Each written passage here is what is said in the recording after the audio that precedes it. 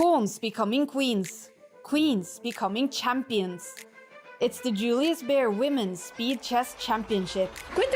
Wow! Oh my god!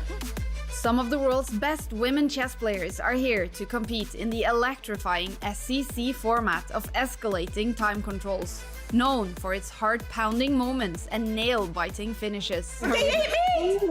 With a prize fund of $75,000 up for grabs, who will take home this year's crown? Yeah, come on! Oh no! Oh! And that was decided in the very last moment. At this pace and at this high level, there is very little room for mistakes. What? That's not really happening! Oh no! Get ready, all the action starts now.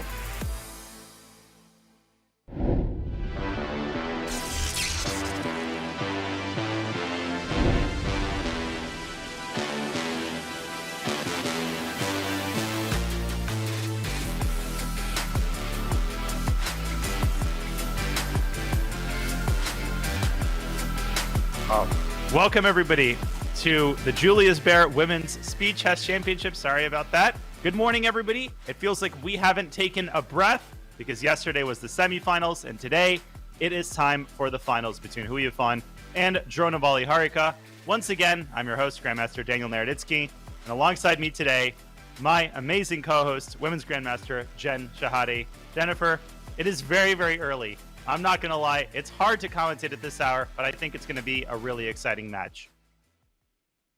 I'm so excited, Danya, for this match. And I just won some kind of bet because I had a wager on how quickly you were going to mention how early it is. But, you know, the beautiful thing about it being early is coffee and the Women's Speed Chess Championship final. So welcome to everybody joining us bright and early. We're so happy to have you. We are indeed, and you will not regret it. There is the bracket. Here is how Harika and Hou Yifan got to the finals. It was not an easy path yesterday. We watched as Harika put together an amazing performance en route to defeating Kateryna Lagno by 2 points. Hou Yifan with a convincing victory over Alexandra Kosteniuk. Both of these players, Jen, have shown great form, a lot of consistency. They've really controlled the matches coming into the finals. Absolutely. I mean, I've been so impressed by various aspects of their blitz play. Harika, fighter, always finds a chance no matter how good or bad the position is, and he gets it done. I mean, Hou Yifan, just one of the most talented players in the world. So both with so many accolades to their credit. Indeed, and Hou Yifan with a really, really impressive over-the-board career. Now an impressive academic career, becoming one of the youngest professors ever at Shenzhen University, but she's still incredibly good. You know, a couple of years away from over-the-board chess, I think has not made her any weaker in the realm of blitz and bullet chess. She still dominates WSCCs year in and year out. She is the #1 ranked woman in chess since 2015. She's a 4-time women's world champion. If you haven't heard of her, either you're 10 years old and have just learned the rules of the game, or otherwise, where have you been? Yeah, Hou Yifan, really one of my favorite players. It's just like talent seeps from every pore, and we get to see it game after game here in the Women's Speed Chess Championship. Indeed, and one could build a resume just from her WSCC performances alone. She won in 2021. She has the highest accuracy in blitz and bullet. Whatever metric you look at, she probably tops it. She's played in the SCC as well. She dominates matches. You do not want to give her a big lead. This is an incredibly difficult opponent. She is the automatic favorite in almost any WSCC. So it's going to be a big challenge, Jen, for Harika. She needs to bring her A++ game, just looking at these stats. Absolutely. But you know what? I mean, Harika has so many accolades to her credit as well. She was a finalist in the Women's Speed Chess Championships 2 years ago, where she just narrowly lost the title to Hou Yifan herself.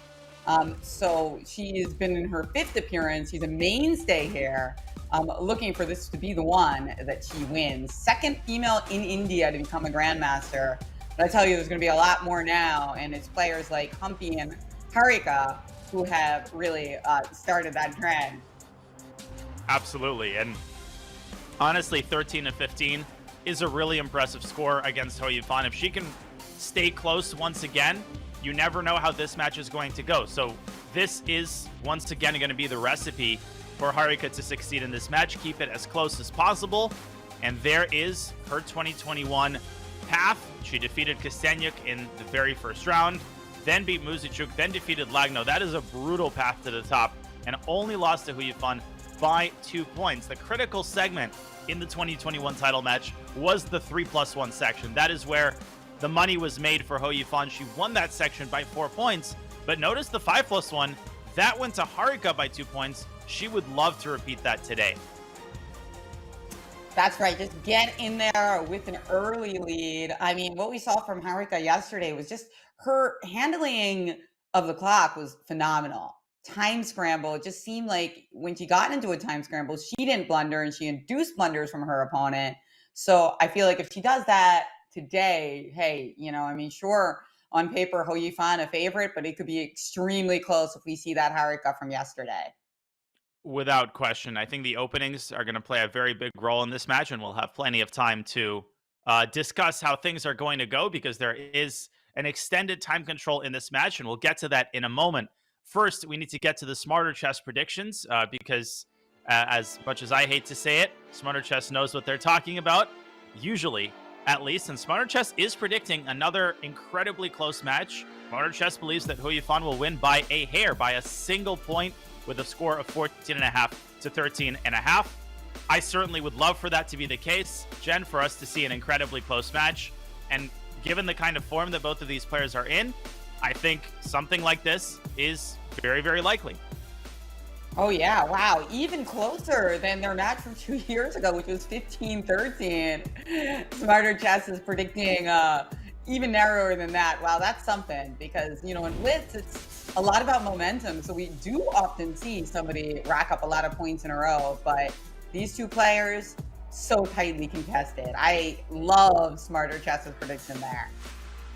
Yeah, it definitely adds to the intensity. There are the players. Harika on the left, Hou Yifan is on the right. We will have the camera view of the players as the games unfold. As usual, we'll have all of the emotions, all of the big moments captured on camera. This is going to be an amazing event, Jen, and the time amounts for each segment are extended because this is the finals. The cash prizes are also extended. There's $20,000 on the line, but the time control, very important. There isn't 75 minutes of 5+1. There's now 90 minutes of 5+1. There's an hour of 3+1, followed by 30 minutes, half an hour of 1+1, the bullet segment, which has decided so many SCC matches across the years. A lot of time to build big leads, a lot of time to mount big comebacks. Nobody knows what's going to happen. And obviously a ton of cash for grabs as well, Jen. Although pride is always the biggest motivating factor, I think, in any SCC or WSCC match. Absolutely. I definitely think that Harika wants to take down her first title and Hou Yifan wants to win it again. But yeah, the extended time controls, I'm super excited about that. I love classical blitz chess. So getting an extra 15 minutes in this 5+1 portion is quite exciting. And perhaps it's exciting to Harika as well. As you pointed out, that was the place that she had the edge 2 years ago. Now, how much credence do you put in that, Danya? Is it just noise and randomness, or does it really make an impact, the different time controls to each player? I think it makes a huge impact. I mean, obviously, each player has their favorite time control. I think for Harika, it might be 5+1. It's hard to say what exactly she likes. She was really, really impressive in the bullet yesterday. Building up that big lead against Kateryna. And, I mean, her resilience in bad positions. I mean, if you take all of the positions where she was losing, or even worse, she probably scored something like 75% out of them. So she needs more where that came from today, but she also needs great opening preparation, especially with the black pieces. So I'm excited to see what she brings to the table. I'm expecting one E4 from Hou Yifan. She is an incredibly dangerous Ruy Lopez player. So I think it's going to be a fascinating battle on multiple fronts today. Yeah, and as we recall yesterday, Harika was kind of switching back and forth from double king pawn and a number of interesting lines in the Ruy Lopez and the French. And I mean, it's not that I don't like the French. but I don't like the French. But no, seriously, I actually really enjoyed calling those games because they were wild. I don't like people playing the French against me, but watching is actually quite fascinating. But I got to say, I didn't love Harika's positions out of that line. So is she going to repeat that against Hou Yifan, or is she going to go back to the double king pawn? I don't know. I'm thinking double king pawn though. Yeah, that is her main opening against someone like Hou Yifan. You want to play what you're comfortable with. With the white pieces, she also struggled yesterday, particularly in the 3+1 and even in the bullet. Harika she tried a Jababa London, that didn't really work out. She had that 4-knight Scotch. She wasn't getting much there either. I think we might see some Sicilians from Hou Yifan, but really Harika has to make the white pieces go a long way and try to challenge Hou Yifan out of the opening. But it's a long match, Jen. It's impossible to predict how these matches go on the basis of the first couple of games. So people should, not rush to conclusions based on the outcome of the first game. I mean, we know that 2-0, 3-0 lead is not that much, given how much time there is to make a comeback. Absolutely. And, speaking back to time controls, I got to give a shout out to our Alexandra Kosteniuk, who, of course, played in this tournament. And, she did fall and she's not in the final, but she played fantastic chess. And I remember her saying that she didn't like bullet, but she was good at it. And I thought that was a really interesting point, how the time control you like might not be the one that you're best at. And by the way, we are starting off with a double king pawn, probably going to be a Roy Lopez. So your first prediction was right, Dania. Danny? Italian. Okay, maybe it's too early. Maybe she didn't have the strength to put her bishop on b5. Like the old, Russian chess joke. They asked this old Soviet GM, he played e4, c6, d4, d6. They say, Vladimir, why didn't you push the pawn all the way to d5? I just didn't have the strength to push the pawn 2 squares. So Hou Yifan, of course, also an excellent Italian player. These two openings are quite related. And a big shout out to everybody joining us for the WSCC finals. If you've just arrived, you haven't missed any of the action. This is only game 1, Jen. It's a great feeling. We have the entire match ahead of us. Yeah. And I was actually a bit shocked. I stumbled there, and when I saw bishop c4, because I just was assuming it would go to b5. But especially after you pointed out, Hou Yifan's skill in the Roy Lopez. In some ways, the skill of a player is often determined by how good they are at the Roy Lopez, because the Roy Lopez is just chess. It's every part of chess, right? Opening preparation, history, strategic, and also, of course, tactics. But the thing about the Joko piano is certain lines of the Joko kind of almost feel like the Roy Lopez's, don't they? It's very similar plans, just you don't get the bishop going from a4 to b3, right? This looks quite similar otherwise. It really is. And in a way, the Joko piano is one of the oldest openings in existence. I mean, the Ruy Lopez has been around since the time of Ruy Lopez, who wrote his book, I think, in something like 1563, I want to say. But the Joko piano actually predates the Ruy Lopez. It's been around since the 1400s. So chess players have had quite a few days, quite a few years to develop all of the ideas. So it's an incredibly deep opening. There's so many ideas, maneuvers that you have to be aware of, sometimes even more so than in some lines of the Ruy Lopez. And just like in the Ruy Lopez, white is generally bringing the knight to g3. Black is doing the same.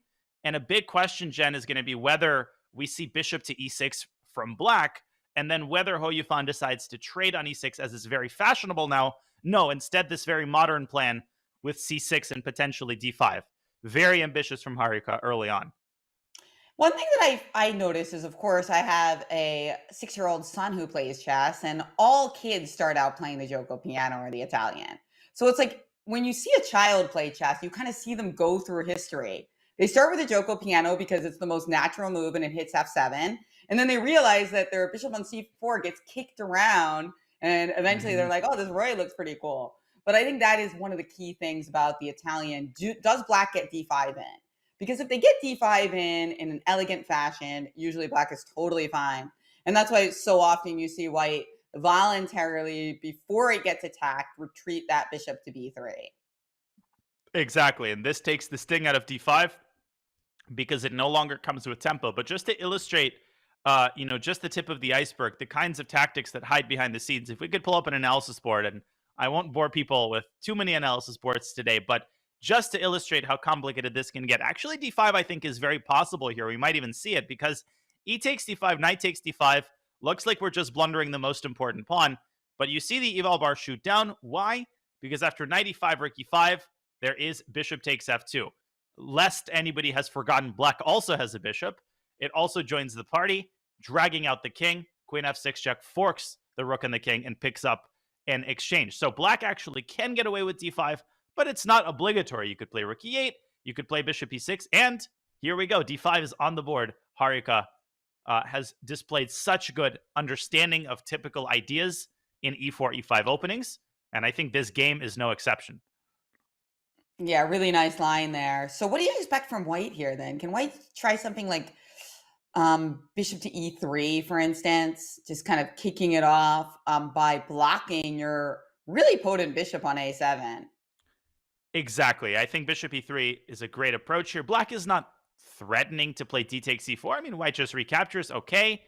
And if the queens come off the board, white might seize control of the d file. So I really like the look of bishop e3. I think Hou Yifan is evaluating what happens after e takes d5, knight takes d5, and then, of course, white does not have to take on e5. Okay, so she's going to go for that. Maybe d4 after knight takes d5. The position strikes me as very close to equal here. Right. Either way, she really wants to, take the sting out of that bishop on e7. You can't let that one live with that gorgeous diagonal. So playing d4, stunting that, knight d4. Okay. Knight so now we takes see d4. two knights. But it's funny, both knights are in the exact same configuration, right? Both kind of poised at the f4 or f5 squares. Yeah, and both are being pressured by the enemy bishop, but it's a little bit harder for black, I think, to figure out a move because this other bishop on c8 is undeveloped. I mean, the position is almost exactly symmetrical. If you shifted black's bishop to b6 and you brought white's pawn down to a3, I think we would have literally an exact symmetry. Harika with rook e8. Now I think Hou Yifan could trade on e8, trade on d5, and get this isolated queen-pawn structure. But on the other hand, that would involve handing over the bishop pair, and the knight on g6 has a lot of prospects in the center. It can jump to e5 and later to c4. So I don't think Harika is too unhappy at the way this game is unfolding so far. No, I like her opening. I think it turned out quite reasonable for her. So indeed, bishop to e3, and look at their handling of the time. Both really playing good moves quickly, which is the name of the game here at the Women's Speed Chess Championship. So I feel like this early start kind of bodes well for the match. An exciting opening, lots of strategy, lots of tactics, and they're playing quickly. Now, as for the isolated queen pawn, I was taught that the fewer pieces you have on the board, the better it is for the player that's playing against the isolated queen pawn. So right now we have 3 pieces for white, and black somehow has to make counterplay in order to kind of bolster their own advantage, maybe get their knight to c4, knight e5, try to threaten knight c4 as a positional threat. And if you play b3, will you play rook c8? Who do you take here, black or white? I take white by a smidge, just because I am still classically trained. White has a very nice blockading knight in front of the pawn. White can also target, the pawn on b7, so maybe a5 would be an interesting positional try here, or queen b3, trying to hit the b7 pawn and the d5 pawn simultaneously, then maybe get the rook to e1. Harika invested quite a bit of time on the move bishop d7. I think she's trying to find the right moment for this knight maneuver, knight e5, knight c4. Yeah, both players now taking large chunks of time. Also, there is the move knight f5, and she plays it. So Hou Yifan is just trying to win the d5 pawn. It's great to blockade it, but sometimes you just want to win the isolated pawn. That is the best scenario. After the bishop trade, white can also establish a queen on d4 and maybe involve the other knight on h5 or even on f5. So a lot of maneuvering happening here. Great move. I love this move because, I mean, my inclination is, can I just play something like bishop c6 or bishop e6? But it is quite annoying that then you get to play bishop takes a7, rook takes a7, and queen d4. Oh my which gosh. is Nice little double attack on the rook and a checkmate. So this kind of compelled the trade on e3, but now the d5 pawn seems to be a goner. Knight takes d5, bishop e6, c4, right? It seems like we're holding on to the pawn, or do you have enough counterplay to recapture it with knight f4? Yeah, just about. I think Hou Yifan is going to enjoy the hunt and just say, I'm going to let you live another day, but I'm going to set up these threats against Black's king. I think she's also looking at Harika's clock. She's going to bring her rook very likely into the center. No, now White, I think, is clearly better. And with 30 seconds here, Harika has to be ultra precise. Bishop c6, maybe allowing some knight g4 and knight h5 action. And already the storm clouds start to gather around Black's king. You start thinking about sacrifices on f6. So what might decide this game is not this pawn. This is what often happens. The defending side spends so much energy protecting the main weakness that you leave the other sides of your board neglected. But no, Hou Yifan takes a more positional approach. She says, I don't mind the queen trade. I'm going to keep fighting against this pawn. Also very, very reasonable. This is very unpleasant for Harika in the early going. Well, I think that this move, queen e5, is fantastic, though. You know, just centralizing your queen, because the queen on d4 was too beautiful unassailed.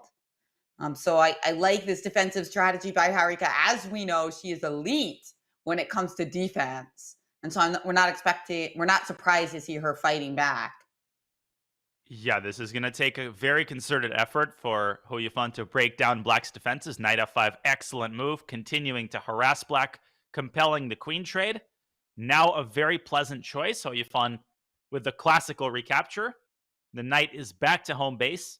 The other knight very nicely positioned on e3 to kind of restrict its vis-a-vis from jumping into c4. But how does White add heat to the flame here? King f1, okay, but what now? Because king e2 does run into knight c4. Have to watch for the pin.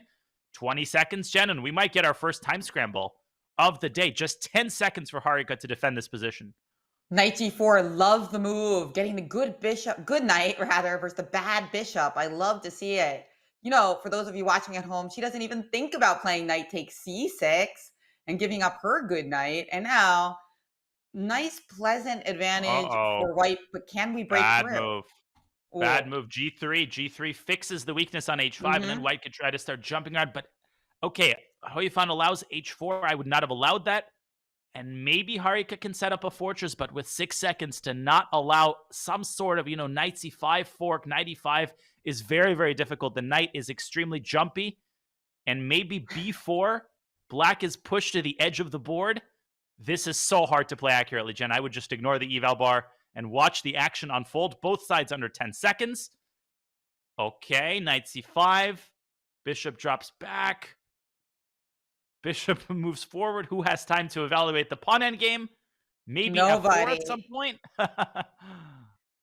King e5. It does look like the computer likes the pawn endgame. The king e5. But yeah, now just knight e6 wins. King e6 and That's f4. Right. Goodbye. Well, it was a good knight versus a bad bishop, Danya. That is what got it done here for Hou Yifan, a greater understanding of the position. And this is why she is the greatest female player in the world right now. You see her win a game like that, and you don't even see a mistake, and you see her class and her understanding of the position shine through. Class is a great way to describe the way that she played that endgame.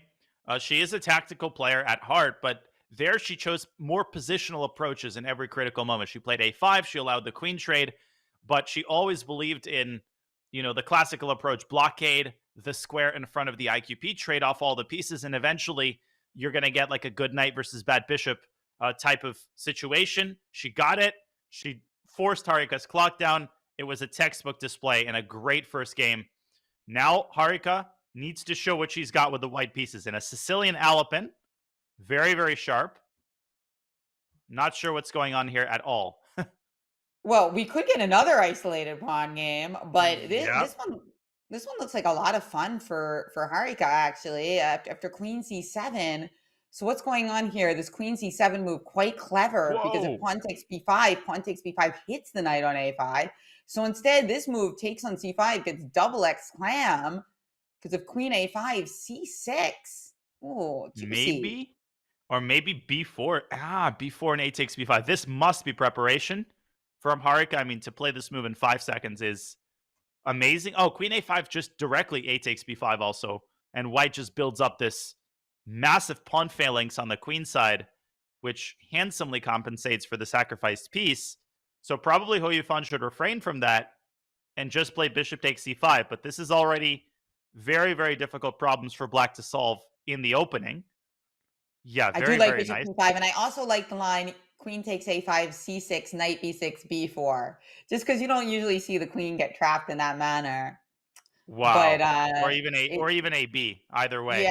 Yeah, exactly. AB is a better move because you probably have bishop takes b4 after b4, right? Yeah. Yeah, I'll just show this really Very quickly, nice. but Hou Yifan is probably just going to play bishop takes c5.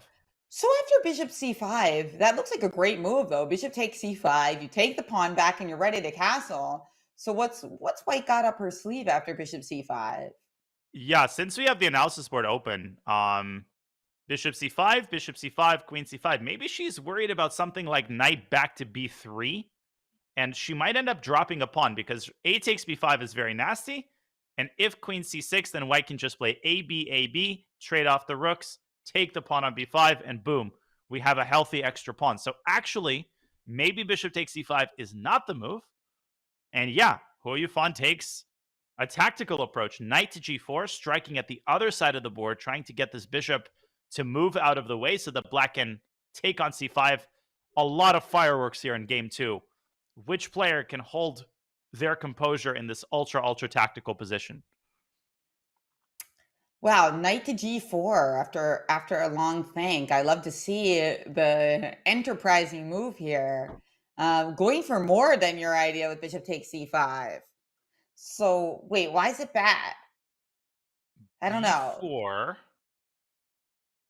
Okay. But I did see that the engine gave knight g4 question marks. So I'm not quite sure why that was, but b4 was not necessarily it, because after knight e3, fe3, Hou Yifan has really damaged Harika's position.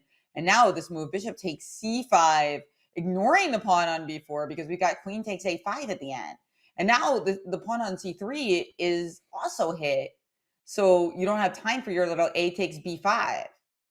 Exactly. A takes b5, bishop takes c3. White's king is stuck, and the c3 pawn is now a huge weakness. This might have been the detail overlooked by Harika. She might have thought, I can play bc, queen takes a5, and the same idea with a takes b5. But now black takes on c3 with check, and what a devastating check that would be, because everything starts to collapse, and suddenly white is, from a practical standpoint, to my eyes, very much on the defensive with this, as you said, extremely weak pawn on e3, lacking the dark squared bishop.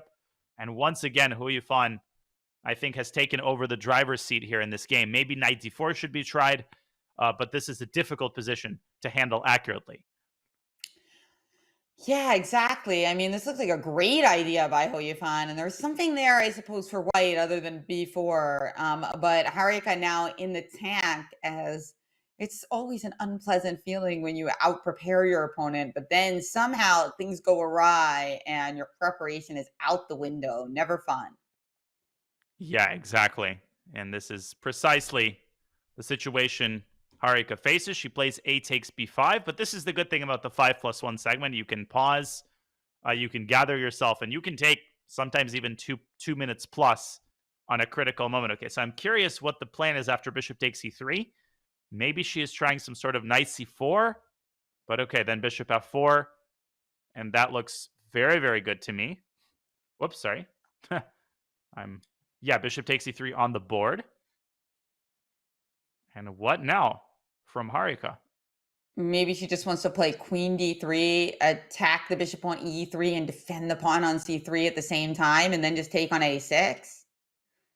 Very We can't really sensible. take on a6 that easily with that bishop coming to a6, but we can at least hold on to the pawn that we've captured there. Knight c4. But bishop f4. Maybe there is this move g3, chasing away the bishop. And the thing is, if the bishop drops all the way back to h6, then the d6 square is very, very tender. And white can actually try to force an endgame with queen d6 or deliver a nasty check with knight d6 check. But I think the former option is likelier because knight d6 check, the king just walks up to e7. But queen d6, if you can force the queens off the board, then white's king starts feeling a lot more comfortable. That's right. And so bishop f4, g3, bishop takes g3 check. Even though we get 2 pawns, it doesn't really lead to anything after pawn g3, queen takes g3 check. I guess just the cold-blooded king e2. Exactly. I think white survives, lives to tell the tale. Black does not have enough wood in the fire. Yeah, I mean, you do have stuff like bishop e7, but then watch out, there's the knight d6 check move. So indeed, this could have worked out all right, but she's played bishop to b6 instead, Tanya. Okay. Now she's saying, hey, you can play knight d6 check, and it's no big deal. Maybe you just play king e7. But actually, very clever move by Hou Yifan. I think she is setting up for the possibility of queen d6, and she's saying, I want my bishop on this diagonal in the endgame because, okay, and we're about to find out why. I don't know exactly why, but I think she's going to take and play king e7. I think this is her idea. And there could be a further trade on c8, and ultimately the weakness of the c3 pawn could still come back to haunt white. So I'm curious why the eval bar is still very much in Harika's favor here. So I would maybe take on d6 and push the king up to e7. And let's see if we get that. Hou Yifan down under a minute. She cannot take on b5, of course, because the rook on a8 is constantly hanging in these lines. This is very important.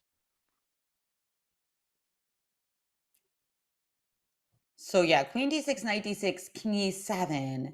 And instead of knight takes c8, does white have something better there? Oh, she's played bishop to b7, Wow. unlike not queen d6 as you expected. Okay. Okay, what a Gordian's knot of a position here. Impossible to understand what's going on. Don't play knight takes b6 because obviously the queen must remain protected. Rook d1, okay. Fantastic move. A takes b5. Suddenly there's knight takes bishop, and black has no good way to recapture. Either you give up the queen or you give up the knight with check. Wow, Harika's tactical awareness in this position has been incredible. 20 seconds now for Hou Yifan. She can no longer trade queens because you already dropped the bishop, and she blunders knight takes b6. Oh, so well spotted. It's a little bit of an optical illusion here. You can't take with either piece on b6, and queen takes d6, rook takes d6, king e7. Well, No, but no wasn't king leading to F2. anything, so queen takes c3 check. Best try. Best try. Oh, knight d2. Weird move. Queen e3. She blunders the knight back. No. Unbelievable. King f2 was game over. Just get the king to g3. Now it's the game is on again, and Harika is going to find herself down a full pawn in the endgame. Black should win this now. Oh my gosh, what a heartbreaking moment. Oh boy. She did have over a minute, so she had time to figure that out, but unfortunately, yeah, she just missed that queen e3 check move. Arg. Yeah, I'll rewind, Okay. Jen, after this game to show everybody what exactly happened, but let's focus for now on this time scramble because the game is far from over. I mean, Hou Yifan with 11 seconds. Harika can keep fighting, and she will. We know that she Okay. loves to fight. b5. Let's go. Let's go. Let's go. Maybe not b6. Yeah, King f2. Great move.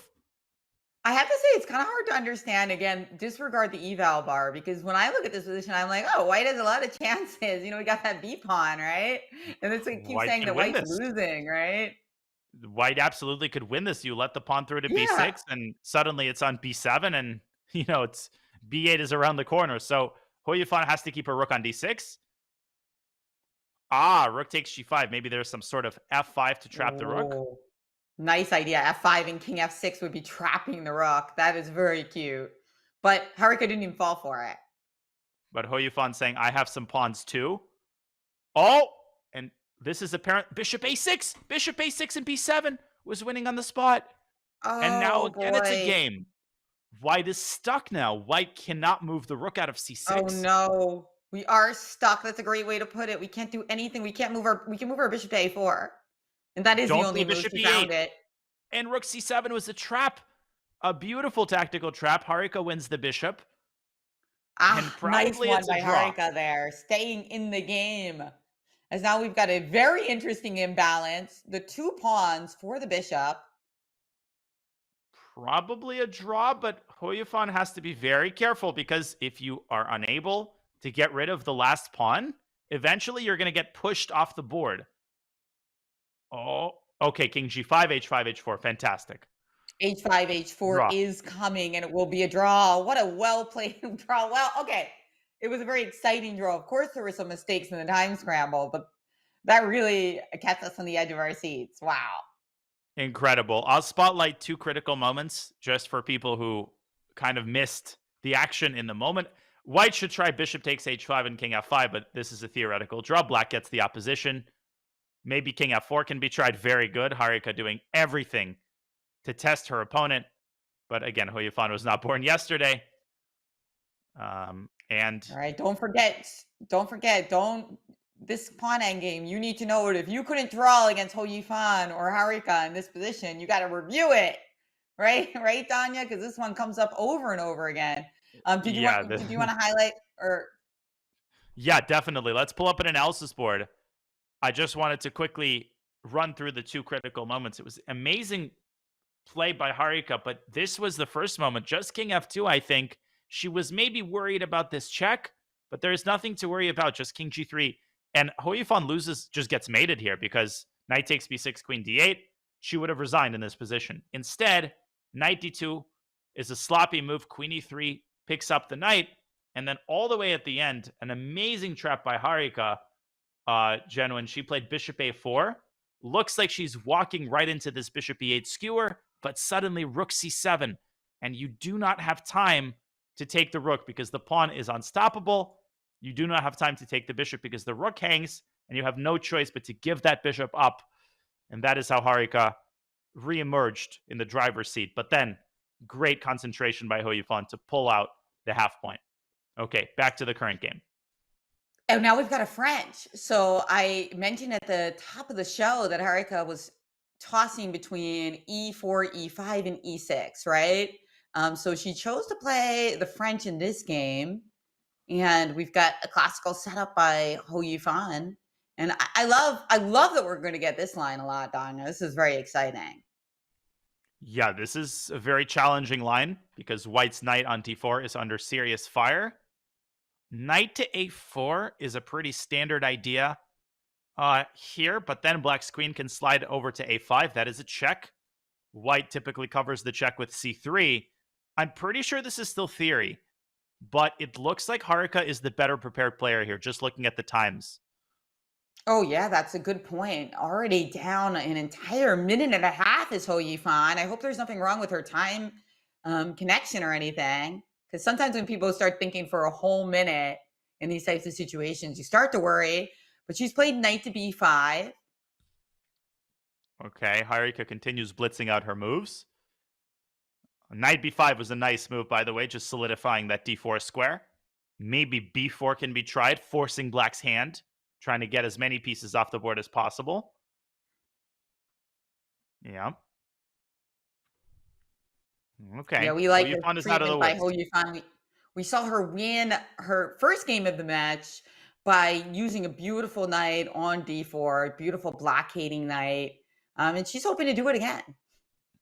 Yeah, the way I've seen Black respond is takes, and like knight d7 to b6. When White plays b4, of course, the c4 square is weakened, but instead Harika with a more classical approach, f6. We saw her play this yesterday in a completely different position, but of course it's a very standard French idea, trying to cut into this pawn chain and get yourself some activity on the king side.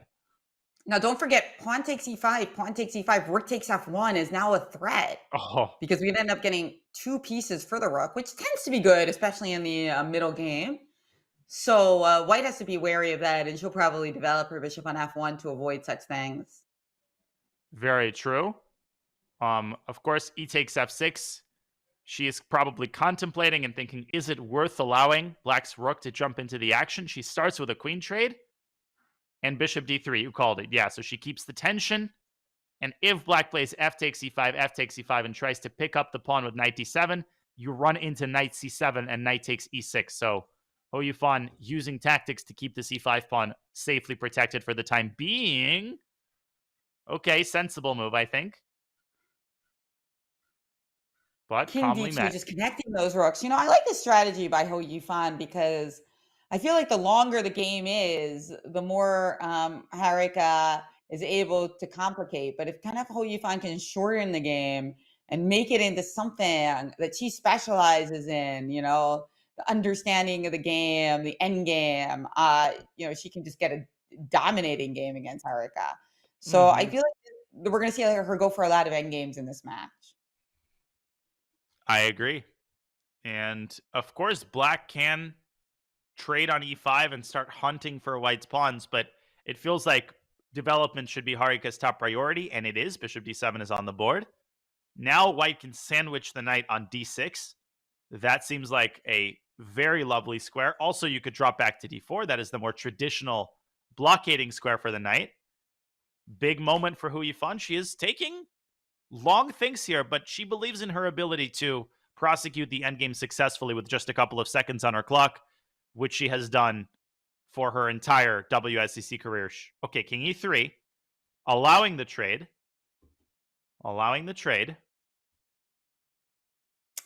Yeah, I feel like she thinks that this is a critical position, right? Because there is potential activity. Takes on e5, takes on e5, rook f5. We do have to keep our eye on how to defend that pawn. You're really just going to put your king on d4.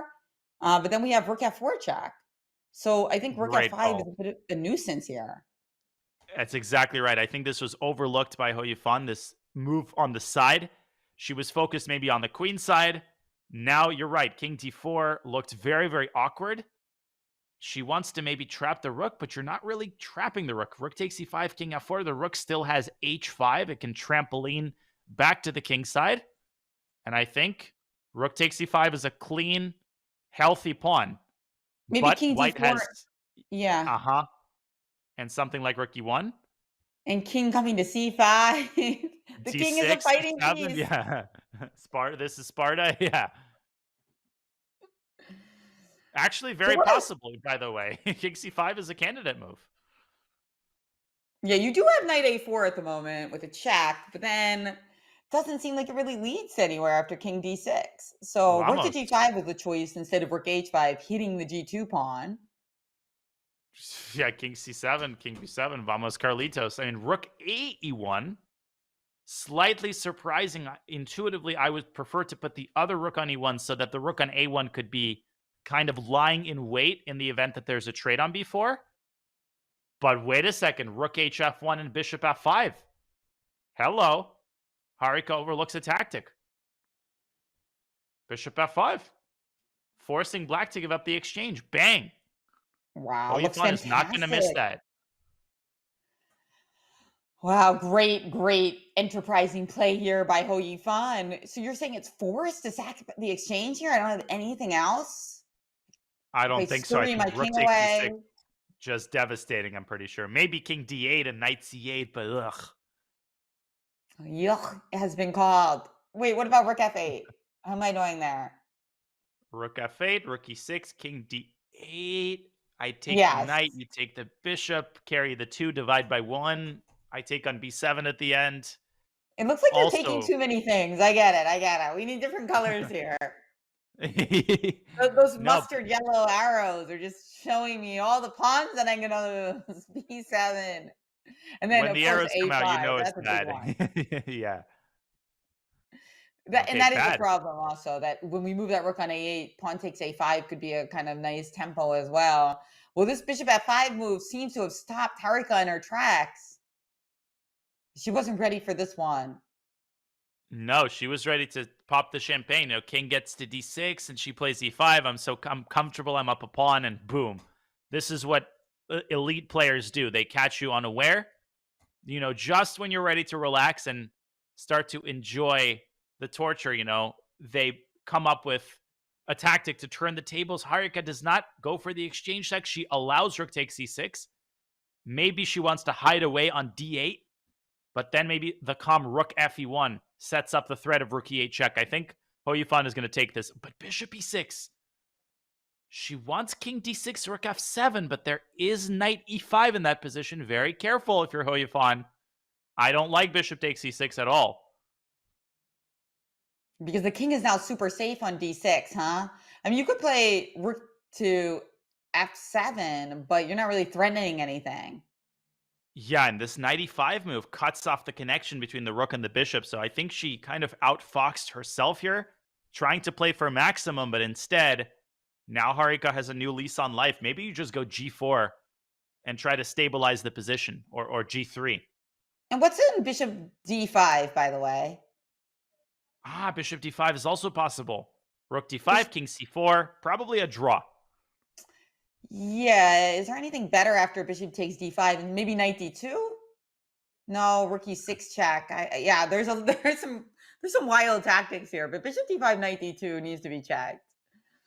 This is what Hou Yifan is calculating. She's got 10 seconds. h4 on the board. Doesn't Okay, rook feel h2. right, but sometimes. So you had mentioned knight to e5, rook e5 also a possibility. Yup. Same as is idea, rook just takes pawn. yep, but she's taken on g2. An immediate Sure. bishop to d5 now that we don't have any of that rook takes d5 business. Okay. Liking it for white again, I have to say, for practical purposes.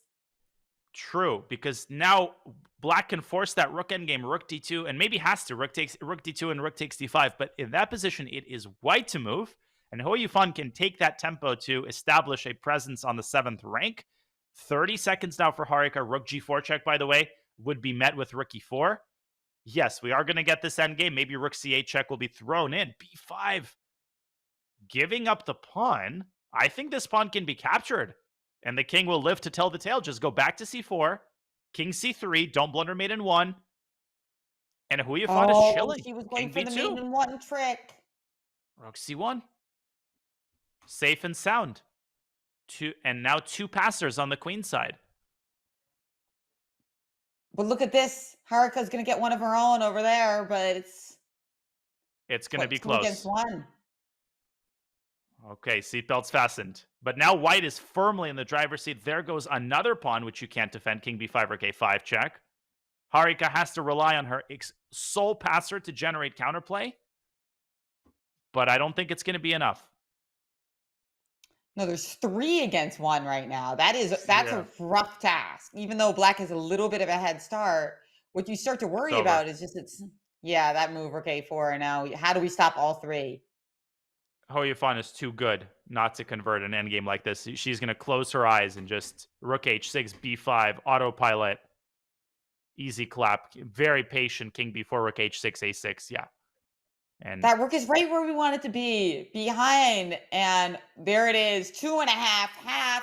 Hou Yifan gets off to a big lead in this match, having won the 2 endgames so far, and here we have a Sicilian. Last time we saw the c3 Sicilian, and we see it again. We see it again, and Hou Yifan with the classical d5 main line. Yeah, knight a3. Yeah, I mean, this is the fashionable move. Yeah, I think that this is a reason why people thought the c3 Sicilian is good for black, because you get this d5 move in, and these forays of the knight by Harika are kind of like this new fashion to kind of keep the c3 Sicilian theoretically viable. This again, it got a question mark. What's up with the question mark? What is white winning here? So apparently the correct move is, our Silicon friend informs us, but this is typical computer, word salad, or move salad, I should say, like c6. Nobody will find these moves. c6, knight f6, b4. It's some crazy computer line. I love that Hou Yifan is repeating this because she thinks, yes, I got into trouble the last time, but she senses that if she had played correctly, then probably she has a good position. Bishop e7 here apparently is correct, but that is very hard to figure out. So let's see where the improvement is going to lie. Yeah, a takes b5 simply. The last time I think she played bishop takes e3 and ran into this very nasty knight c4 idea. This time she starts with a takes b5, and after bishop takes b5, bishop takes e3, let me put this on the board. The critical difference is that now if you play knight c4, black can trade on a1, and there's no longer the problems with the d6 square. You're just going to castle, and you're going to have a great position because of your bishop pair. The knight is going to come to d5 later. I think Hou Yifan making the right call to repeat this line, actually. Okay, back to the game. Nice. I mean, okay, this position has a lot of play in it because white has those lovely pawns on the queen side. But sure, I can understand what you're saying that king safety for black combined with potential expansion. But hey, maybe we're going to see that very line. Entirely what else does possible white do because here? d3 is hanging. Okay, your move from the last game, queen d3. Okay, queen to d3 makes a lot of sense. And we were looking at we saw bishop b6 in a similar position. Sure, just attacking a5, right? Yeah, on the board. Rook d1. Okay, cool. So what First- happens if we take a pawn? Then there's what is there, like a bishop a5 and rook a5? Where's the tactical blow there for white? Maybe Is just there keep one? the tension with c4. By the way, black can also just probably black can castle here. And bishop takes the... Okay, no, Hou Yifan goes for bishop a5 and asks this very same question. Like, essentially, what do you want? How do you add pressure to this knight? Because knight e5 is never possible. This is the problem with white's ultra-exposed king. And I think now castles is possible. Castles, bishop d7, rook d8. That's a nice one. The fact that you can get out of dodge with castles with this tactical maneuver, bishop d7, doesn't win a piece because of rook d8. Oh, that's nice. Beautiful. That's such a buzzkill when you've got you make all this work to stop black from castling, and then they just castle anyway. They That's castle, like the yeah, worst exactly. feeling. Like these incredible machinations by white, sacking a pawn, and everything is trained on the knight, and you can't castle. All right, in your face. Castle's king side. Bishop takes d7, rook d8 cleanly picks off the bishop on d7. Black is going to be a healthy pawn up. And this is very likely going to be another Hou Yifan victory. Maybe Harika should just castle here, cut her losses, but at least keep a lot of pieces on the board to keep chances alive. Yeah, I agree. Bishop d7, rook d8 just looks too easy for black, right? Just a really, really nice position. And then the pawn on c4 is going to be loose as well. So I think, yeah, castling seems like the right play. White really is hurt by the lack of the f-pawn. For instance, knight f6, knight g5 would be one way to blunder a knight to queen c5 check. And this is constantly plaguing white as well, these problems along the diagonal. But Hou Yifan has to decide where she's going to ultimately establish her knight. She can play knight e5 and get the knights off the board. I would play knight f6, but lots of options here for black. Yeah, but that was part of Hou Yifan's original idea when she played knight g4, right? You take on e3 and you really damage white's king safety forever. Mm-hmm. So the funny thing about this line is we see that the computer didn't like knight g4, and you wonder if they make it past the break, will this opening repeat, or will Hou Yifan then, have a little chance to think about it some more and avoid it? I wonder. Yeah, who will flinch first, essentially. And Harika, in the breaks of her previous match, I think she did do a little bit of work, looked up a couple of details. This is totally encouraged. But yeah, very good question. Who is going to deviate? Now after bishop b7, I think things are looking very, very grim for white. You're a pawn down. Black is very nicely coordinated. White's best chance probably comes from this passed pawn and maybe the prospect of establishing a knight on e5. But I'm not really seeing it happen. Black also has rook a2 at the right moment to hit this g2 Yeah, I mean, pawn. black can, that's the problem here. Like, black can actually improve her position quite a lot with like bishop to e7, and it's really unpleasant for white. White, I think the main thing for white is just to keep the game going, not blunder anything, and see if you can take it into like the 30-second range where the randomness reigns. Exactly. We've got a lot of great chat in the Twitch chat. So welcome everybody.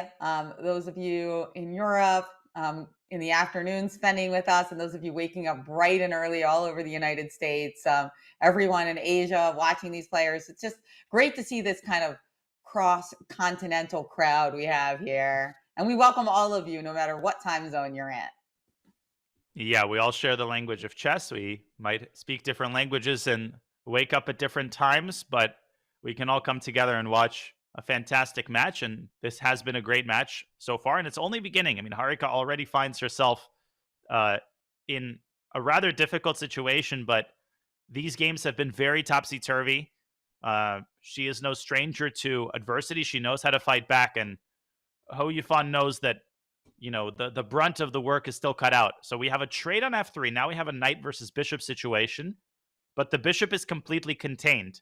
The knight is controlling this money square on d7, so white never has rook d7, and it's safely protected by the queen. So very comfortable setup, but how is Hou Yifan going to actually continue expanding? Are we going to see e5? Is she going to try to use her heavy pieces and go down the a file? A lot of difficulty here in converting this advantage for black. There's been a theme here of the good knight versus the bad bishop. Oh, in the chat, the one Lord God said, I forgot half the continents. What did I not say? Australia and Africa? All the people in Antarctica on like McMurdoch Research Base watching this show, and they feel left out. Yeah. Oh, I would love to go there. It's 1:45 a.m. apparently in Antarctica.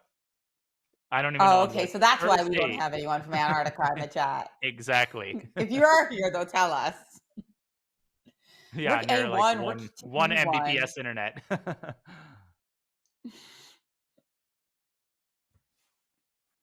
Okay, rook d8. Black is doing great.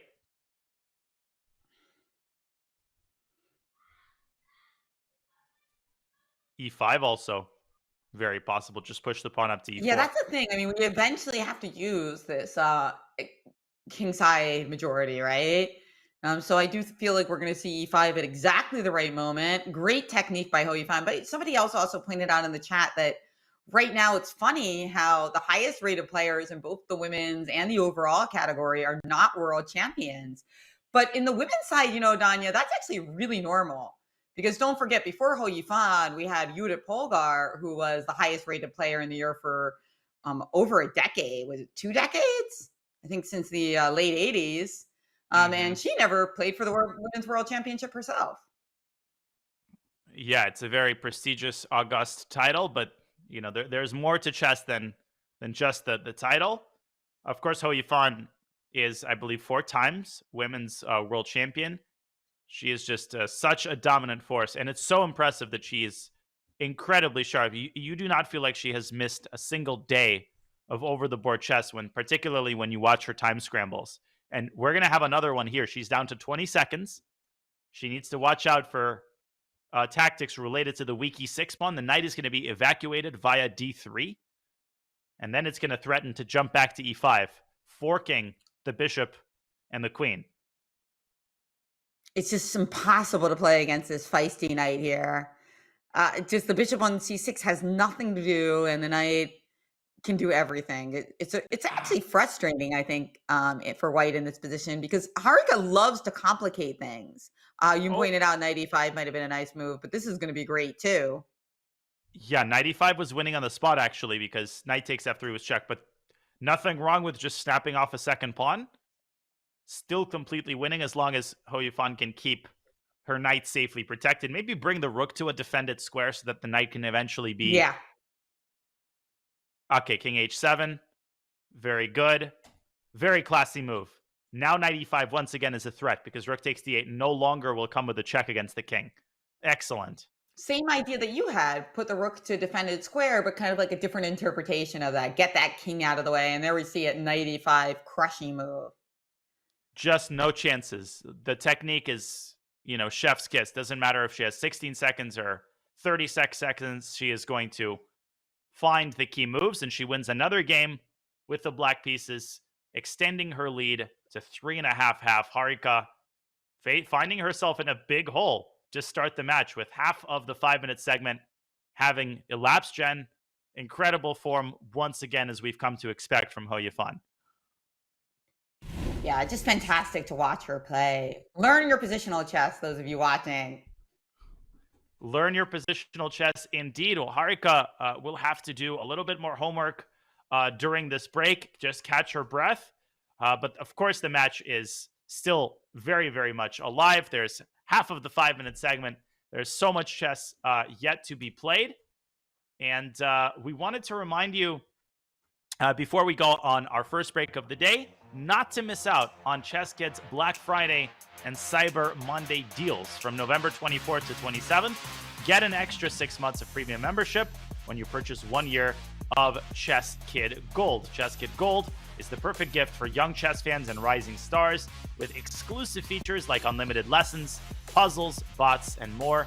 Use !CK in chat to check it out.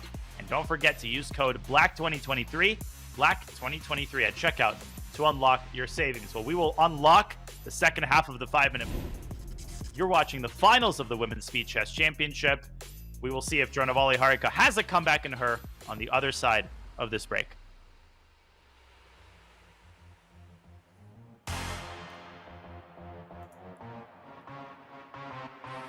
And Carlitos opens with a perfect serve. Pawn to d4. Black returns with a nice forehand to e6. Ouch! That piece We have a just few got minutes now. captured at 127 miles per hour. Amazing! That's another 3 points for Alcaraz. Oh no, that's an unforced error. It's a match point. Alcaraz winds up for the move. It's game, set, and checkmate.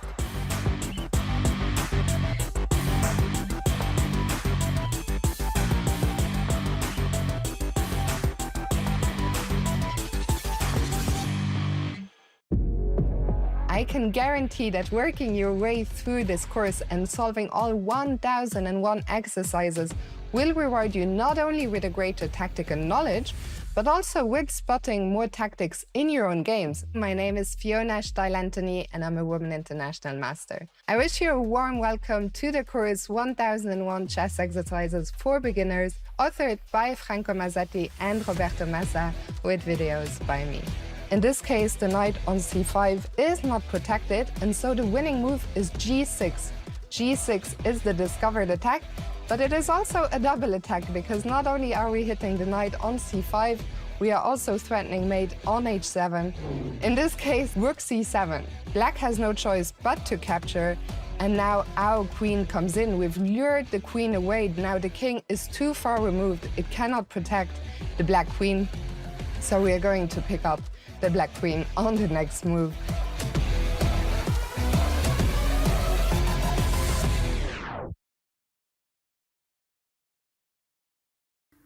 It changed a lot. I think the whole last year, I played a lot of online tournaments on Chess.com, like especially the Saturday tournaments and like Speed Chess Championship.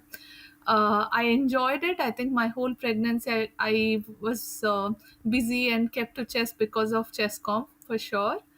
And after that it changed a lot. I couldn't be in much touch with online chess after my baby, and especially with so many tournaments, I couldn't really cope up with the online tournaments or chess. So I'm definitely, this is interesting to come back again to what I like, to be at home and play chess.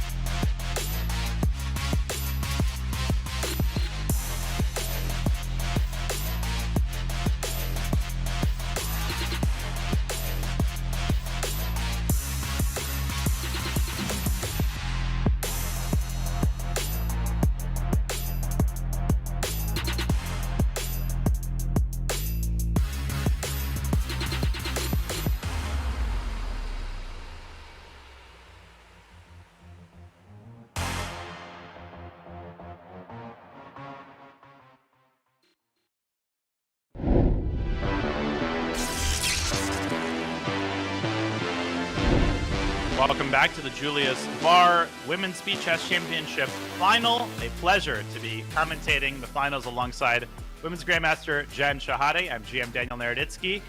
It's been a wild ride thus far at the WSCC, where Hou Yifan leads Dronavalli Harika 3.5 in the finals. Harika needs to put the second half of the 5-minute portion to good use, Jen.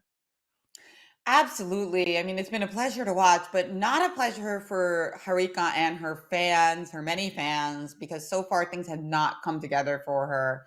And honestly, it's just because Hou Yifan's playing so great. So it is going to be a big challenge for her to come back, because Hou Yifan is not just giving her all of those chances that she needs for her fighting spirit to prevail. Yeah, I'm a little worried about her right now, Danya. But I also think that we've got a game. We've got another Joko piano.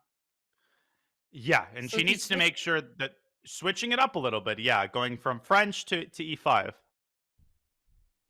Yeah, and I remember the first game when she played this, she got a pretty good position, right? Out of the opening.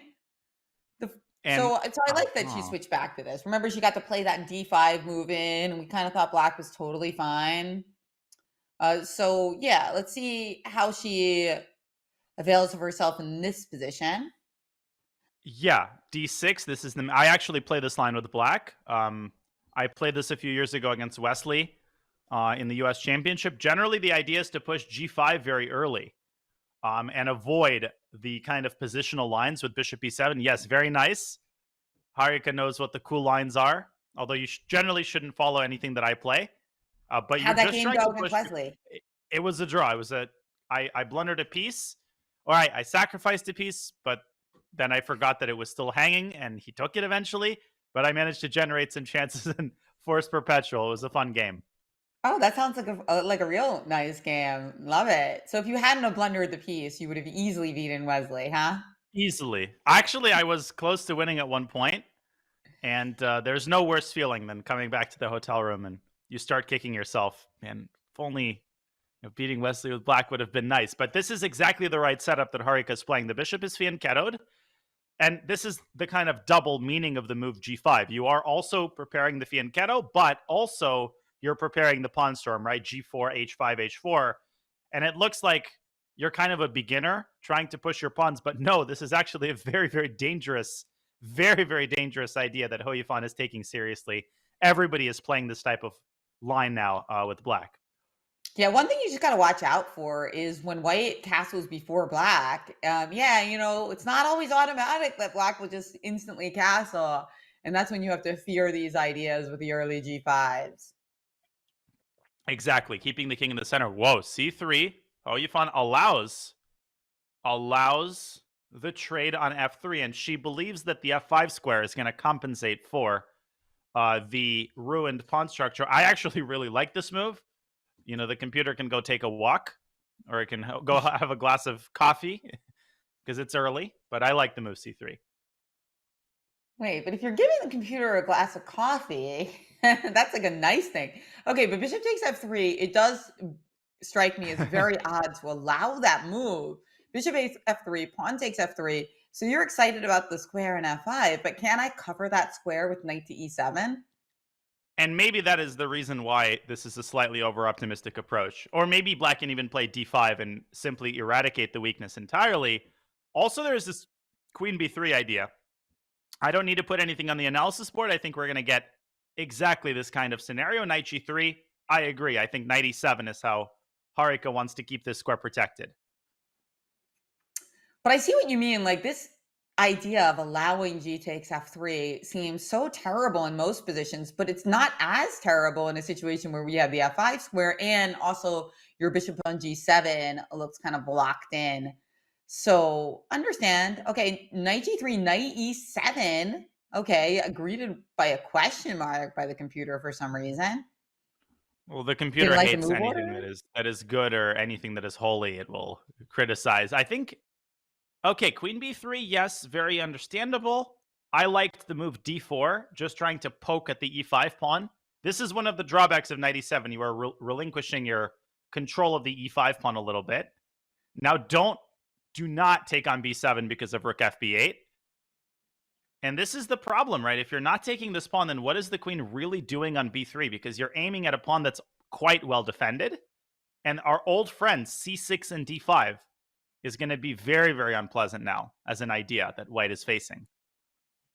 Well, I guess I would say that we played queen b3 to induce you to castle so that you're not as comfortable, letting it all go on the king side. Yeah, apparently Harika kind of changing her strategy. Now maybe trying to play in the center with a well-timed d5. Okay. I think ed and d5 should be considered. Right. Yeah. Okay. So you're thinking, because if we play d5 right away, you have pawn takes e5 ideas. So you want to play take on d4 and then just play d5 there immediately. Okay. Queen h3 instead was the choice. And now, suppose we play rook. Oh, knight g6. Knight g6. Knight g6 pawn. Knight d6, pawn takes f6, knight h4, and there's unstoppable mate. Oh my god. Oh my gosh. Get it. And Hou Yifan just kind of autopiloting, right? Let's throw in DE, and then let's casually chase the queen away. Harika says, not on my watch. Knight g6, let me very, very quickly show to the newer players, what is black doing? She's giving up all her pieces. She's blundering everything. No, it's unstoppable mate on g2. We saw this yesterday in one of the Lagno Harika games, this exact construction. And if white plays knight f5, which I think is what Hou Yifan is going to try, then simply, knight takes e5, the computer doesn't hate, but probably there is a kill shot here. Maybe g4. Queen takes f3, there's pawn f6, right? Queen takes f3, yeah, maybe white can already take. I'm thinking, no, also g4 is not bad. Okay, there are several moves. G4, knight takes e5, maybe even knight to h5, and knight to f4. Yeah, knight to h5 is the most precise. Knight h5, lovely, lovely move. Renewing those double trouble there with the knights. But it looks like she did play your first instinct with knight takes e5, which also has to be good, by the way, right? I mean, maybe not as bone crunching, but this has got to be great. But how can you resist, right? Knight takes f3, and you're winning a bunch of white's pawns in the center, but there is no mate. So at least white lives to fight another day. I would not play g4 here. Yeah, Harika takes on f3. She goes for the extra material. At this point, maybe Hou should just try queen takes b7. Yeah, she drops her knight back to g3, hoping for knight takes e4, queen takes b7. Okay, the game continues. It's actually not over. And this is the frustrating thing. Only our knight was on g6, Danya, and we could play knight h4 here. You just knock over the knight and then put it back like a Washington Square Park style. Yeah, it only knight d7, knight e5, knight d6. Yes, that it only takes 3 moves to get it to go 1 square. Yeah, this is the paradoxical thing about knights, is that they can't shift to the adjacent square. It's like the hardest thing to do. Rook b8, a bit of a tepid move. I think maybe white can even play queen d1 now and say, listen, yeah, I'm down a pawn, but at least we're in an endgame. I have the f5 square. I mean, compared to what I had 3 moves ago, I'm chilling. f3. And try beating Hou Yifan in this endgame. Rook a4, excellent move. Ah, lovely. Knight g4. Getting the knight around to e5. But it feels like that Harika hasn't extracted the maximum from what she had just a couple moves ago. No, but it's hard to falter for playing knight takes e5 originally. But when you see the difference between the position we ended up getting and the superior move, which would have kept queens on the board and kept the king cordoned off, it is a very, very different picture that we're painting here. As I think that Hou Yifan's got excellent chances here, great compensation for the pawn. And Harika doing a good job slowing down, understanding, wait, I need to play accurately here to convert my extra pawn. And the rook on c4 is both a blessing and a curse. Yeah, rook b4. Draw offer. No. Obviously. But now knight f5 comes with tempo, which is a bit annoying. Although she does get that rook on d7, which isn't the worst square. I would play f4 here. That would be my intuition. Try to open up a second front Yeah. and cover the e5 square. Yeah, I mean, absolutely. All results are possible. I mean, this is a bullet game, and White has better piece play. So, we could draw the game, but we could also win the game. Although after knight g7, king g7, that does strike me as strange. But her plan was to follow it up with an immediate f4. Okay. She believes in the long-term power of this bishop. She says, yes, right now the bishop might seem worse than the knight, but wait until I play something like e5. Wait until I start targeting these pawns, and eventually the bishop will make its presence felt. It's a very interesting long-term idea. I think it makes a lot of sense in a low-time situation. But after rook to e7 here, black has a vice-like grip on the e5 square. So I'm really not sure how white is going to push e5. But there's that rook b4 move again, which Harika forgot about. c5, things are getting spicy. Rook b6, rook e4. Still feels like black is very much calling the shots here. Let's see if Hou Yifan can walk the tightrope once again. Right now, rook takes c5 is on the menu. It is. So that's why knight f6 was played. Okay. So rook d6, bishop d6, knight e4. Bishop c5. And you don't have rook c8 because there's suddenly a check on d4 against the exposed king. Everything works out for Hou Yifan here. And she's even up on time now. So we're expecting knight e4, bishop c5. Rook e4, but okay, now it's a 3-result game. Great move, rook e2 by Harika. Fantastic move. Opening up the e4 square for her knight. Yeah, I expect bishop e5. We got to stop that knight. Rook d5? What does she want here? No, rook d5, rook b5. Uh-oh. Here we go. Seatbelts fastened. c4. Now black might lose the knight. Very, very careful Harika has to be. Rook d6, rook e6. We're still hanging in there. So bishop f6, king f6, rook d6. But there is rook e6 here.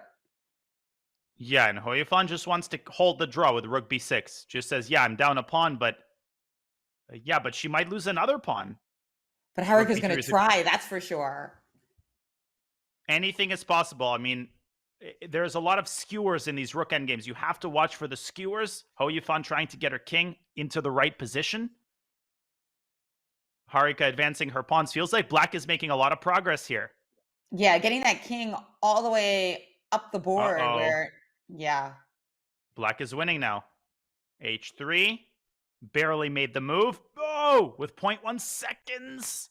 Oh, gosh. Still trying. But it's Harika who's got 6 seconds now, so it looks like she might get her first win of this match.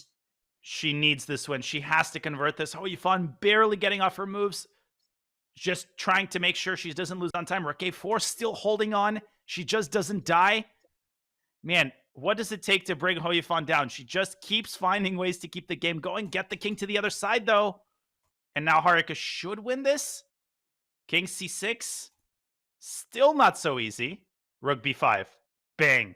Nice move. Liquidating move there. So now we change 2 pawns for 2 connected pass pawns, inducing resignation as the break. Did Harika Dronavalli well as she has won her first game in the match. Incredible. She just kept pounding and kept trying. There were so many times when it feels like she was on the cusp of winning.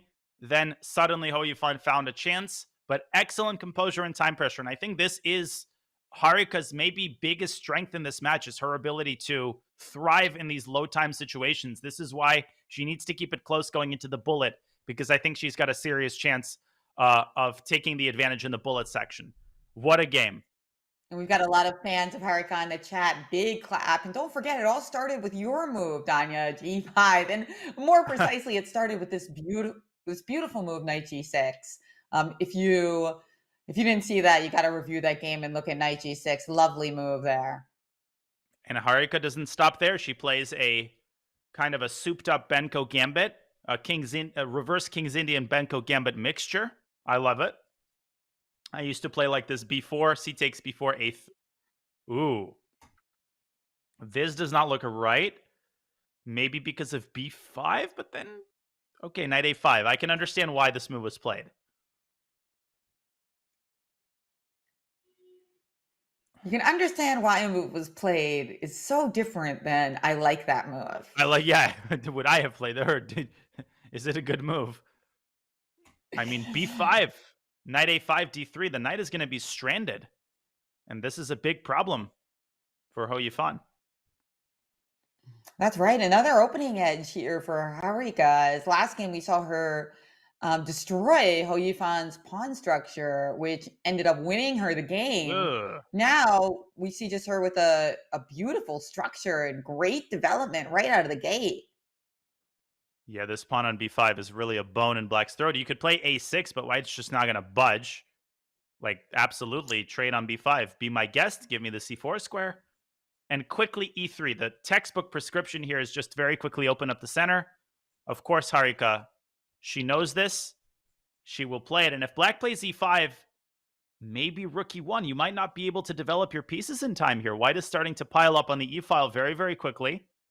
And if you play e takes d4, you run into this classic situation that's so instructive. White just piles up on the e-file, and you cannot castle, because after queen takes e7, rook e8, queen takes d8, I mean, the rook is also defended. Sometimes there's this trick where you play rook e8, but here it doesn't work. And guess what? All of this is on the board. Rook e1, bishop e7, queen e2, on the board. Knight f8 to attempt to either play knight e6 or knight d6. Now, Danya, if we recall earlier in the match, Harika played 2 c3 Sicilians and really didn't get anything, kind of got less than something. She got worse positions. And now she's just playing knight f3 and g3 and out of the gate with a gorgeous position. It's like, why even bother with e4? And I'm a lifelong e4 player, but how is this happening? Same. And this, I have a rant prepared for this over my years commentating SCC, WSCC matches, which is somehow players get emotionally attached to the openings they choose initially. And I've seen so many matches where just players keep repeating the bad line over and over and over again. Just, you know, you're playing the match. You're not playing, you know, a game of who can play the same opening the most number of times. Every one of these GMs is a modern player. They can play e4, d4, knight f3, keep changing things up if they're not working out for you. But this f4, f5, very direct approach by Harika, trying to force this knight away from e6. Maybe she wants some tactics with knight c6 and queen takes e7. We'll see. Right. So what is the line here? If we play knight to, I guess, c7, if knight to c7, okay, knight g5 instead. So we do have this discovery with something like knight g6, but does it gain us anything? Or is it just a trade? Or knight c6? We play knight c6, pawn c6. Do we have time for the in-between move, bishop takes c6, with the idea that we can, once you move the rook, we then take on e7 and end up a pawn? I'm worried because the queen side is left undeveloped. Yeah. So maybe Black can sack the rook on a8. Harika continues to chip away at the king side. But again, look at these pieces. They're all in their initial squares. White's got some weaknesses that might be exposed if the position opens up. If you push g4, then suddenly Black will start to pile up on the e-file. I think Harika might be losing the thread a little bit here. Yeah, there's g4. There's bishop d6. Suddenly rook e8 is a problem. Suddenly g4 and h4 are weak. And maybe you just go full steam ahead with g5. But that feels very, very precarious. And it looks like that was what was played. G5 on the board. But rook e8. And White is way overextended. I mean, you just don't have enough. You know, you're trying to make it from San Francisco to New York on a single tank of gas. I mean, you need your other pieces. That's true. I would love to play something like knight f7 here, but it doesn't work. I mean, you just play rook takes e2, knight takes d8, and e1 is hanging. But, you know, that's the type of move that, hey, maybe it would have a chance of working if we had more development. Now, bishop f4, similarly, pawn takes g5, pawn takes g5. It seems like you can just play knight takes d5. Exactly. Again, not enough development for these tactics to work out in our favor. Good call. And on the board is bishop f4. There's hg, hg, knight takes g5. Maybe knight d7 can be worked out to Black's favor, but I wouldn't bother with it. I would play the old man approach here with just hg and knight takes g5. And I mean, up a pawn, great position. But Hou Yifan she is going to calculate. This is what makes her so powerful. She's not just going to satisfy herself with the easy option. She will work this out and try to play for maximum here. And I'm quite sure she's looking at knight d7 right now, or HGHG knight d7. But she is running a little low on time, right? So she's getting close to the 1 minute mark. Of course, if she has a totally win position, that'll be plenty. But we know that Harika likes to mix things up in those spots. And I think she's going to find a way to keep this game competitive. There we have it, knight g5, your option, Danya. Yeah, and the problem is the second pawn also might be falling on f5. How do you defend this lone star on f5? I don't think you do. Yeah, finally, the knight is brought out, but it's a little bit too late.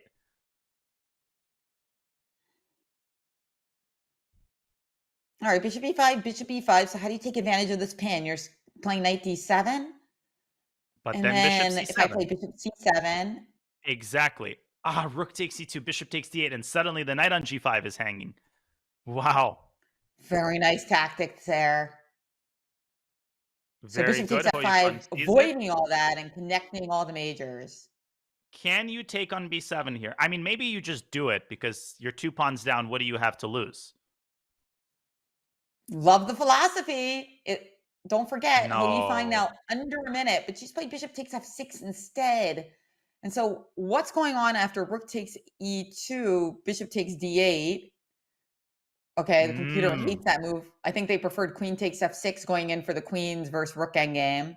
Definitely, because now first of all, there's rook e5. And yes, black is up 2 pawns, but as you pointed out, Jen, it's not about the quantity of pawns. It's really about the quality in the endgame. Apparently, this was not the most accurate move. But look at what Harika is doing. A5, b6, and a6 is going to come very, very fast. And black's pawns are still on their initial squares. Suddenly, it's become a 3-result game. Oh, absolutely. And look at this. 4 times as much time for Harika as Hou Yifan, who's going underneath the 30-second mark. Now, we know that Hou Yifan handles her time very, very well. So I don't think she's going to flag, but this is ominous. This is very ominous. Hou Yifan underestimating the power of these pawns and the speed with which they move. And she is starting to panic here. Rook d7. Okay, let's push. a5. I think Harika has 2 minutes on her clock. She has been playing very fast, and this is where that extra time will come in handy. Maybe throw in a check on e8 to get this king further away from the queen side. Maybe Hou Yifan trying to go rook g6 and actually go after white's king. Okay. Oh, nice idea. Very sharp endgame. I love that idea. Smart. And I think that therefore playing rook e8, getting ourselves a little bit more room for our king to slide over to f2 might be in the cards. Okay, knight e6 played instead. Okay. I would probably move the bishop back and try to squeeze through b6 because, of course, b6, rook takes c6, there's b7. But b6 black can first play a takes b6. So that doesn't quite work out for white. Now, what about a move like bishop to e4? Thinking that if you play bishop takes e4, knight e4, the pawn on c5 is under take. Oh, but the knight on e6 guards that. So that was kind of the idea of knight e6. Yeah, solidify the c5 pawn. I would be deciding between a6 and just bishop, let's say back to g2 or back to f3. How do you play against your opponent's time pressure? You want to give them a maximum choice. You want to give them big decisions to make. King f2, exactly just such a move. a6, there it is, setting up a potential b6. Okay, knight c7. So you always got to worry about that move. Careful, rook e8. Almost mate, but that knight is holding everything for the time being. Yeah, that knight is very useful now. So if b6, just rook takes c6 and all of the pawn moves, black is able to defend. Okay, g5. Now, what about that knight on d2? It's doing a good job protecting c4, but I do have higher hopes for it. Oh, there's your move. Bishop And e4. now, and it's such a good time for it because now c5 is unprotected. Black is suddenly getting overextended. I think Hou Yifan might try bishop e2. She has. Rook e1. Okay, bishop f3. Harika insisting on the bishop trade. Who is playing for a win here? I have no idea. It looks like she's going to go for the draw. But I want her to keep playing because she's got more time. Great Just decision. played Bishop Bishop B7. Whoa! Hou Yifan gives away the knight to prevent b7, but now she is starting to drop all of her pawns. She's going to flag. Knight takes c5. She's going to flag. It looks like She's she making might her flag move. indeed. And besides that, Oh, amazing. She's holding on, and she's actually building up time on her clock. Suddenly there's counterplay. Oh, and she flags. but she's lost. Harika has won on time. And she was also turning the position around in her favor. Whoa, that's 2 wins for Harika. As she is Wow. storming back into the match in the second half of the classical blitz. Incredible. And another vintage comeback. She had a dominant position out of the opening, got over ambitious on the king's side. She was completely falling apart, and then suddenly managing to get it into a complicated endgame. Hou Yifan underestimating the counterplay. And then what a gutsy decision to decline the repetition, sensing, yeah, Hou Yifan is too low on the clock to hold things together. Huge win and a huge game right now that is really going to decide the momentum of this match. This line, very fashionable gambit line, very, very dangerous. I've struggled against this with white, by the way. Why have you struggled? Because the thing is, if you play e takes d5, let's pull up an analysis board. This is a new line. E takes d5, bishop b4. And if you just casually take on e6, you can get destroyed here. Bishop takes e6. Black is coming out very, very quickly. Let's say knight f3. I think the line, yeah, castles, bishop e2, very quickly black plays knight c6 and rook d8. I mean, everything is coming into the center, and you're getting really, really stormed here in the center. So let's see how Hou Yifan handles this. Yeah, she declines the sacrifice, prioritizing her development. But now bishop b4, and black is doing fantastic. Bishop pair, and you've got c5 coming. Another good opening choice by Harika. Yeah, really nice. I love what you showed there, and now she's also gained a time advantage yet again. Now, I will say about Hou Yifan, I feel like there's been previous women's speed chess championships where she's like actually struggled with her connection. A lot of players have that from time to time, depending on where they're playing from. But she's not actually struggling to make the moves. It was just that Harika's position was great, and it was just hard to continue playing on the 1 second increment, right? Yeah, I mean, 2 seconds just evaporate instantly. You know, from our perspective, it actually might sound like, oh, 2 seconds, you know, how can you not make a move in 2 seconds? But when you're dealing with like 50 different threats at the same time, it's almost impossible to make, 10, 15 consecutive moves. And look at this, queen a5. Of course, the bishop cannot be captured, but you can move the rook away and try to force black's hand with bishop takes c3. Right. So you're predicting rook to d1. Or maybe even rook to b1. I think Hou Yifan likes moves like rook b1. Trying to eventually get pressure on the b7 pawn. Probably going to be an equal endgame if white takes on c3 with the queen. But what a turnaround of the match since the halfway point, Danya. I mean, I was not expecting this because Hou Yifan seemed so smooth in that first half of the 5 minute. But I have to say, of course, a lot of our fans welcome it, especially those who are mostly rooting for a competitive match, because we've just got a great match in our hands. And after that first half of the 5 minute, it didn't seem like it might be competitive. Definitely. And as commentators, and really people in the chat should understand this, particularly big fans of one of the players, that we never root for one player over the other. We respect everybody equally, truly, but we always want a close match. And close match is always more interesting. So it's not like we're rooting for one player to win, but a close match is just more fun to watch. So it's great that this match is a little bit closer. It did feel like Hou Yifan was completely in control, but my commentary experience with SCC matches is that you have no idea what contour the match is going to take based on the first couple of games. Truly, it can change at the drop of a hat, and it has. It has, and it's all about that flexibility that Harika is employing. She can play so many different openings, and that's so crucial because when Hou Yifan shows her, your C3 Sicilian isn't working out today, she's able to switch it up, and that is so key. That I think is what is keeping her alive today. Now, what's up with these last few moves? H4, knight c6. It's actually kind of a hard position to understand, Danya, for those of us who don't really play these Frenches.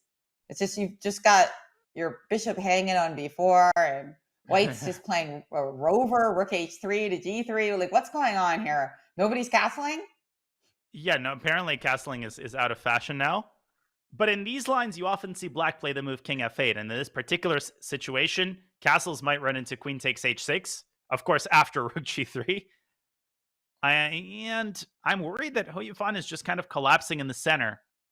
And Harika is waiting for the right moment to play c takes d4. Yeah, there's that rook b1 move. bc, okay, so she doesn't want the queen trade.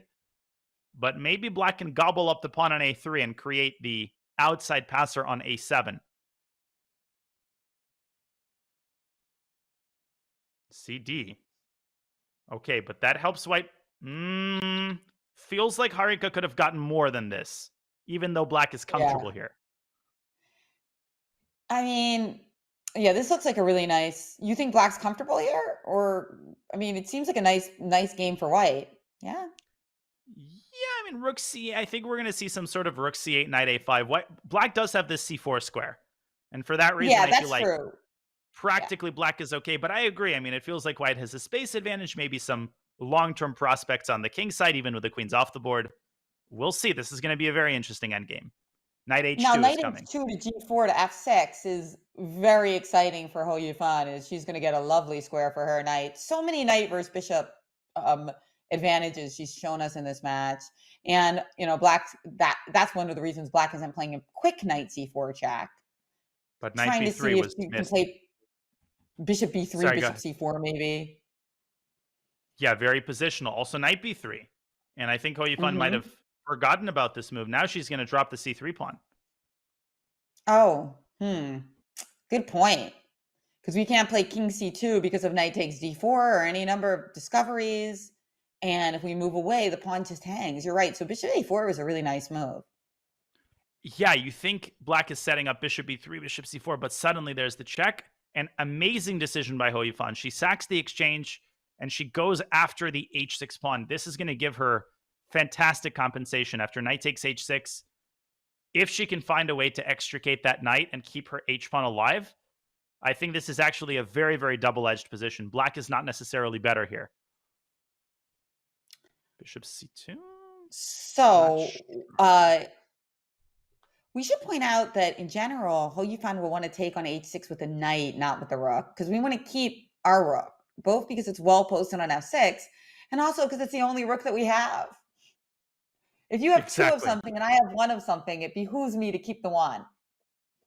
Yeah, you need this one to keep your minor pieces well coordinated. Black has a hard time finding a move here. Maybe you can start expanding on the queen side, b5, a5, and after knight takes h6, you go rook f8 to protect f7. But I'm not totally sure. Whoa. In comes the bishop. Okay. But immediate g3 played here by Hou Yifan. Fair. A little easier, I'd say, to play for white, right? I mean, this position seems harder to play for black. Yeah, black has a hard time finding a move, and white can now start expanding on the king side. g4, then maybe f4 and g5. And once the pawn reaches g5, finally the rook is free to move. And I think this might be kind of walking into g4. But Hou Yifan is playing this a little bit more slowly, kind of just enjoying it. Let's go, g4. Where are you going to get your bishop out? If you play bishop g2, we cut it off with f3, and then we just march our king around, and you might just lose that. Exactly. She starts with king e3, but still the bishop is not getting out because f1 is controlled, f5 is controlled. Both exit points are controlled by white's pieces. But at least you can play g4 idea, right? So that you don't lose it. But then it's like you don't lose it, but it's not doing anything. She tries with bishop g2, but there's that f3 move. The doors are starting to close. Harika has to manufacture some counterplay here, maybe even g4. The last chance to somehow get this bishop out at all costs. Absolutely. g4 with the idea that knight g4 runs into rook takes h5, but instead you play bishop h3 and then g4 on the board. As you point out, the doors have all slammed in the bishop's face. No, and now F7 is lost. Allowing rook F7. No, can't do it. Can't do it. Hou Yifan is going to win this game. Bishop B5 checks on the board too. Oh, goodbye. Rook D7, Rook H7, just winning all of Black's pieces. And Harika is going to resign. What a momentum breaker. And what an endgame display by Hou Yifan. That was a frustrating one, given how well Harika started out of the opening. Oh, very frustrating indeed, but well spotted by Hou Yifan there. That exchange sack, which, according to the eval bar, was fine for Harika, but we saw the way it played out. It was so much easier to play for the white side, and that is the name of the game in Blitz. You don't want a good position. You want a position that's also good and easy. Yeah, and that was very well done.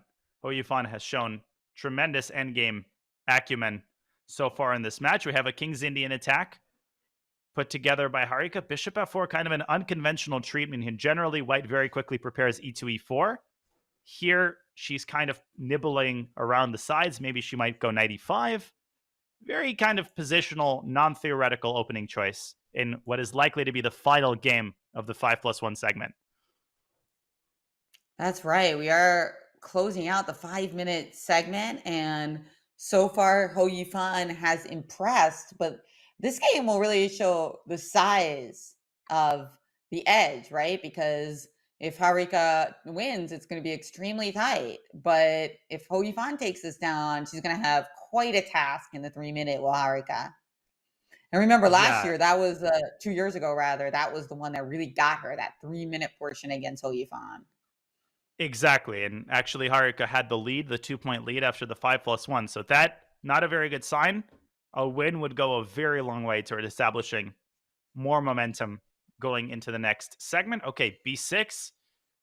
Both sides just kind of developing. White could push E5 and lock up the center, but Harika choosing to continue her development. The position seems about balanced. Hard to say how this game is going to unfold. It really depends on how the central tension is resolved by one of the players.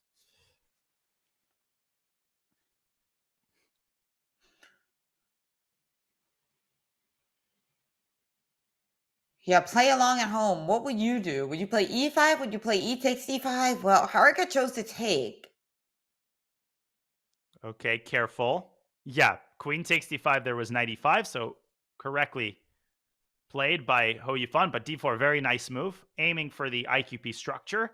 Of course, black is very unlikely to take on D4. I'm expecting a move like bishop F6 or rook E8, just keeping the tension, but feels very pleasant for white. That's right. If you could take on D4 and play bishop F6 and win on the pawn on B2, maybe, but there are a lot of ways to counter that. For instance, pawn D4, knight D4, queen D4, bishop F6. There's bishop E5. There's also queen to B4. So I like bishop E5 better. But yeah, this if it's not winning material, you don't want to change things in that way. Exactly. Bishop E5 is a very important resource. Critical moment. Hou Yifan taking her time. Yeah, bishop F6 right away looks pretty reasonable to me. It's on the board. C3. Yeah, now it's white's turn to keep the tension. I would not play DC and give black the central superiority. Instead, she drops her bishop back to E3, really locking up and locking in the D4 pawn, threatening maybe D takes C5. Very positional battle unfolding here. Tech Master in the chat points out that Hou Yifan's peak rating in classical chess is 2686. A sky-high rating indeed. The second highest rating ever recorded by a female player, outside, of course, Judith Polgar. Yeah, incredible career. And now doing great things in the field of academics, of course, and also in the WSCC and other online events. And nobody is ruling out an eventual return to OTB chess. I mean, she is still very young and still obviously has kept almost all, if not all, of her strength. She's only 29, so you never know. Chess always tends to beckon and draw you back. Okay, so knight A5, trying to go after some of these squares.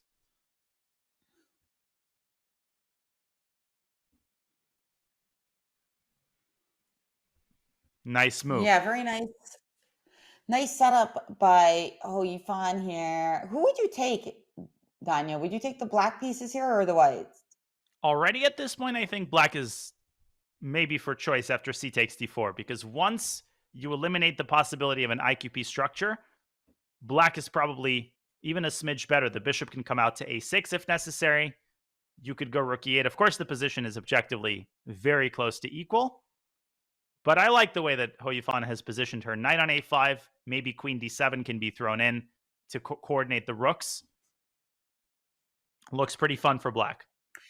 Knight c6. Now, okay. I wonder why white didn't take on d4. And I think the answer is that even though, like, positionally it seems viable, bishop takes, if you go back a move, like, it seems like bishop takes d4 was a good idea. But I guess queen f6 at the end would have been kind of annoying, right?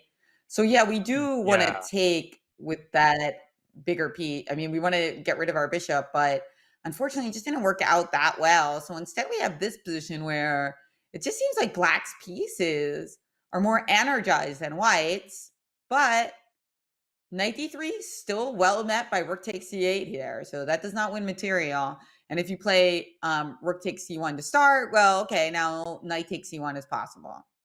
Yeah, avoiding queen takes c1, knight d3, which is a fork, but knight takes c1 holds the d3 square. So very unpleasant position suddenly for black, but for white that is. But where is the crushing blow? But queen d7 is such a classy move. It's slow chess, right? You're not necessarily going for the kill. You're just adding the pressure, going after this weakness on a4, which is now hanging since white's rook has left a1, and making things even more unpleasant for white to defend.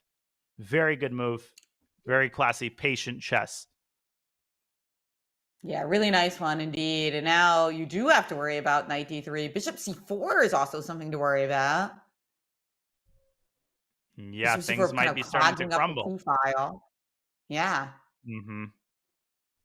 Very nice What looking to position do? for black. I mean, it's like surprising to me when you look at the evo bar and it thinks white's it's totally fine, because to me it feels like so pleasant for black. Yeah, computer only I guess it assigning a does very give black an slight edge plus. here.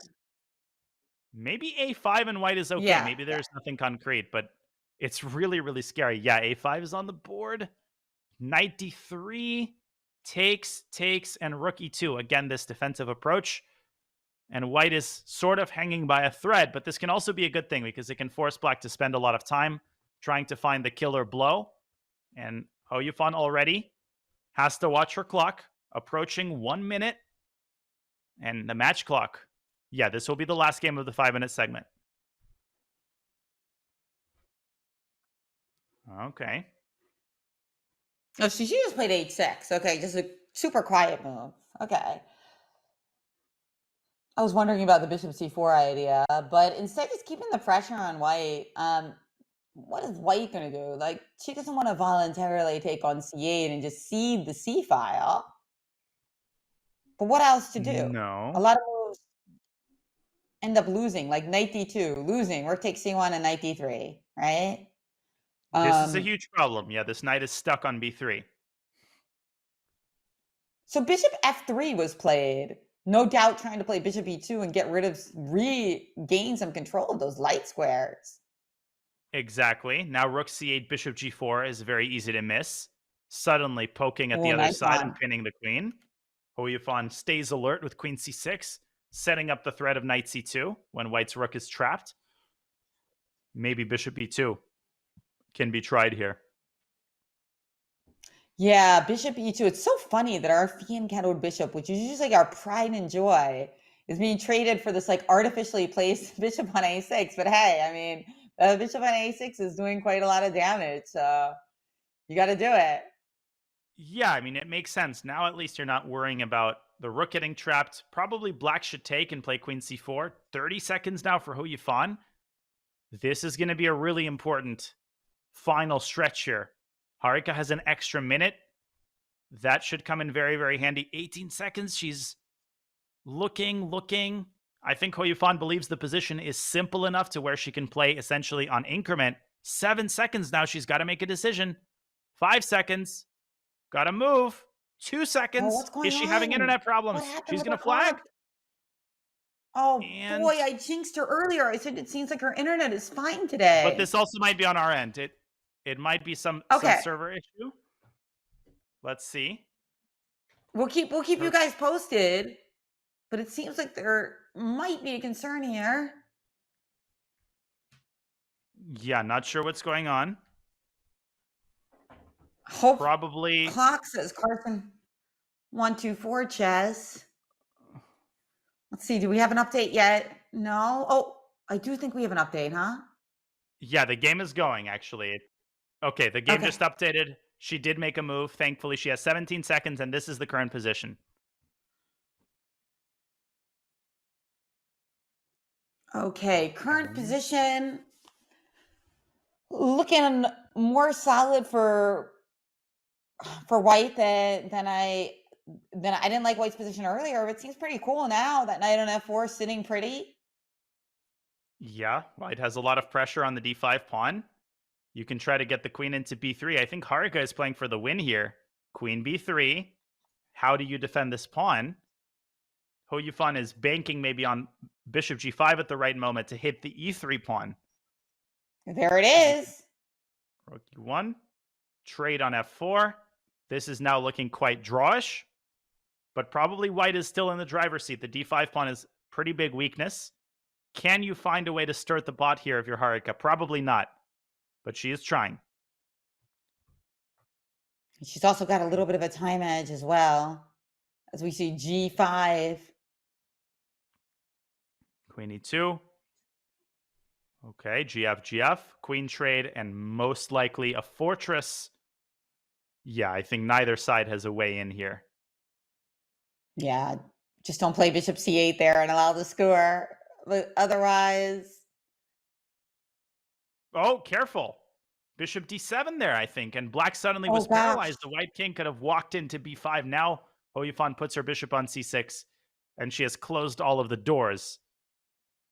Yeah, now she can chill with king g6, king f6. And I don't think White has a way in. Did you mean there's a moment there where White was winning? Yeah, bishop d7, and I think White could have gotten the king to b5. I think Harika just kind of already accepted the draw in her mind. I see what you're saying. If you're not able to block my king's path, it could actually be winning. Wow, crazy. Exactly. And bishop a6, why not bishop there's a6 always idea? Maybe bishop c6, something like... Maybe this is a draw, but at least in time pressure, this could have been tried. But Harika misses the moment, understandable, and the game ends in peace. That concludes the 5-minute portion. It's a 2-point lead for Hou Yifan. Bittersweet, she was up by 3. Harika with a huge comeback, 2 wins in a row. Then Hou Yifan wins a huge game, reestablishing that big lead. All things considered, Jen, I think she'll take it. Yeah, I think this is a fair result based on the games. You know, that Harika's still in this match, but Hou Yifan has been playing some very classy chess. So we're going to see as things speed up. Can Harika get back in there? I think there's a good chance that this is going to be a tight match going into the bullet, Danya. Absolutely. We've had time scrambles. Almost every game has been topsy-turvy, could have gone either way. And Harika should not get discouraged. She's gotten pretty good positions in the openings. Everything is yet to be decided. And we will be back with more WSCC finals action with the 3+1 segment coming up after this short break.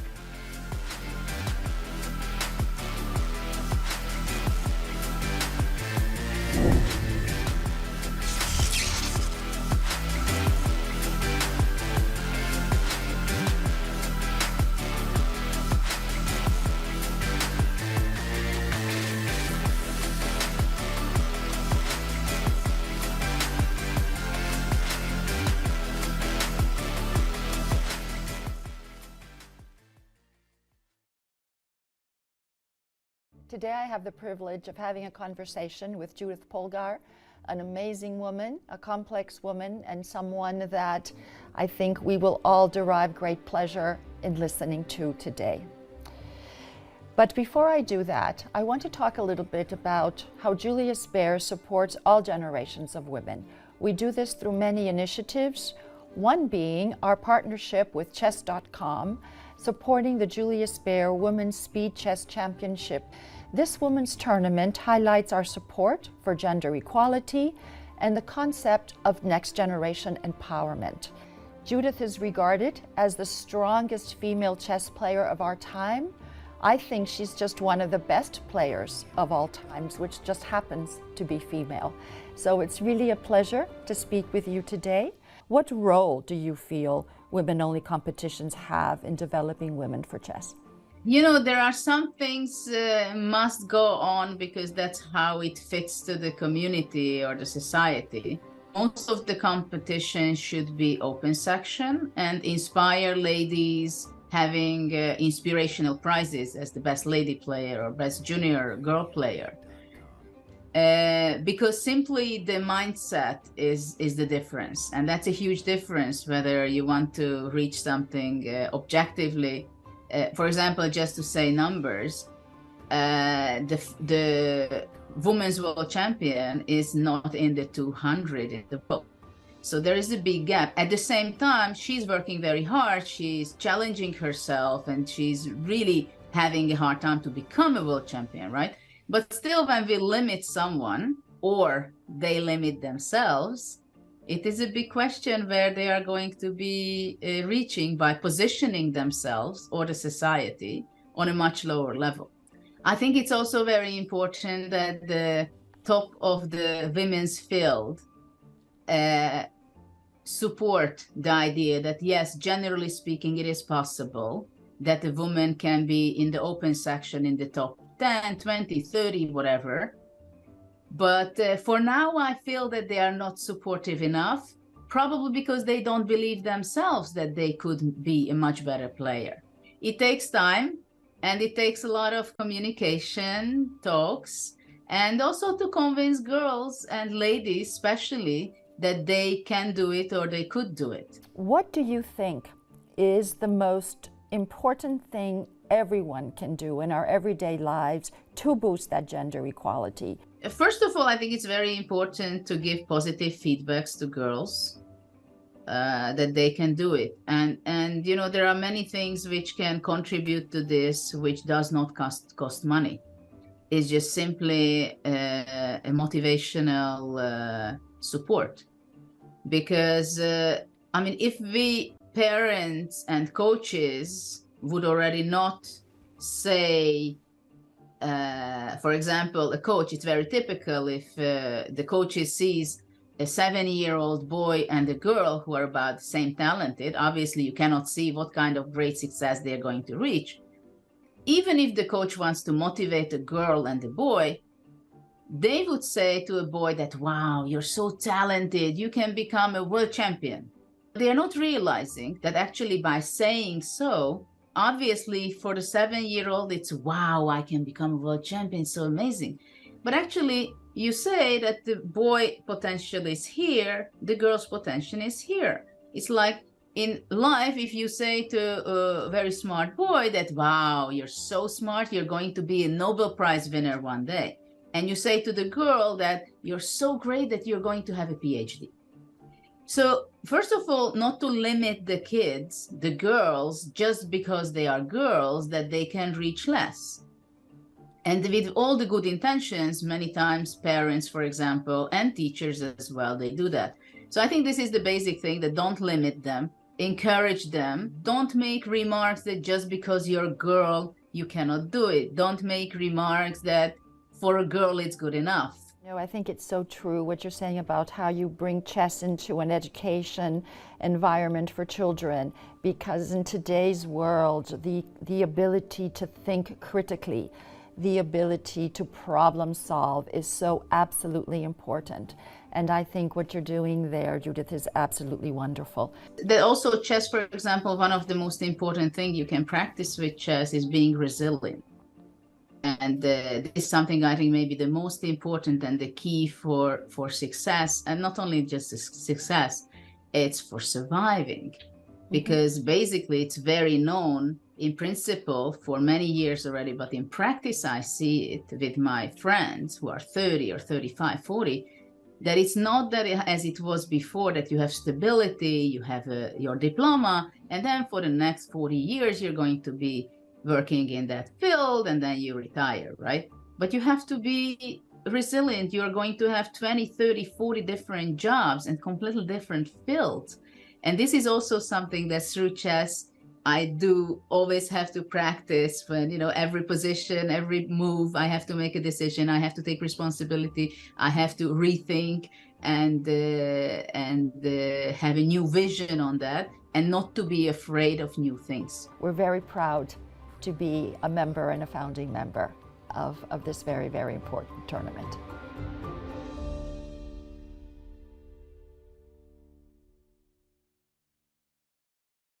Your subscription makes shows like this possible, which is why our Twitch subscribers will never see ads on chess.com. Connect your chess.com account and Twitch account at go.chess.com/connectaccounts, and bang, boom, voila, you're done. 100% ad-free bliss forevermore. Whether you're following our events on site or on stream, type the command connect in the chat, and thank you for helping bring these shows to life.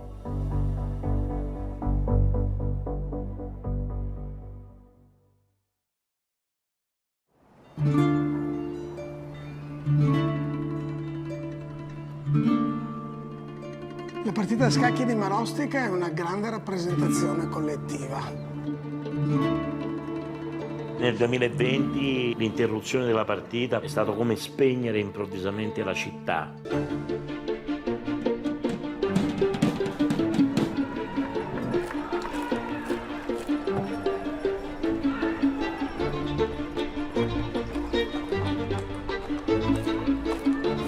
Purtroppo sono stato qui in zona il paziente zero del Covid. Questa prima edizione dopo la pandemia sarà senz'altro un'emozione.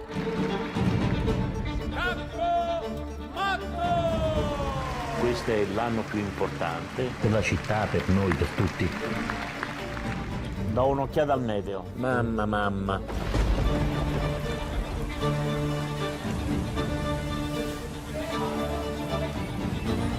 La partita di quest'anno è una questione di vita o di morte.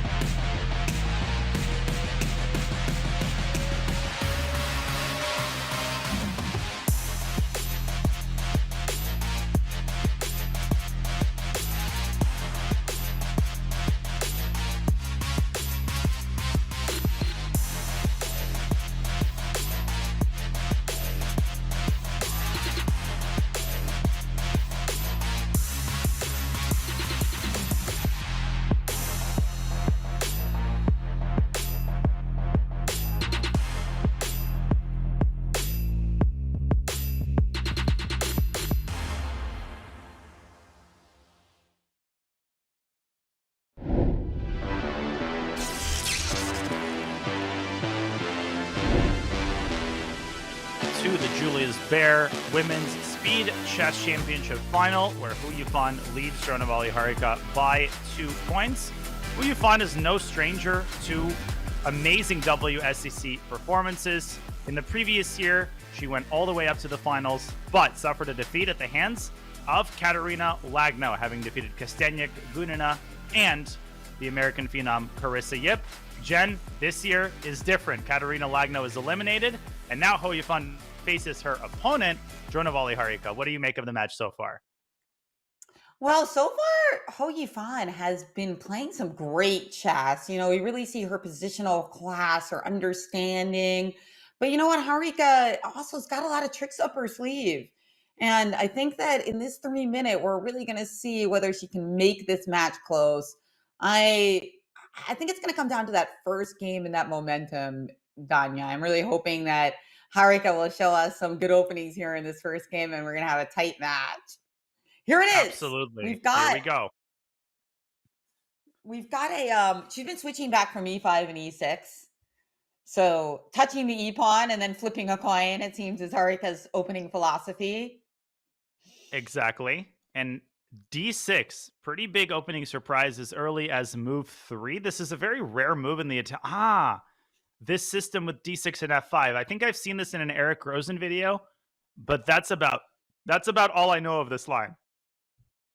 If you saw it there, it's not a recommended opening. Yeah, it probably means it's a little bit risky. But like a lot of his recommendations, if you're caught unaware, it can be extremely dangerous. You can see Harika pushes her pawn to f4, and already a 30-second time advantage. You know, this is now the 3-minute portion. You need to manage your time a lot more carefully.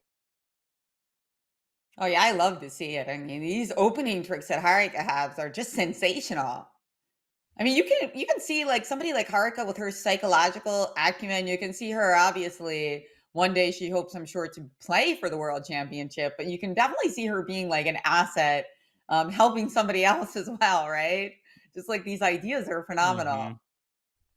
Yeah, she always seems to find, you know, that one line which the opponent is very likely to have looked up, unlikely to have looked up, that is. Okay, now probably we're going to see Black bring her knight out to f6. Hou Yifan is expanding on the queen side, as is very common in most Italian lines, just chasing away the knight from c6, trying to soften up Black's control over e5. I think also we're going to see the white dark squared bishop coming out to a3 and challenging the queen. It's going to be a very interesting early middle game. Super sharp. g5. Wow. What? This is modern chess at its finest.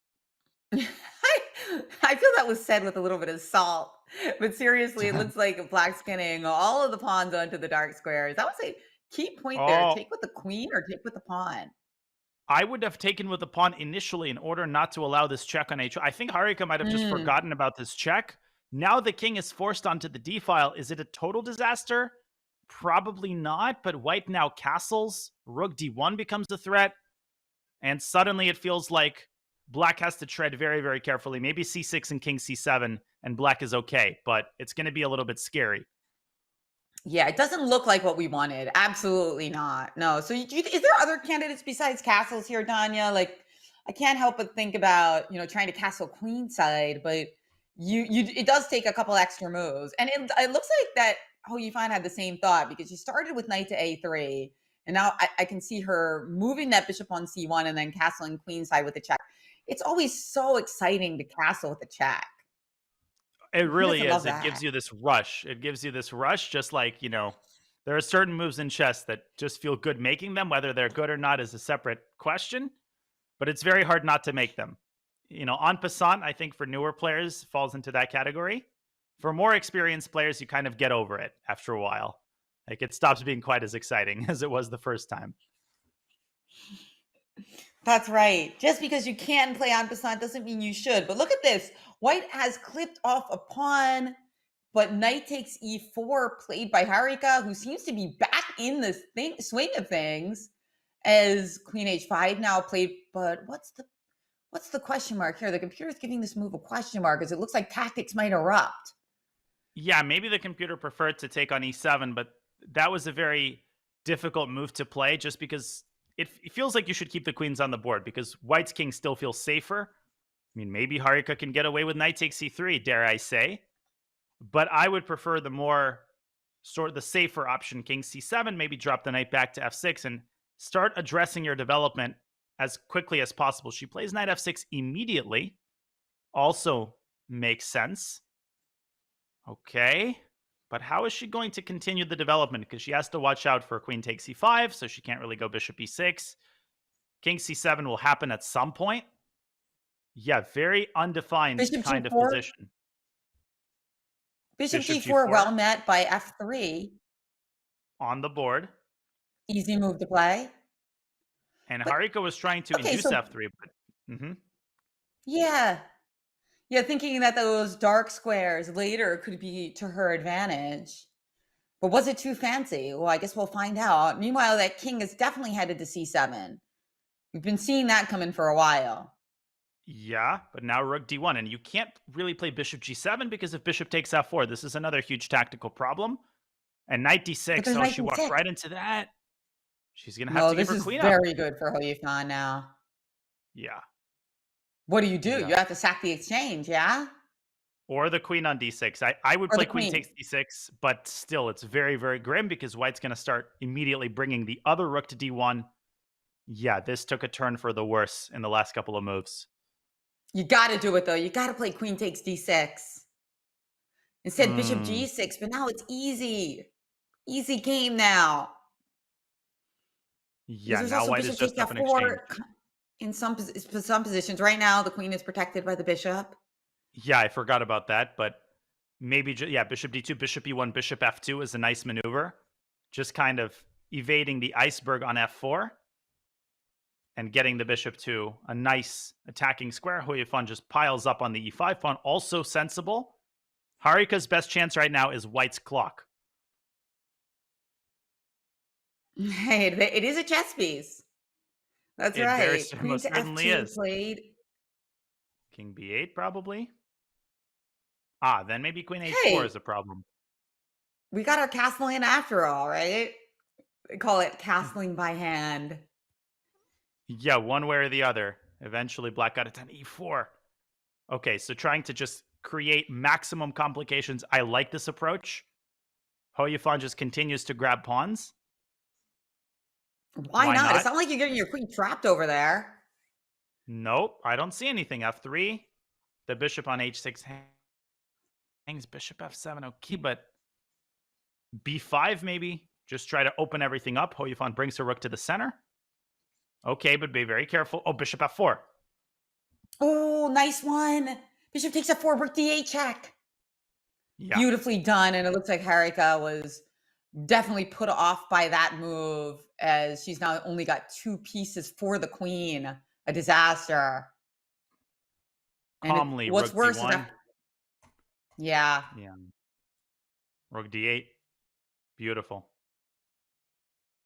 Wow. Very nice finish there. You know, Harika had a great idea to complicate things, but unfortunately it backfired because that pawn on a7 was clipped. I think she underestimated that. Hou Yifan's just going for it. Yeah, and she was already down too much material to begin with. So another case of what I would call successful opening preparation, but kind of, it seems like there is always a point in the early middle game where maybe there's 1 or 2 sloppy moves from Harika that gives Hou Yifan the initiative. And at that point already, white was in the driver's seat. So opening prep has been really good from Harika, whatever she's played. But Hou Yifan has just been that much sharper in the direct tactical combat. And here we have a London system, traditional London system, not the Jabava London like Harika tried yesterday. Right. She wasn't getting much with the Jabava London, so I like this choice. By the way, Asia on the Twitch chat says that Hou Yifan makes it look easy, and indeed, I do think that is a difference. Kateryna Lagno got lots of great positions yesterday against Harika as well, but it's that technique that Hou Yifan is proving again and again, which is giving her this big match score. Exactly. This is, I think, the nature of great technique. When it's displayed, you feel like, of course, the moves are very natural. Everything is flowing nicely. But behind the scenes is a tremendous amount of, knowledge and skill that makes it look easy. Okay, but now just g5. Harika is again stumbling into a very difficult position. Yeah, just g5, bishop g3, take it. Go queen c7.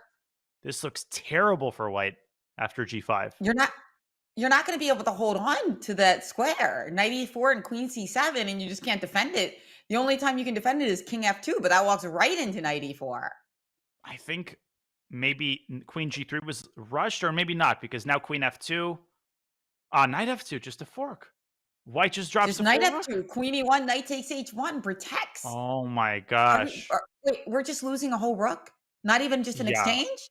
A whole no, rook? the knight gets back out. It resigns. I mean, Harika just might resign here, and she tilted this one away. Oh, that's a bummer. Look at that. After such a tough game last week, she's going to keep playing.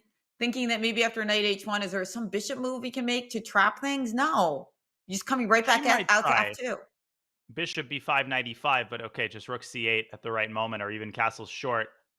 There is literally nothing. Just castles. I mean, just get out of dodge. You can throw in knight e4 first.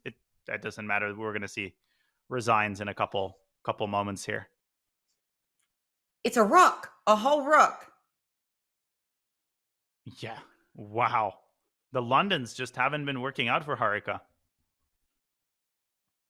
Yeah, and she got a great position when she tried like the ready. But although I will say that it was Hou Yifan who chose to play an early d5 this time. But yeah, we'll see what Harika does. We know that she's very good at shape-shifting in the openings to make it suit her. Opening is not really the main problem that she's had in this match. It's been Hou Yifan's extraordinary technique, I'd say. Yeah, definitely. Okay, she just resigned. Yeah, there's nothing to play for. Down a rook. And biggest lead we've seen so far, Danya. 4 big points for Hou Yifan. Can Harika stop the bleeding and get this win? Huge game. She needs a win right about now. This previous game was the most one-sided game of the match. All of the other losses, she had her chances. It was double-edged. This game, she just gave away in the opening with bishop h4. One sloppy move is all it takes. That was a good illustration. And let's see. A calmer opening, I think, which is going to suit Harika well. She needs a longer game and preferably some sort of maybe a time scramble, something to give her confidence back.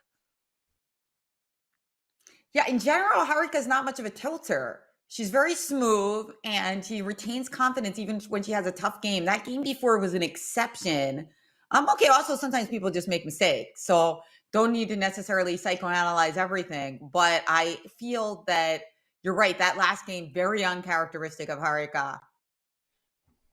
Yeah. And okay, now she's gotten, I think, a very decent position out of the opening. This is quite standard. And now Hou Yifan has a choice of different setups she can play. The fashionable line, I think, is to take on e6 and start going like b4 and a4. You can also play bishop c2. You can play knight f1. Okay, knight f1 is on the board. Now, talk to me about the pros and cons of capturing on e6. I have always been against this from White's perspective because after f takes e6, you're giving Black good control of central squares and you're opening up the semi-open f-file. Now, bishop takes c6 is a little bit more tempting now that Black's rook has left the f-file. On the other hand, potentially, you're getting a lot of queenside action with b4, a4, and b5. So computers generally like to take on e6, which goes against the kind of common wisdom. I think we might see bishop c2, which is the more conventional treatment of the position. Watch out for bishop takes h3, though. That could catch White very unawares. Because that bishop on a7 is lurking in the background, and it's a pretty good piece. After bishop h3, pawn h3, queen takes g3 is on threat. Yep. So very important super idea. Annoying. So maybe time to trade. Or bishop e3 at least. Just, yeah, bishop e6 on the board. I think Hou Yifan was afraid of this. F takes c6, and we have this structure. Bishop e3. Okay, d4, immediately expanding in the center. This is, I think, a really nice move. All right. Let's see how this unfolds.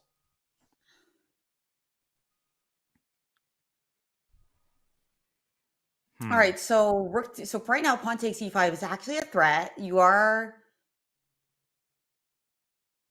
kind of a threat, positional threat rather. But queen to f7 played. Black does not have any interest in trading queens this game. Not yet, at least.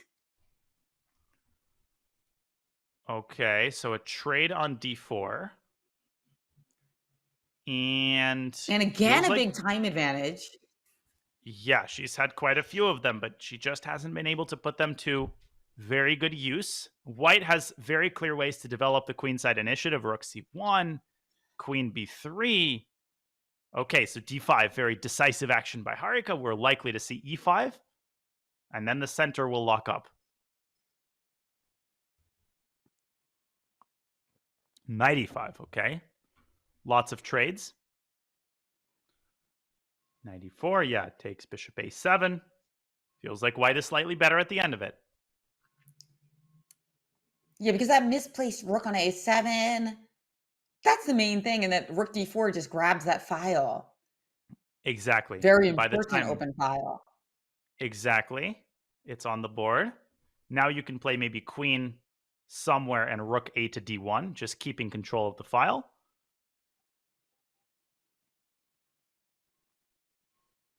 Yeah, rook a d1 is going to be played. And the pressure continues. Okay, but now this is looking a little bit more okay for black, right? Because we traded off one pair of rooks, and we've got the pressure on the f pile as well. So I'm feeling, and we got an extra minute too. So I think black should be okay here. Yeah, objectively, it should be close to a draw with like best play. There's not a lot going on, but there's some imbalances. There's a 3-on-2. So if black plays, c5 at some point, okay, a5 fixing the pawns. Barring a big blunder from one of the sides, I think a draw is the likeliest outcome, but you never know. G3, yeah, both sides making improvements to their structure. Watch out, now rook f4 is a threat because there is no queen b1 good check. point. Such nonchalant little moves by Hou Yifan, played so quickly with these evil intentions. Exactly. King g8. Alert response by Harika. She says, no, let me go back and protect the rook. Still rook f4 is possible, and it's played. Trade queen f3, maybe try to get into the queen side somehow. Maybe throw an h5. Not sure who this favors. Probably Hou Yifan is trying to figure that out. Okay, back to d4.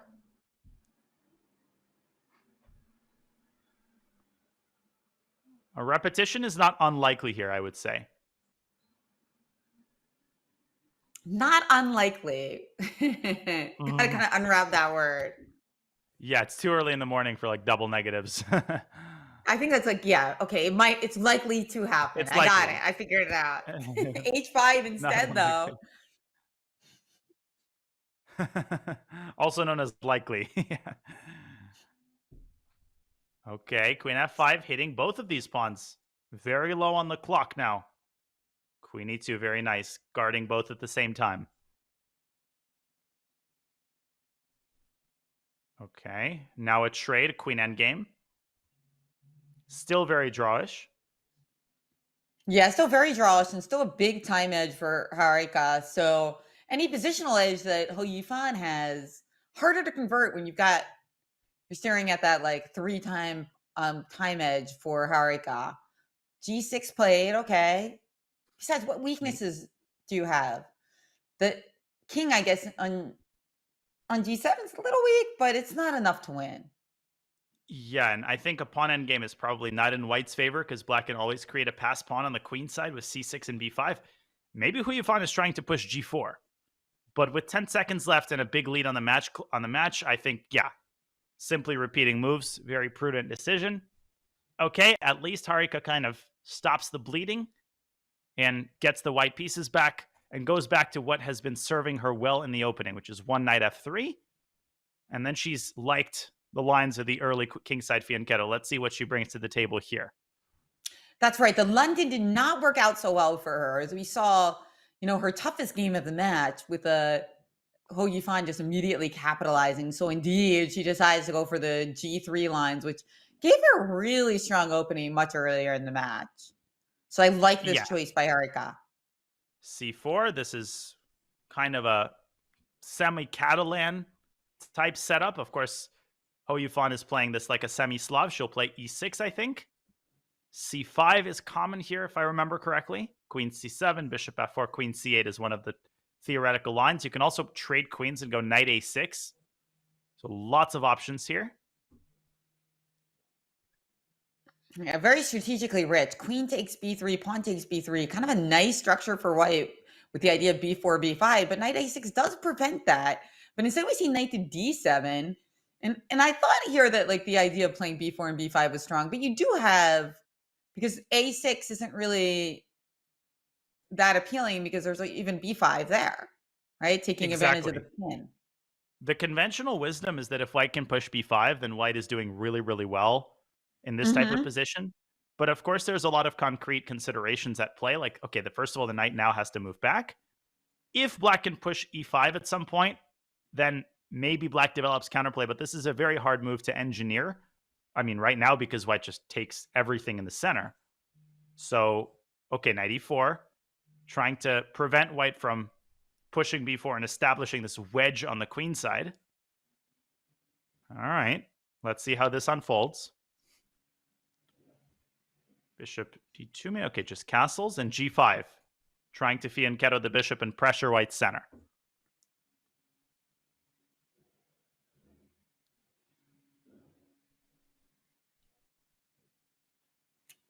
Knight d2, nice move. I like that move. If just gaining so much control over the e4 square now and consolidating the situation, we can play b4 later. That's the thing about playing b4 and b5. There's another pawn that's going to come to b5 later on. Oh, what's up with b6? Now b4, the problem is a6 is super weak. Very difficult to defend. Yeah, this feels really, really sketchy. Rook fc1, and then even bishop f1 is going to force this bishop off of d3. Black is just going to start crumbling on the queen side, and Harika has gotten all of the safety moves in. Everything is very nicely protected. e5 maybe should be tried, but it's clearly not going to favor black. Yeah, this is borderline losing. Harika has to take this game. Oh, very nice play so far by Harika as well. Elegant play. You know, earlier I said that Hou Yifan looked like she was getting an edge in the endgame, but that sure is not true in this game. No, this is... a5, what's the idea here? That if pawn takes a5, you're going to play pawn takes c5? I think so, but Harika's rushing here. I think she should have taken a little bit longer in that position, tried to extract the maximum. But here c6 is possible, right? Yes, knight b8. Knight b8, knight b6, rook c6. Oh. Okay, she's not sure what's going on there. She is playing very straightforwardly, just trying to promote the pawn. But black can go king d7 and try to get this king to c6. And again, it feels like Harika isn't making the most of her time advantage. I see. So rook c1, you're just going to play king to d7, and then if rook c7 check. Maybe rook c1 I can try b3? Because I have a passed pawn of my own. It's easy to forget. Oh, Black good also point. has b Good pawn. point. And bishop c1 was Harika's choice. What's the idea here? That she wants to stop that pawn, right? So even though it seems like a counterintuitive move, she's trying to prevent the pawn from pushing to b2. Yeah, I think she also wants king d7, rook a7 check. And maybe Hou Yifan should just say, I don't care about the f pawn. I'm going to give that away. Instead, I'm going to focus on containing the b pawn. But I'm not sure. It's hard for black to find a move here. King d7 played. Excellent. Rook a7 check. I think we will see this move, rook a7, and maybe just king to d6. Yeah, very curious how Hou Yifan plays this. Great time management from Hou Yifan, though, because even though it looks like she's low on time, she is, but she's using these time to make some really important moves that avoid her losing instantly. So exactly. That's the secret of blitz, that it is so difficult to get the balance right on. So rook a7 just played. Now you were mentioning that if king takes b6, rook takes f7, just bishop to f8. Oh, rook c8, better. Bishop d2, b3, and white's rook is jailed on the king side. The pawn marches forward. Maybe now you can rook c7. Okay. So Hou Yifan believes that in the bishop endgame, she will have the edge because of the outside. Of course, black is playing for the win here, no question about it. But maybe Harika's king is close enough to secure some sort of a fortress. I'm not sure what the objective evaluation is. D3, king b5. It is getting to the a4 square where you now have to reckon with king to b3. Uh-oh. Here comes the king. Harika just lets the king in. King a2, and then that's not going to be pretty. No, it isn't. I think she had to try something like with king c2, yeah? Allowing b3 check, but keeping the king at bay, because it's that king and pawn duo that is so devastating. Exactly. And black does not even have to rush b2. Bishop f8 and bishop a3, I think, is the clinical win. Just black will simply make a queen here. This is no fun for white. What a beautiful game this was for Harika just 10 moves ago or 20 moves ago. How did it end like this? I think the biggest problem was that she rushed the critical moment. She was probably winning with a couple of accurate moves, but getting a little bit overzealous, trying to, get the lead on the clock, and the frustration kind of showing there. This match starting to get a little bit out of control. Hou Yifan now up by 5 points, and plenty of time still, but she needs to get this under control before the bullet segment. You can't let this get to 7 or 8, then it will be essentially out of reach. That's right. That's right. She needs to make this a little bit closer. And that last game was such a lovely opportunity for her as she was dominating opening, middle game, end game. But then the technique, yes, you're right. Those critical moments, she had enough time to slow down a little. But it's a new game. And we got another end game with a typical imbalance. But I don't nice structure for white, a little bit more development, but those 2 bishops for black. Do you like the 2 bishops here, Danya? I do. I usually am biased in favor of the side of the bishop pair. I also like that the king on e2 can be targeted. Yes, a5, bishop a6. Harika displaying good knowledge of the basic ideas here. King d7. Okay, very nice. Bishop takes d6, king takes d6, keeps the knight on b3 at bay. Yeah, black is actually better here. Black is very much in the driver's seat, I think, in this endgame. Again, openings have not been the problem by and large for Harika. Weird move f6. I would just go knight f6, just get the pieces developed. She's trying to keep the knight contained, but giving white some time maybe to rearrange her pieces favorably. Yeah, she had that idea in mind to stick the knight on e7. Okay, king d2. There we go. Opening up the e-file for white's rook. Yeah, rook he1 coming, and you got to ask yourself what's going on with that bishop on c8. Yeah, where is that bishop going to find a home? Rook e8, okay. Probably we will see white's rook coming to e1. Okay, g3. Kind of slower paced play by both sides. Maybe black can take on c5 and go king d6 and try to get these pawns in motion. Yeah, nice aggressive idea. But g3 does stop the potential of a future bishop f4 check, which I think is the reason we saw it, kind of discombobulating the white king. Bishop f4 check, bishop a6 check was potentially annoying. Certainly the computer didn't fear it, but very human move to be irritated by that, I would say. Exactly. Now king c7 played, sort of treading water is Harika. And suddenly white is starting to take over this game, I think, once again. Maybe knight e6 check, forcing some favorable trades. Looks like white's playing without risk in that ensuing endgame. Yeah, just throw that in. Get rid of the bishop pair. Stick the rook there. Okay, h4 also good, just improving the position slowly. She's waiting. You know what interests me? I feel like a lot of players would instinctively play at some point to move pawn to c3 to protect the knight on d4, but it has some negatives because the king might want to go to c3 at some point, right? And it also weakens the knight on b3. So I kind of like that Harika's that Hou Yifan is avoiding that. It's instructive to me. Very true. Every pawn move has to be very carefully evaluated in the endgame. Okay, give me the pawn. And where is black's comp? Because rook a8, knight b7, knight c5 is a very lovely maneuver. Black has to go c5 here, I'm pretty sure. Oh, yeah, I thought c5 was coming. Now knight b7, knight c5, and white is simply dominating. No, knight b7 check. I think she underestimated this, Danya, because this is just too strong. Because you're not getting that pawn back now. And what a pawn it is. Huge pawn, huge knights. No play on the king's side. I mean, yeah, there are some weak light squares, but black does not have enough firepower. Just don't go rook e1, obviously, because of knight c4 check. b3 would complete the domination of the knight here. You could play a5. Nah, a5 probably gives up the pawn. Yeah, king c3. Excellent move, getting the king out of dodge. White is close to winning this game as well. Yeah, I like this king c3 move. And again, I would have played c3 earlier in the game, and it would have been a mistake because it cuts off this beautiful avenue for the king King on c3, you have no dark square bishop. The king is uncheckable in this square. Exactly. And Harika she's frustrated. The frustration is building up. And the elite players, they can smell the blood. They know when to just start pounding away at the opponent, winning game after game. And Harika really needs the half-point break. I think this will serve her very well. Remember, after the 5+1 break, she came back with 2 victories. She needs something even greater than that.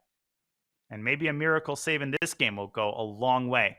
But it looks increasingly unlikely. Before clamping down on the c5 square, very nice technique so far. Yeah, and the problem is so little active play for Black. I mean, really none. And that's really the name of Harika's fighting abilities, is that she finds ways to get it to active play, even in terrible positions, but it's not here. Knight b3, closing it down. See, she's not going to let you play c5, that's for sure. Yeah, knights are so good when there's these weak squares. The knight can just access them with pinpoint precision. Harika, back and forth she goes, trying to manufacture some activity, doing what she has to do.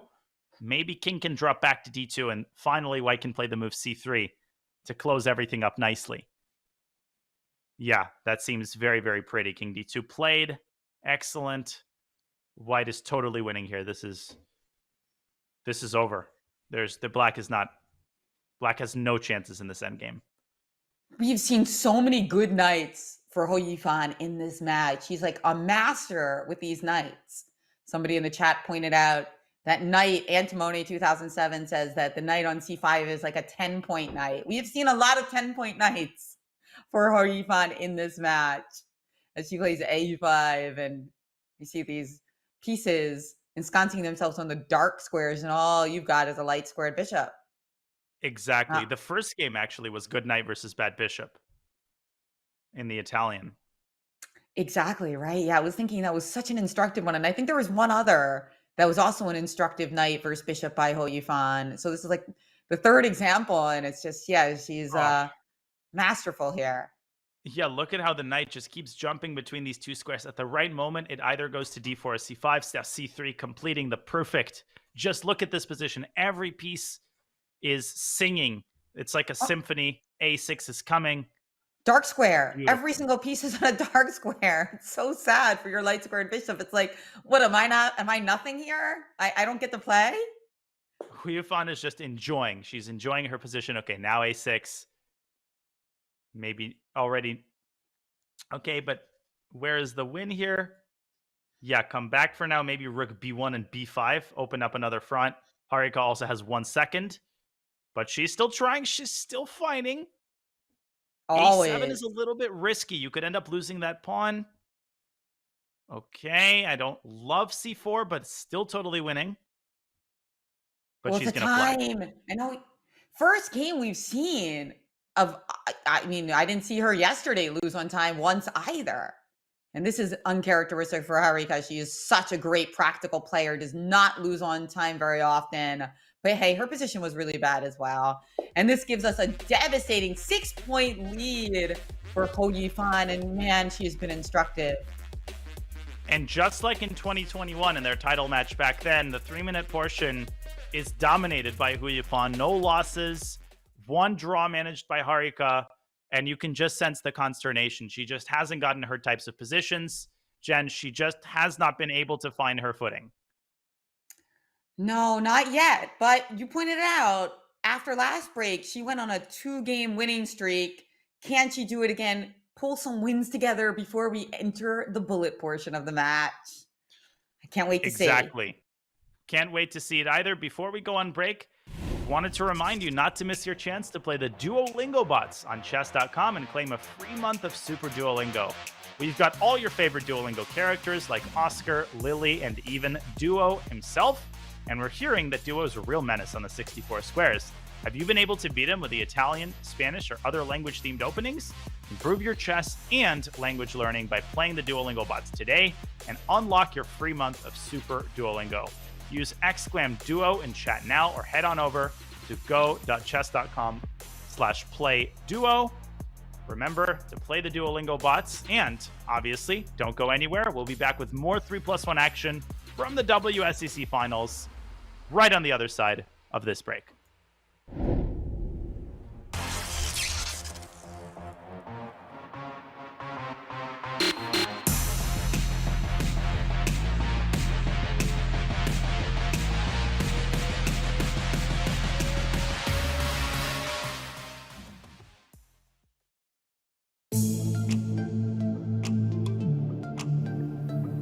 I think my most the time control I like the most is Blitz, maybe 3+2.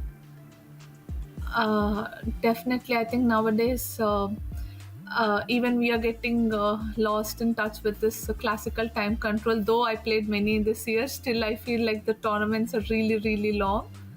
So I'm liking this more, especially after being a mother. I'm liking more of short time controls, so that you can quickly finish the tournament and you go back home. So definitely I would say shorter time controls I prefer, and especially Blitz 3+2. Yeah, it's interesting, definitely. It's also, I think, addictive once you start playing it. But I think then it almost like the importance of chess, like understanding or anything, I think will slightly reduce. So maybe for that reason I prefer 3+2. But also, of course, Bullet is a lot of fun, and it's been a while I got into it, so I'm looking forward to play some Bullet too.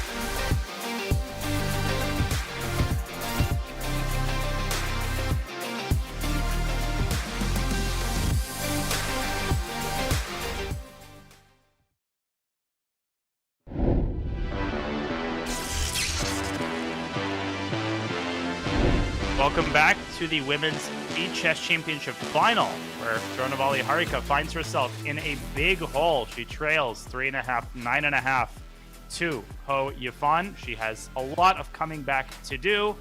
Here is her 2021 runner-up bracket, where she faced Hou Yifan in the finals. That was a very close match. It was a match that has some similarities to today's match. She got blown away in the 3+1 segment. She found a way to come back, but ultimately Hou Yifan has no equal. Jen. Yeah, and I think the big difference that we're seeing in this match, Danya, is that both players are getting great positions. But when Hou Yifan gets a great position, she reels it in. When Harika gets a great position, the technique is not always there. And I mean, I do think that speaks to Hou Yifan's class. But I mean, as somebody who's written books about Endgame, who is known for your strategic mastery, how can we get better at technique? Because it's just a matter of speed, right? Knowing when to convert, knowing when to go for it, and when to just improve.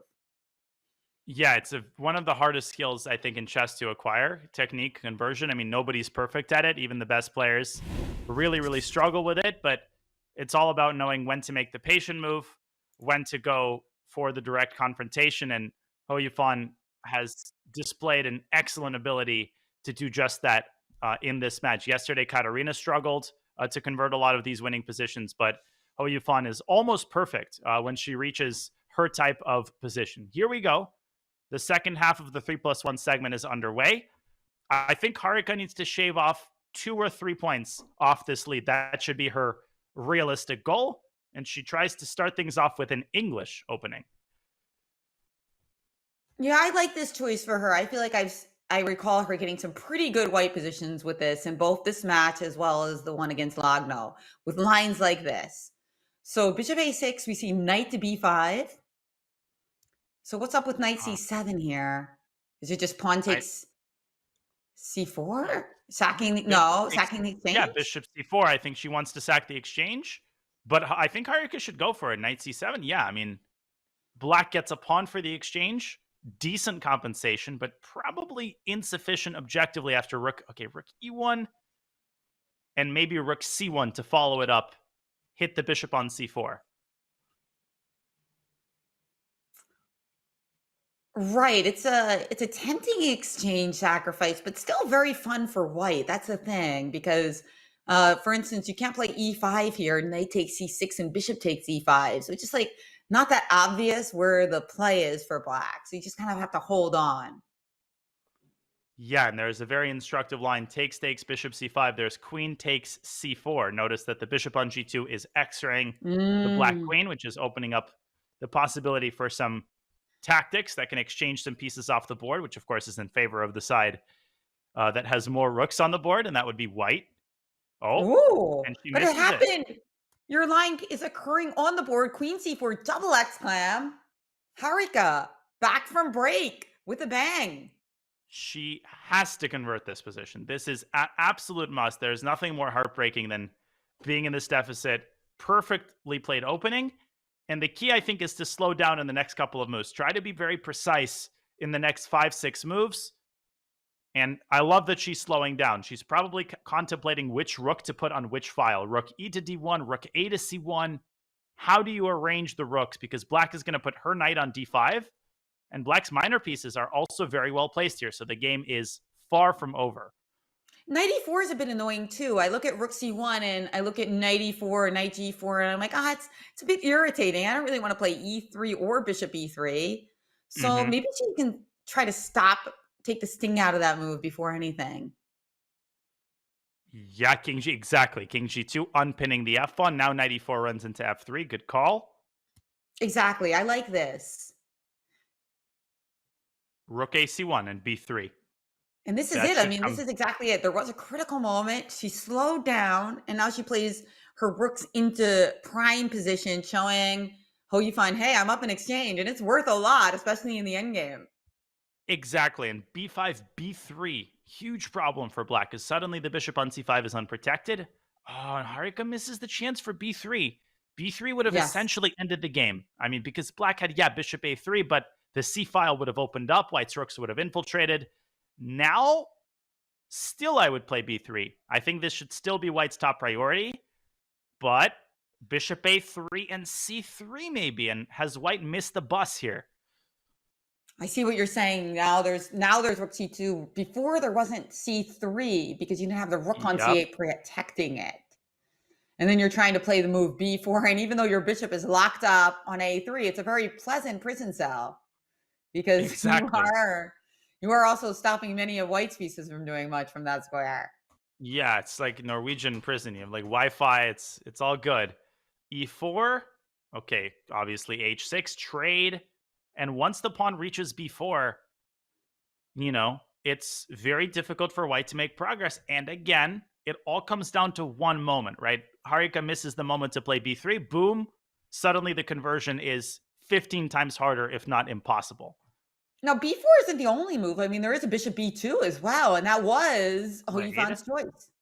A5, A4. I mean, she might already be trying to play this for a win somehow. Don't blame her. Don't blame her. Hey, I mean, at least the moves are easy to play, right? I mean, it's white who has to kind of think about what to do, whereas A4, Rook A8, moves that come to mind quite clearly. Exactly. A4 has to be reckoned with. Harika on alert. Rook D4, good move. Stopping Nice move. A4. Prophylactic play. Classic prophylactic play. Yes. Because again, there is a negative that with the bishop on B2, we are really only playing with that rook on A8. So it's just like rook D4 stops the only active plan. But what active plan does white have? So if black just chills with bishop A3 to B2, what can white do? Yeah, A4 now is back on top. She's played it. Okay, but what is the ultimate idea? And rook C3. Rook A4, rook C3. Beautiful. But bishop B2, rook takes B4. So Hou Yifan should just make a waiting move. Maybe E5. But then rook C4. Yeah, this is kind of getting out of control suddenly for black. Wait, rook A4, rook C3. Bishop B2, there's a check on C7. Very important detail. That's right. And you don't have a counterattack move with the king because the rook guards those file squares, those key D file squares. Okay, rook D5. And now what about rook A4? Because now, yeah, we win a pawn, but it's a less important pawn. And bishop B2 is going to be a big issue for white. Bishop B2 with rook takes A2 to follow. So Harika has a lot of work to do here to convert this endgame. I would try bishop B2 here. Put all your eggs in the queenside basket. Hope for the best. But of course, king C4 might be the money move here. Just making sure that you're eliminating the B pawn. Yeah, king C4 I think is going to do it. I see. King C4 rounding up the B pawn. Very nice. Notice how these light squares are being made to use. The pawns are on the dark squares, but the light squares around the dark squares are being used to take them. It's kind of a weird geometry. It is. And king B4. Why is this a question mark? Is bishop A3 check a move? I guess it didn't really change matters that much because king B3 was in the air. But okay. Yeah, I have no idea honestly what it is, but there was some resource there. Still, the game is not over. I mean, this construction is ridiculously robust, right? It's going to survive until the end of the game. So your rook on C2 has a weight on its back. I would not take this pawn. Keep the rooks on the board. This gives black the most practical chances. How does white make that final bit of progress here? It's actually very frustrating to convert this position. H5, push, push, push. Okay. Rook D5. Again. White really wants to trade off those rooks. Yeah, because then you're left with that bishop on B2, which instead of a feature of the position is like the only feature. So it's very understandable why white wants to trade those rooks off, and black desperately wants to keep them on. At the right moment, white can sack on C3, but not yet. Hou Yifan also is very close to flagging. She just made that move with 0.9 seconds, but still keeping white contained. And again, some lag issues here for Hou Yifan, it seems. King D7. Can we take that pawn, or is C2 going to be a problem? Rook, C2 if we take might be a problem.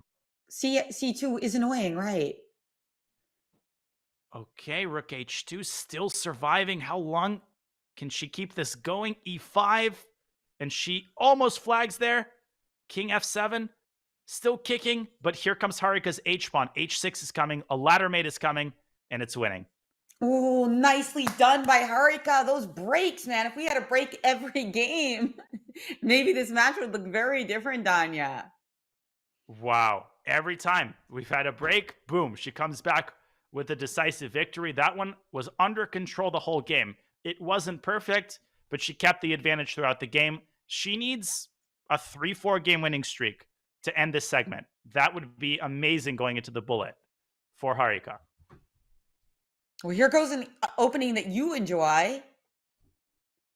As we've seen this before in the match. She's been toying with playing G5. Sometimes she sticks her bishop on C5, but We've seen this earlier, and we saw a really cool game with her managing to take on f3 and win a real nice one.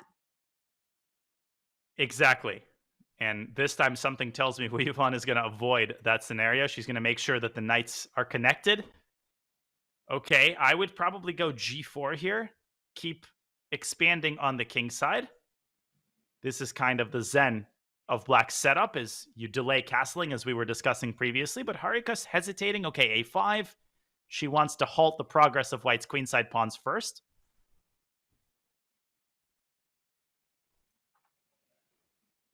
Yeah, that game we mentioned earlier was one of the most memorable in the match. And it also featured an early queen to b3, attacking that pawn on f7. Very well protected here with a simple move, queen e7. Now the knight is rerouting, it seems, to e3. This is obviously the jumping off point for the knight to hit f5. This is the main drawback of Black's setup. The f5 square is essentially a lifetime weakness. And maybe we will see again, bishop g4, knight e3, bishop takes f3. But no, Harika tries to get her own knight to a nice square on f4. Don't blame her. And don't forget d5, though. We'll trade it off if that's what Hou Yifan wants. Okay, chasing away White's knight. Maybe now is the time for knight f4. I like the way that Harika is manufacturing play on the king side. Maybe get the queen involved with queen g5.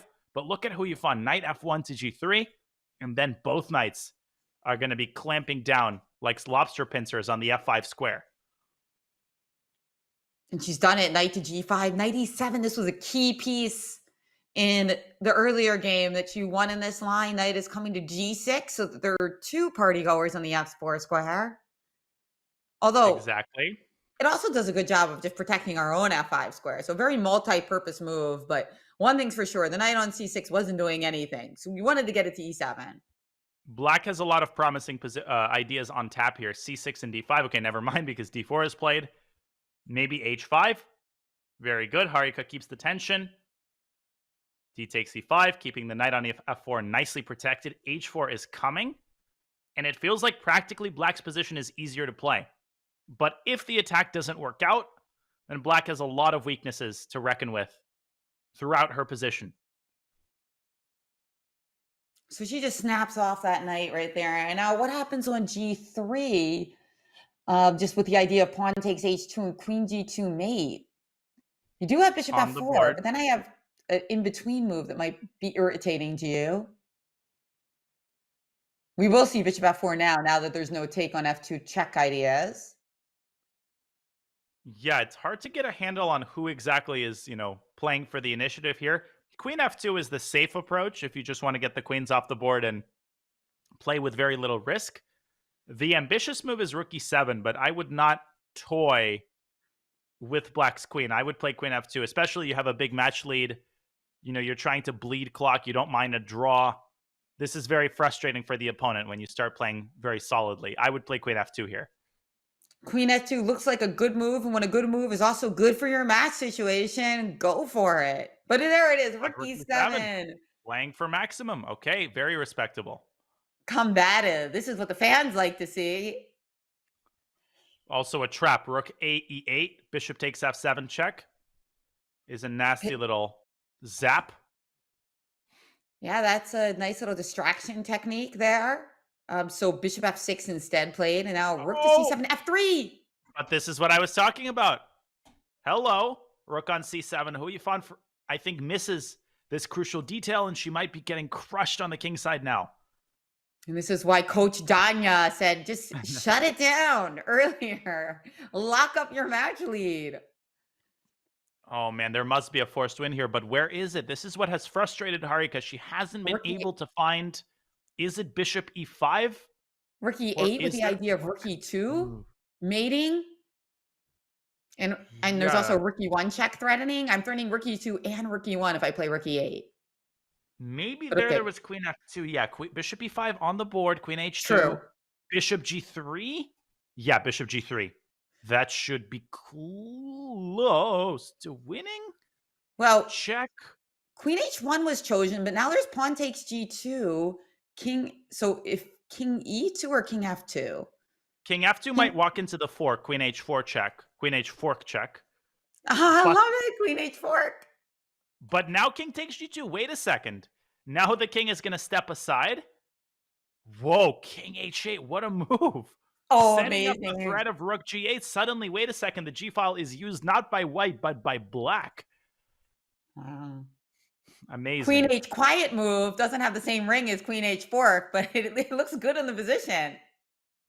This is an amazing move, actually. Queen H1 looks like it forces a queen trade, but no, Rook G8 check, and the king gets hunted down before the queens get off the board. Black can interpose with the rook on H3. This should do Amazing. it. Rook G3 check and Rook H3, indeed. And if you go backwards, we just take the queen off with check. What a move. King to H8. Harika. You know, Wow. she's got a terrible match score, Danya, but the 2 games she's played with this opening have been class. This is honestly the kind of chess that she needs to play the rest of the match if she wants a chance at a comeback. This level of confidence. Her time management has been better after the break. Okay, now she just needs a couple more accurate moves. Do not, under any circumstances, let White's king escape to B3. Oh. Okay, it's mate in 2. Queen G3 and Rook H4 mate. It's checkmate in 2 moves. And patiently, right, Harika? Waiting until she spots it, but she lets the king get to E4. Wait a second. Lets the king get to E4. It can't be safe there. And look at that. Hou Yifan actually resigned. So what was the mate there? Not sure why she resigned that, but she went. Okay, King E4 F6 was completely winning, but she should have tried it. I mean, I don't know. Maybe she wants thought it more was games, forced mate. Tanya. I think she wants 2 more games in this 3-minute portion. I'm not sure she's going to get it, but she wants it. Probably, I would guess, yeah. Oh, I mean 3. Wait, definitely she's going to get 2. I meant, could she get 3? Doesn't look like it. Yeah. Yeah, most likely 2 more games, but Yeah. here we go. A 2-game winning streak by Harika. This is where, when the equivalent happened in the 5-minute portion, she was very frustrated with a loss. And this is a crucial game for the course of the match. Wow, it's just crazy how history is repeating itself here, Danya. Take a break.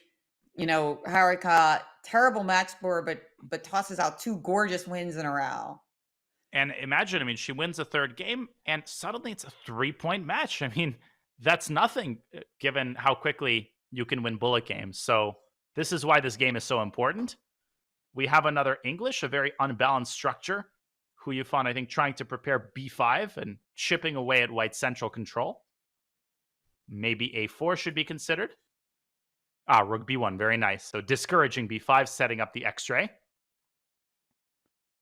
Wow, B5 takes, knight takes B5, and bishop takes F6 is very pretty. Very nice prophylactic move there. Rook to B1. Oh, but she's done your move. Knight takes B5. Thank you for the pawn. Okay, Harika has to see this. Knight takes B5, queen takes B5, bishop takes F6, and she spots it. She's done it. Every chance now of winning this game. And now, to top it all off, maybe not bishop E7. Maybe keep that beautiful long diagonal. Drop it back to C3. I like it. She decides But to this is trade. good Also too. good. Healthy extra pawn on A2. Keep that pawn protected. Maybe rook B2 prophylactically. Discouraging knight B4. Maybe go after the C5 pawn. Can she convert a 3rd game in a row? That's right. Knight B4, a bit of an annoying idea for something like rook to B6. If we get too aggressive, like rook B6, knight B4, strong move, attacking A2, eyeing B3 as well, D3 as well. That's why we saw rook B2 instead by Harika, which the computer doesn't like, but who knows why. H6. I like this move from Hou Yifan, just kind of waiting for white to put her cards on the table. I'm not sure that I like the plan of D4, because all of these trades are going to make the position easier to defend for black. And it's also going to help black eradicate the weakness on C5. Yeah, this seems like Harika might be going in the wrong direction with D4. It doesn't feel right, does it? No. Just doubling your rooks up in this fashion. I get why, though. She wanted to, remove her own weakness on D3 and make it a more 2-result game. I understand the logic behind it, but queen to A7. Wait, but now check on c2 and go for mate with queen c8. I think white can essentially now use the a-pawn as bait. Harika is very sharp here. Queen c2, excellent. Queen c8 is coming. And suddenly, the initiative shifts from the queen side to the king side. Rook h8 check and queen takes e6 is under threat. So what do we do here to avoid total disaster? Queen f7 looks so passive. Yeah, it might be forced. But queen, some move defending e6. We can't allow that variation where you take on e6 with check. So one way or the other, if it's queen a6 or rook a6 was the choice. Okay. Hou Yifan. Maybe h4 and h5, trying to cover the g6 square. This is a very typical idea, and she's played it. Or there's also rook d7 type ideas now and go after g7 instead of the h8 square, especially with that rook hanging out on a6. Exactly. That could be very annoying. Rook d7. Imagine rook d7, queen a8, queen c7. Well, I guess you still have queen g8 though. Hang it in there. Yeah, you just need to find the right moment to play one of these moves. Now, first of all, black has to reckon with the threat of h5. So king g6 is forced. I like your idea. Rook d7, queen a8, and maybe queen c7. It's frustrating because I don't see a forced win for white. You need one of these slow, Soviet schoolboy type moves. Wait, what's a what's a slow Soviet schoolboy move? What is it? Rook d7, Yeah, rook d7 is played. You can't say we need it and then we don't have it. Oh, so queen I don't c7 see now, one. queen f8 H5. or queen c8. h5 is the Soviet schoolboy move. Force the king back into the box and then go back to the idea of rook d8 and queen c8. Instead, we see queen c4. Looks very reasonable, honestly, but maybe rook d6. And then don't blunder. Okay, never mind. Rook b6 is played. Uh-oh. Apparently not the best, but still looks totally overwhelming for white, to be honest. Yeah, looks fantastic, but is there some opportunity here for black to get back into the game? I don't see it. Is it with rook b1 check and queen f6 maybe? Consolidating things a little bit?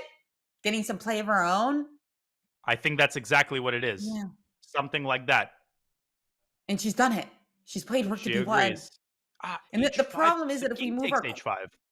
Uh-huh. If we move our queen away, maybe some queen a1 action and you start throwing in some mates too. Unbelievable. Maybe white even has to trade queens. Maybe that is the best bet at this point. And then push a4, try to win the 4-on-4 with the a-pawn. But man, if Harika fails to convert this, that would be a devastating blow to her match chances. Queen c4 would be possible. Okay, she trades. This will be very hard for Hou Yifan to hold in time pressure.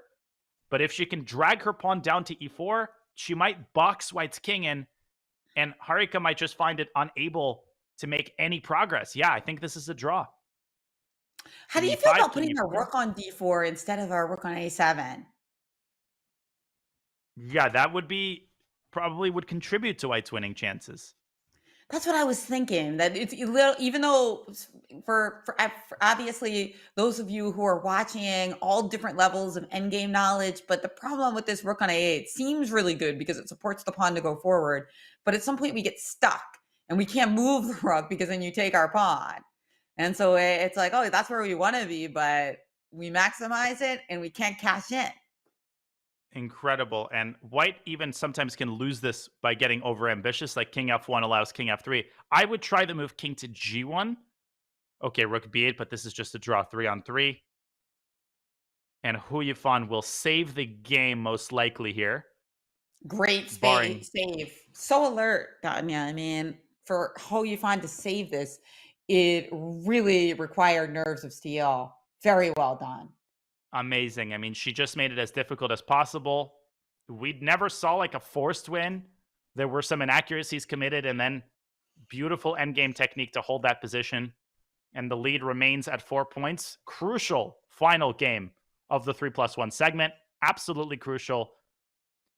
Let's see what happens. Another Italian. And this has served Harika very, very well. This has been her best performing opening in the match so far. Oh, she's had some dazzling games with this. You know, she has not won nearly as many games as Hou Yifan, but two of the most memorable wins of the match were in this opening where Harika tactically dazzled with the back pieces. There was that one gorgeous knight g6 move and then another stunner in the game that we saw 2 games ago with king h8 at the end.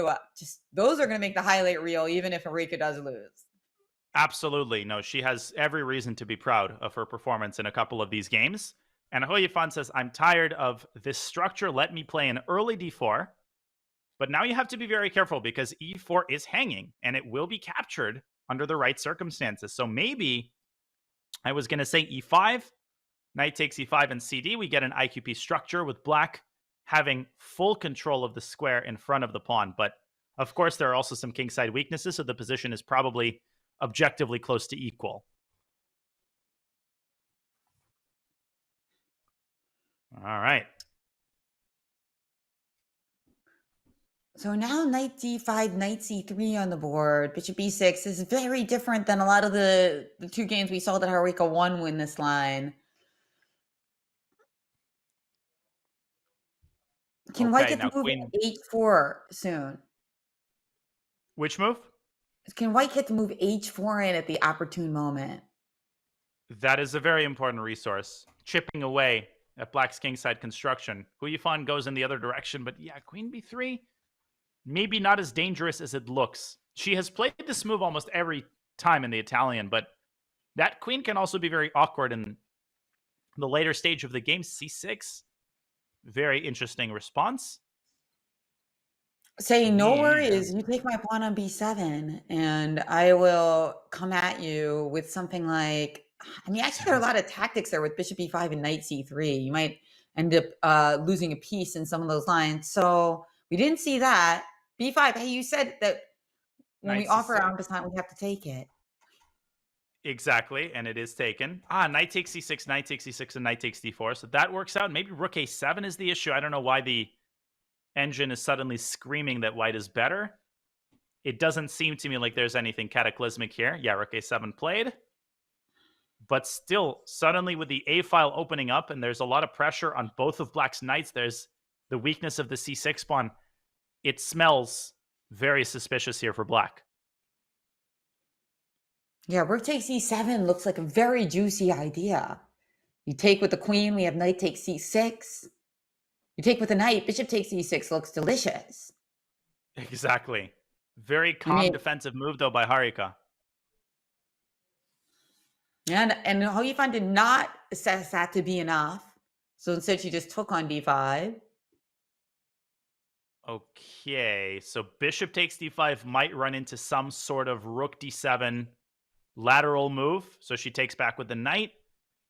White is very close to being able to deliver a tactic, but I don't think there's anything concrete. Maybe your move h4 could be tried at some point. Maybe shuttling the queen over to f3. Played.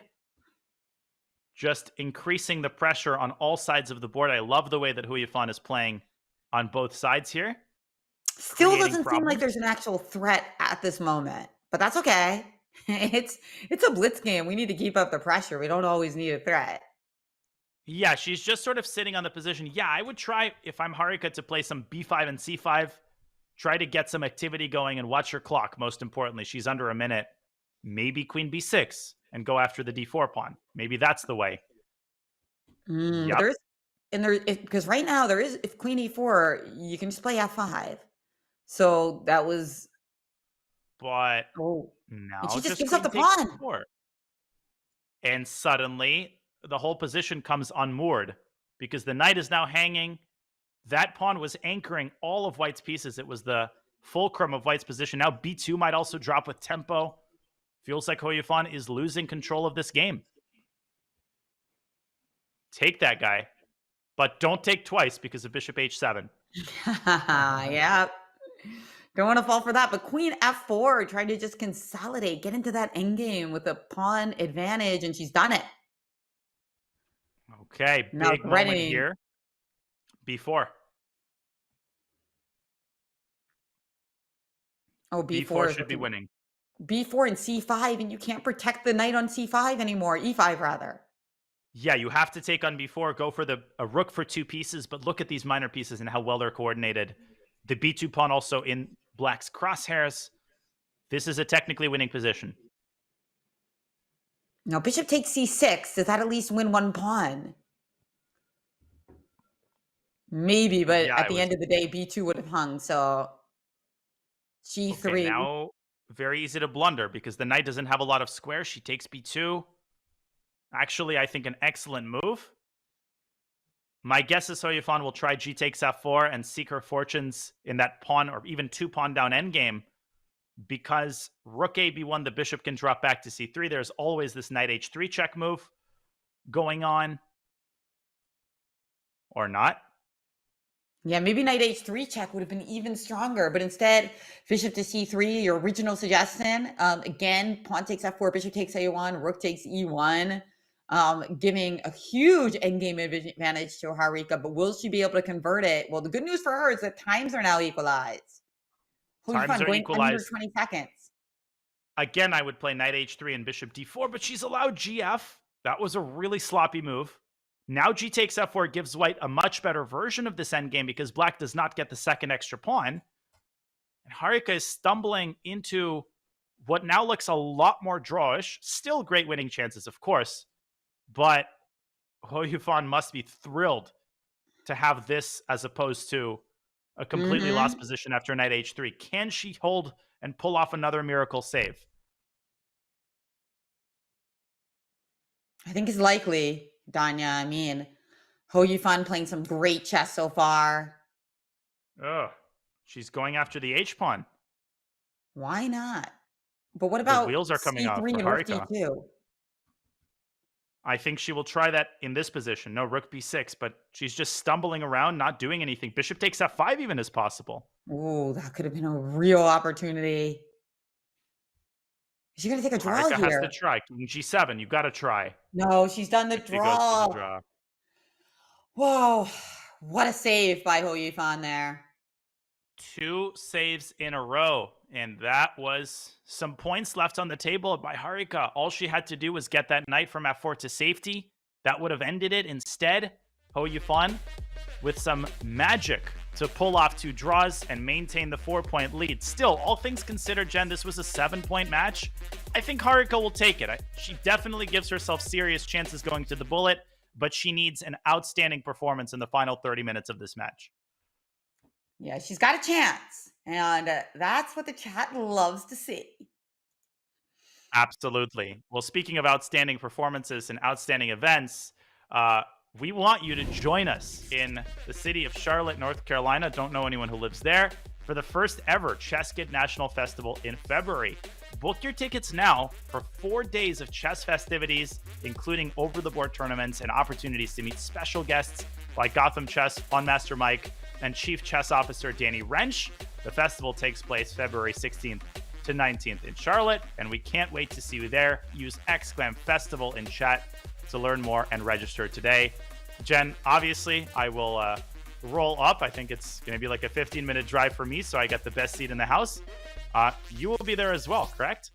I'm so excited. I'm going to be there. I'll be one of the special guests, and I'm also bringing my son, Fabian. So we are really looking forward to it. You know, I love the concept, competitive chess, and also lots of fun activities. It'll be an amazing event. So many great people. If you like chess, if you want to meet, you know, the movers and shakers of particularly the online chess world, then definitely come to Charlotte in February. Come to Charlotte anytime. Okay, and keep staying with us because we have a very exciting bullet segment ahead of us. Harika has 4 points that she has to make up, and we will keep watching this fascinating Women's Speed Chess Championship final. But first, a short break. Stay with us. We'll be back very soon with the final segment.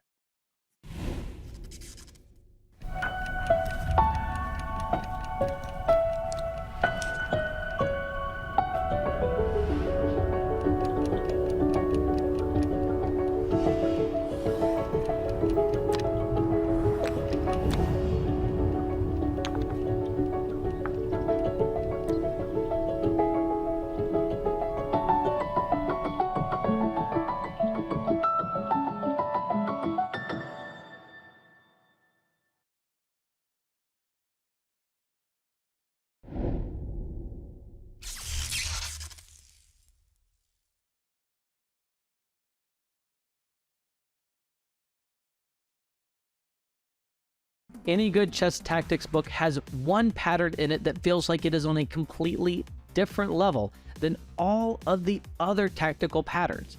Bearing the vivid and accurate moniker, the windmill, this pattern features an amazing sequence of repeated discovered checks that can be used to win a nearly unlimited amount of material. The most famous windmill is definitely the one played by Mexican prodigy Carlos Torre against former world champion Emmanuel Lasker. But Bobby Fischer's game of the century also features a windmill. Here's another one that I really like. White starts with a rook sacrifice that leads to a combination of bishop and rook checks that simply consume Black's forces. The Lafong is a dirty, dirty trick that will probably only work at bullet, but you have to pull it off at least once in your life. When you sense that your opponent is pre-moving g6 and bishop g7 to start the game, you can play d4 and bishop h6 to try to win the bishop on g7. Shakes, guys. No one is watching. Oh, they all missed that. I see the tilt. I can feel the tilt.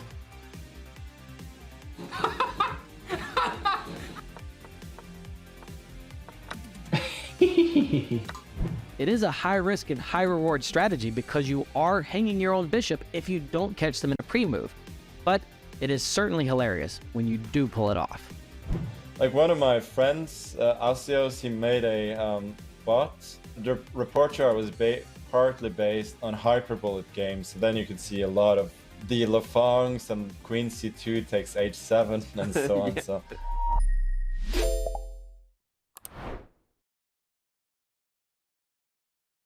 With ChessKid's new live classroom feature, coaches can do so much more. Easily create or preload games from your library and invite your class in seconds. Teach face-to-face interactive lessons without having to leave the site. Teaching chess online has never been easier.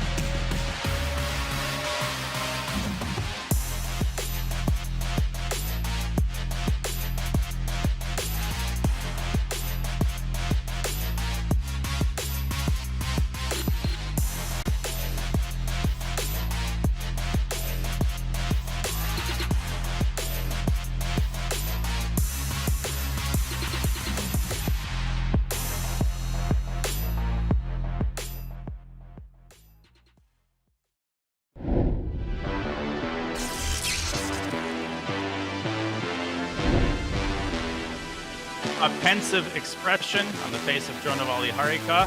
She needs an outstanding performance in the final segment of the Women's Speed Chess Championship title match. She faces Hou Yifan, who leads the match with a score of 10.5, 6.5. We welcome everybody watching from around the world, and thank you for joining us as we take one more look at the bracket. It hasn't quite been filled out yet. There is one part of the story, Jen, yet to be told. That's right. It's all about the bullet fortune. Can Harika Dronavalli string together a number of victories to make this match close?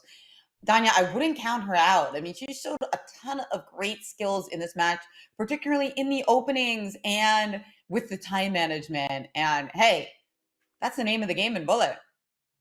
Absolutely. She did a great job of keeping this match close. She was down by 7 This could have been a 10-point lead. This match could have been completely out of control, but instead, she stepped it up after the break. There is no break in the bullet segment. We go 30 straight minutes. We have time for 10 or 11 games. So she has to avoid what happened to Kateryna yesterday, where she dropped the first couple of games. If she can win maybe the first 2 games, that gives her a lot of confidence. Let's see if she has it in her. Hou Yifan is such a fast player, such a tactically sharp player. This will be very, very difficult. But Harika, going for the double fianchetto in game 1. She likes this setup with this c4, d3, and e4. I've seen her play this in classical. So trying to play what she feels most comfortable with. This is what you have to do in the bullet. That's right. I can tell by your tone of voice that you're not so keen on it, but hey, you're like, it's not about what you like. It's about what she likes. Exactly. And even it's much more important to play what you're comfortable with versus something objectively sound, because you have to be able to play fast. Okay, b5 by Hou Yifan. She allows the trade of bishops, and I like Harika's position. d4. The position almost looks like a Sicilian with these pawns on d6 and e6. I like it too. It feels like we're catching black slightly unawares, right? Weak D pawn, weak B pawn, and king on G7. Feels like the 3 combined are a bit annoying, especially in a bullet game. Exactly. Now b5 is hanging. Hard to defend. You can't play b4. Queen b6 probably. Yes, very good. But now the rook is coming to d1. The knight can drop away from d4, opening up pressure on d6. Harika does that immediately. Okay, but very nice reshuffling by Hou Yifan. She's going to bring her rook to d8 just in time. And we might get another endgame here. Yes. b4, It's still the b4 pawn annoying as it's pushed itself up to b4. The rook ac1, rook c8. Yeah, b4 is still a weakness, but so is e4. Oh, rook takes c8, e5 maybe is a trap. Hou Yifan trying to calculate this. Yeah, she takes to the bishop, sidestepping. She's got the devilish trap. And it's not the end of the world. The bishop will come to b7, back. And knight c6 doesn't lead to anything in this position, right? I mean, rook b6 and we take care of business. Exactly. Oh, rook c7, great move. Knight takes e6 check. Very sharp tactically in the early going is Harika. Maybe knight e8 and king f6. Black can kind of contort herself. No, Hou Yifan takes on e4. She is saying knight takes c6. Not as scary as it looks. I just move my king back.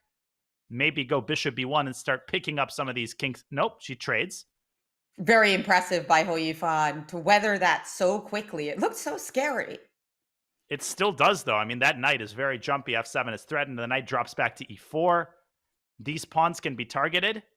This is a great chance for Harika to take the first game of the bullet segment. Rook a6, very good. Knight c3, but now just rook c6, easy move. Exactly. a4 and rook takes c3, perfectly executed. 2 passed pawns. This should be in the bag with some careful technique. I wouldn't play too fast, though. She's got 30 seconds. She can slow down. Yeah, and she does.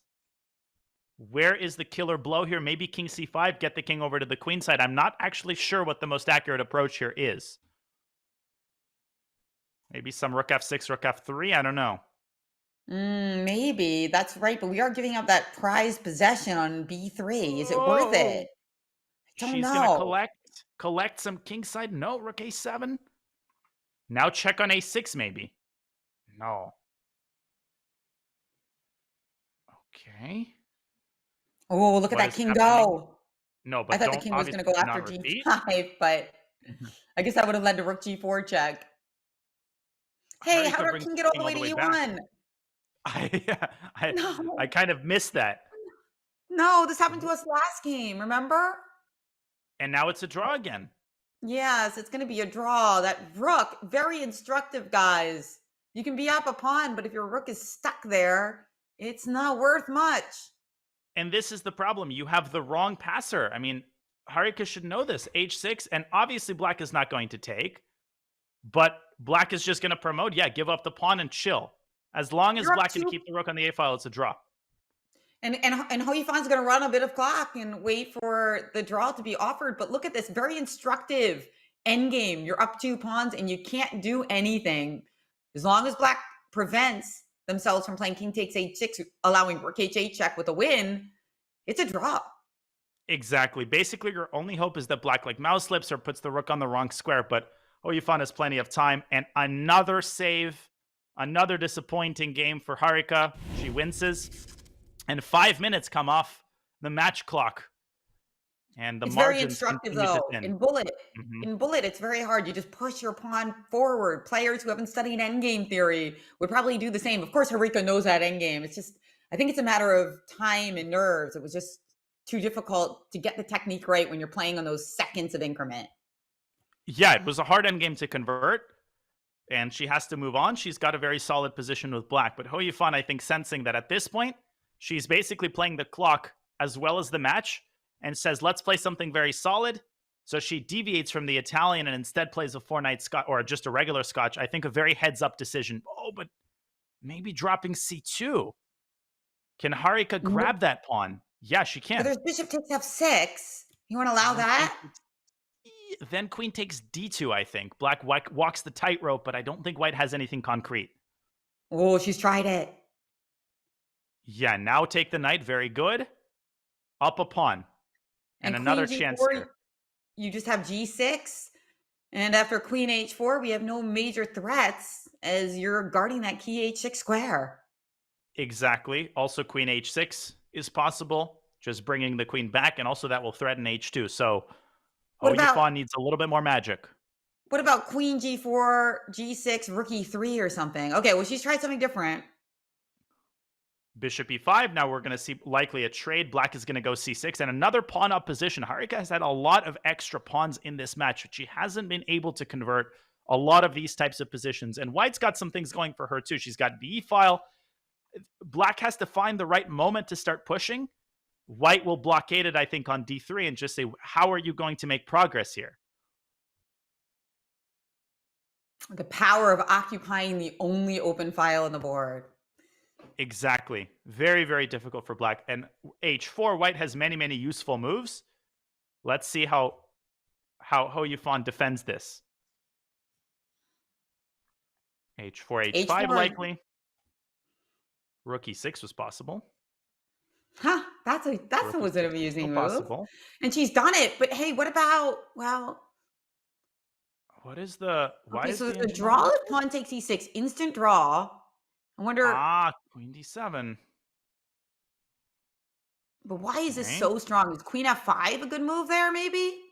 Maybe we should have just gone... Rook E6. Now the other rook gets to E6. Beautiful. And now white is winning suddenly, taking off all the pawns. Oh, no. Or maybe not winning. Maybe this is still a draw. Yeah, because the pawn on D3 is so fast, right? Yeah. But so you can't, it's hard for you to drum up your own winning chances. Although apparently. Okay. She can always force perpetual. That's the thing. I mean, she always has this in the bag. Maybe just trying to take a little bit more time off the match clock. That is the problem with when you're playing against that queen. You know, when you have the two rooks, it's that there is often this escape valve of just going for the perpetual. And that is what Hou Yifan did as she maintains her big 6-point lead. Yeah. Sorry, 4 point. Yeah. But still very, very difficult. Now only 21 minutes left on the match clock. 4-point lead. Yes, it feels like 6 points now that we need a win here for Harika. Actually, she was winning in both games, right? Kind of. I guess win is a stretch in the last game. She was up a pawn, right? But I mean, even the last 4 games, they've all been draws, and she's had, let's say, very good winning chances in all 4 of them.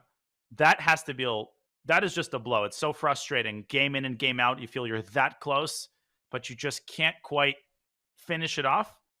Here again, I like her position in the early going. Black is kind of stuck in the center. D takes C5 is a big problem. And she's got a 20-second lead on the clock, too. Yes, this is very unpleasant for black suddenly. And out of nowhere, it looks completely fine, but suddenly rook D1, and what do you do? Yeah, DC. Ugh. We can see now why Hou Yifan got into the tank, because he was just worried about this file getting cranked open and the tactics erupting. Black is holding. Knight C3, there is this move queen to F6. So maybe Harika should take a positional approach. And if you play like... Go ahead. Go ahead. Oh yeah, knight d2. I was wondering about knight d2 in this position with the idea that after rook takes d2, e4 is very difficult to meet. And you no longer have that queen f6 move as we've cleared that Excellent call. diagonal.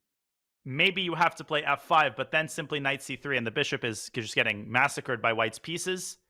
She Yeah, agreed. this is completely winning for white. Knight d5 and rook d5. Ooh, rook takes instead of bishop takes. Beautifully spotted. The bishop is stronger than the rook in this position. Absolute. Okay, also fine, bishop takes d5. Nothing wrong with this simple approach. Very classy. Oh, and she's this gonna is go the after a same. second pawn. So note that last game we were also up a pawn as Harika, but it was our opponent who controlled the open files. How different it is when we have the pawn and the open files. Exactly. It feels completely different. She can now essentially force a pawn endgame. If she wants, I would take on a7 first. Yeah, take definitely. a7, take f7. Game is over. Yes, There very, we very go. good technique, Danya. Is rook takes f7, probably winning as well, but why wouldn't you take a pawn for the road? Just in case. Insurance policy. Exactly. Why not? And 3-point match. Okay. Harika playing a Scandi here, trying to heat things up, playing for the win with both colors. Can Shahadi's she score favorite. another victory? Mm-hmm. Playing against the Scandi, that is. As we now have just such a pleasant position. What do we do to deserve this as white? Exactly. This actually, I think this is the theoretical line. Yeah, knight f3, knight f6, I'm pretty sure. And black is solid. Bishop f5, e6. You play all the classic Scandi moves. Okay, e6 right away I really don't like because it leaves this bishop on c8 needlessly locked out. Not a good advertisement for the Scandinavian in this position, indeed. As not only is her position bad, but she's also lagging behind on the clock, which has not been the trend for Harika. Normally, she's been ahead in this bullet portion. And that has been kind of the secret sauce, right? Taking the time at the right moment is what you want to have the ability to do in bullet. This is looking very sketchy, but sketchy can be good in bullet. Now, Hou Yifan has to take some time, figure things out. d5, what a move. Okay, e takes d5. Queen e2 check will be incredibly nasty. Black is collapsing here on all fronts. Just as black got back into the match with that 3-point lead, it seems like Hou Yifan is going to try to make it 4 again.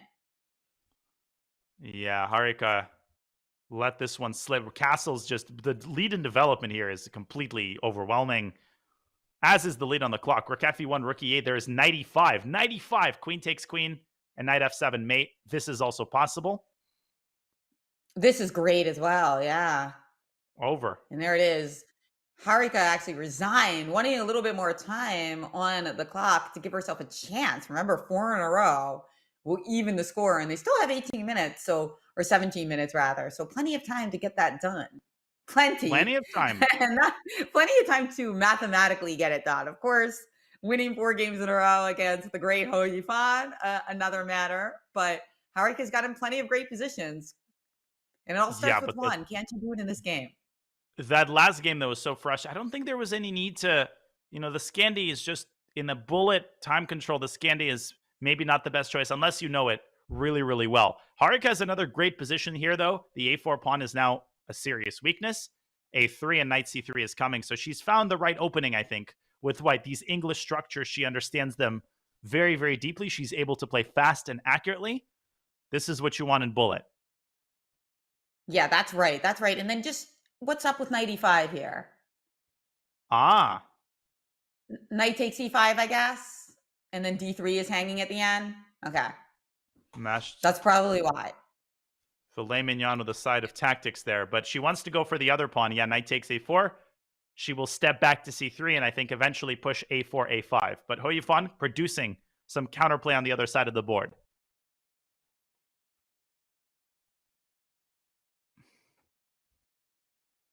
Oh, now I see more tactics erupting. Is there a knight takes e5 or knight g5? What is it? There's something here. Knight takes e5, bishop takes g2. Yeah. Knight takes d7. I don't know if that worked, but yeah, that was worth calculating. I think it did work actually, but she went knight to d5. Okay, trying to get the other knight to c4. Very nice. a4. Solidifying Love the it. pawn. Now Knight the knight is C4. getting to c4. This is overwhelming. Overwhelming advantage. f4 will open up the bishop eventually. Okay, black plays it.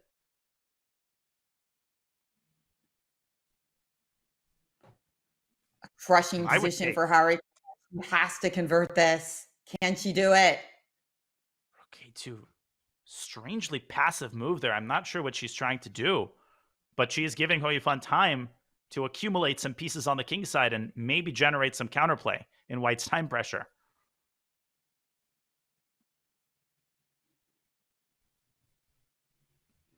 Gotta move. And she's going 10 behind seconds. in the clock here. Taking too long. And she's losing control of this game. You can just feel it happening. Yeah, you do feel it happening. But hey, you never know. Maybe she can regain control of it. A wild battle. 12 seconds left. Checkmate threat. Knight back. Knight e4 trying to trade, but f3 has been missed. Oh, she's given up that Queen pawn. H3. And f3 That's is not coming. a good one to give up. Nope. 2 seconds on the clock. She gives No up good, another no pawn. good. No. Now the knight is coming into e3. The outpost has been created. Here it comes. Oh, this There is it going to hurt. goes. She's got to play bishop f2. Yeah.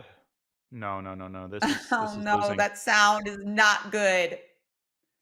Oh, do we have any cool mates here? I'm looking also queen h1, some like I know. I'm dying to make that work. But all Hou but- Yifan needs to do is win the game. She doesn't need to win it in fancy style. last chance. Harika trying to poke away at the queen side, hoping for a flag. Hou Yifan has to be careful with 1 second. Rook g2. Oh, Now queen queen h1 H1 mate. Unstoppable mate on h1. Wow, it's not just a threat. It was unstoppable. You're right. What a game. What a game. But unfortunately, big chance miss there for Harika as the match score goes up to 5 now for Hou Yifan. Very dire. She's got to win this game. Yeah, Does Harika Harika. now has to win out. She officially now has to be perfect. One more loss, and I think even mathematically, the match essentially will be out of her hands. But wow, what a shift in the narrative from yesterday when Harika was essentially on the other side of the same type of match where she kept saving bad positions. Now, in the second half of the match, she's had so many promising positions, but unable to convert them due to Hou Yifan's incredible resilience. Oh, slight inaccuracy there. Again, now white is taking over the game with b4. Yeah, not good here. Big trouble for Harika. Only 12 minutes left in the match.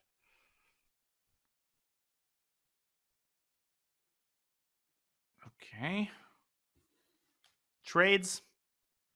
White is up a pawn. Healthy pawn. Just rook c1, yeah. More bad news in this game, it seems.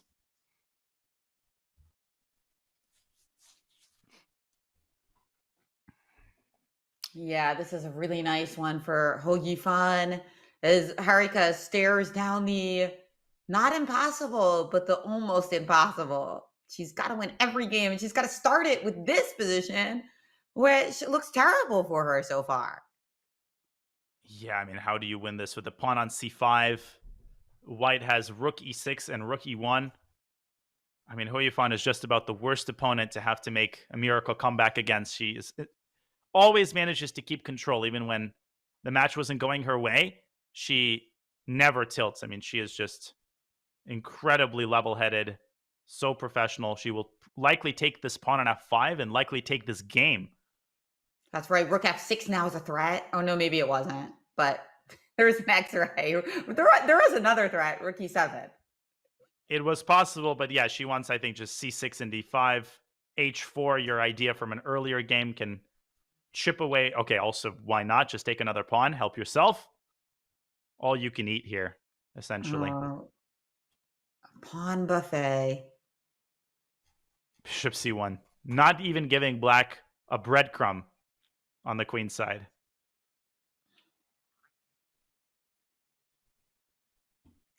Yeah, wow. What nice play Just here by holding everything Hou together. Yifan. Mm-hmm.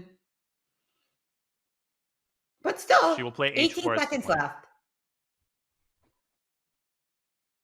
But here come the pawns. That's right. Is there any play Another we one. can make on f2 if you play d5 too quickly? We know Harika is always out for whatever chance she can get. Always trying, but there's no purchase on the queen side. Everything is nicely protected. I mean, she can take one pawn, but that's about it. Yeah, now the pawn reaches c7. Check on a8 will be blocked. The white queen will make its way. But maybe rook b7. I mean, still kicking queen e6. Forces the queens off the board. Still fighting is Harika. Very admirable resistance. But even if the queens are traded and she loses c7, white will still be up 2 pawns. But Hou Yifan is down to 3 seconds. Weird things can happen when you get down to that many seconds. Without question. Okay. Harika actually has the time advantage for the first time in the game. And she's going to win h5. And she's somehow now back in the game. Unbelievable. Still losing objectively, but now serious chances because of her h-pawn. Oh, but those connected pass pawns look so much juicier. Yeah, this Talking is still about looking bad. buffets, 2 for 1. Rook h2. And if black loses the h-pawn, it's base. Oh, and Hou Yifan almost flags there. She needs to be very careful. Queen. She could flag. Queen. She could have made a queen. Oh, yeah. Good point. Barely getting off her moves. Harika hoping for a flag here, but she's not going to get one. I think Hou Yifan has enough time. She has a cushion. King g7. Is white winning? No, it should be a draw. Look at that endgame. Study it later, guys. Study that endgame later. As Hou Yifan, despite getting closer to winning this title, is not happy with her technique. She wanted that win. You know, at the end of the day, she's one of the greatest chess players in the world. And at the point where you don't win that, you're still annoyed, even if you're getting closer to the match win. Oh, yeah. What happened there? D5. E5 was a funny move. I guess that pawn was untouchable. But this is a weird setup played by Hou Yifan. Of course, she would have been more frustrated if this happened in the 3+1 segment. She basically knows the match is in the bag. So this is like the kind of, okay, I'm still going to win the match, but that was, I should have won that game. But with 7.5 minutes, still a 5-point match. Yeah, Harika at this point playing her last couple of games. And this one is largely in the bag. What a match. What a performance by Hou Yifan. This is why you have to study endgames, right? So that if you're in the bullet section of the Women's Speed Chess Championships, of course they're great endgame players. It's hard to physically make all of the right moves when you're flagging each time, right? It's like almost like you sometimes need to play a shorter move just so you don't flag. Exactly. And by the way, you called it, Jen. This knight takes e5 tactic has been missed repeatedly by both players. I think they're forgetting that after bishop takes g7, you have this intermezzo. Very instructive. Also, when the bishop on b7 is unprotected. But now that ship has sailed and... Black looks good now. Oh, king g2. What a move. Nice move. Anything else was just completely crushing for black. But Harika finds a line to put her king on f3. Love to see it. Now I'm dying to play a move like e4 check to get my knight into e5. Yeah, e4 I think is a very serious resource here. Probably being calculated right now by Hou Yifan. She sunk so much time into this. Probably was worth playing it, but she goes knight f6. Maybe h6, knight h7, knight g5. She wants rook takes g4, but Harika prevents it. Okay.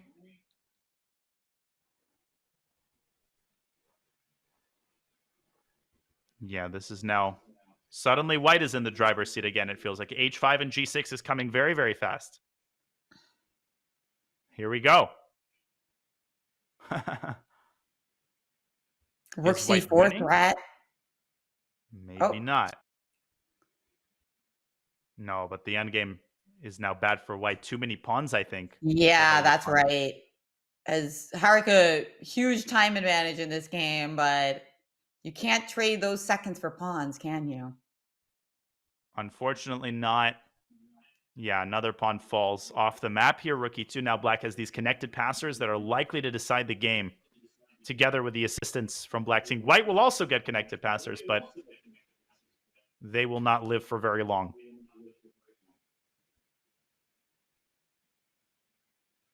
Yeah. Yeah, it's also about that king. The king on f2 is going to get harassed as the pawns push forward. So you think, oh, the king's defending them. Not so much. It's actually making their pushes more scary as you have to reckon with checkmates and tempo checks. Exactly. And f2 is coming. Rook d1, rook g1 is game over. That's right. Rook g1 check. Ousting the king from the protection of the f1 square. And 6-point lead it is for Hou Yifan. What a performance. Yeah. I mean, Harika had her chances, I think, at the start of the bullet segment. You know, those first two games, if she had converted one of them, maybe she would have had a shot. But ultimately, Hou Yifan has been in control for the vast majority of this match. And for Harika, not an easy journey. I mean, she had a difficult match yesterday, didn't have too much time to recover. So she played admirably. But at the end of the day, Hou Yifan is just so well-rounded. She's so sharp tactically. And you just don't get the sense of someone who hasn't played an OTB tournament in several years. She's just extremely, extremely sharp. That's right. You don't see a lot of blunders, right? I mean, very obviously it's bullet and blitz, so they're going to come, but not enough of them for her opponents to take advantage. And we've just seen some really dazzling positional performances with her as well. I know there's a lot of games in the Speed Chess Champs, but I don't think I'll ever forget that dark squared control she had with the gorgeous knight on c5 and the king on d4, just painting a picture. Exactly. Well said. And that first game also was a ominous sign for Harika. That was another knight versus bishop textbook illustration in the Italian. There were great moments for Harika throughout the match. There were several streaks. There was that dazzling display that she had in the h6 g5 Italian, but it was too little and too late. Probably time for one more game after this one would be my guess. Very complicated structure here. By the way, it looks really nice. Really nice looking position for Hou Yifan. As it's the question, where's that black king on e8 going to go? Because you need your rook on h8 to defend h4. Exactly. And here come white's rooks piling up. Don't blunder knight takes e5. I would just move the king to the side, preventing, maybe throw in a5, but it doesn't really matter. Okay, castles, rook f1, doubling up on the f-pawn. Bishop c4 is also coming. Queen is joining the action. Yeah, Hou Yifan dominating this game as well.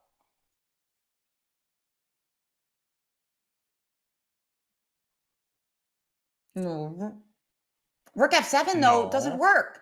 She thought queen takes because the other rook is defended. She blundered. But still, it's very dangerous. Knight f4. But there is knight f8. She's trying to stir up the pot here. Bishop e6 is beautiful. And the game continues. Well, that was, but you could see she made some kind of expression there, Danya. She did, I think, miss that the rook was protected by the queen. But her position was so strong that she had some comp anyway. Exactly. That tells you all you need to know. Yeah, you give up a full rook, and you're probably not even... Okay, at this point, probably Hou Yifan is worse. Trying to get that... was compelling there, maybe to reduce the complications, but okay, this is obviously smart as well. Stabilizing all of the key squares, and here comes the b-pawn. Harika will likely take this one.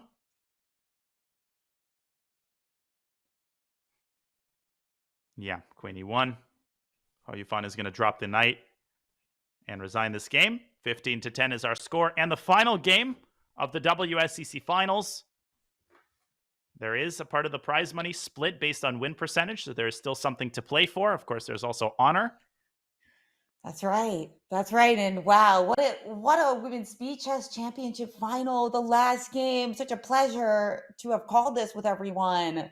I mean, a tremendous performance by Hou Yifan, but really each game has been such a treat. So let's tune in for the last game as we see Hou Yifan going after that pawn on c4. What's the best way to defend it? Knight d2? Yeah, the theoretical move is knight b to d2. Yeah, c5. This is like the classic piano system in the fianchetto. Black is preparing b5 and pushing very quickly. And, okay, but now black is doing great. B4. White plays b4.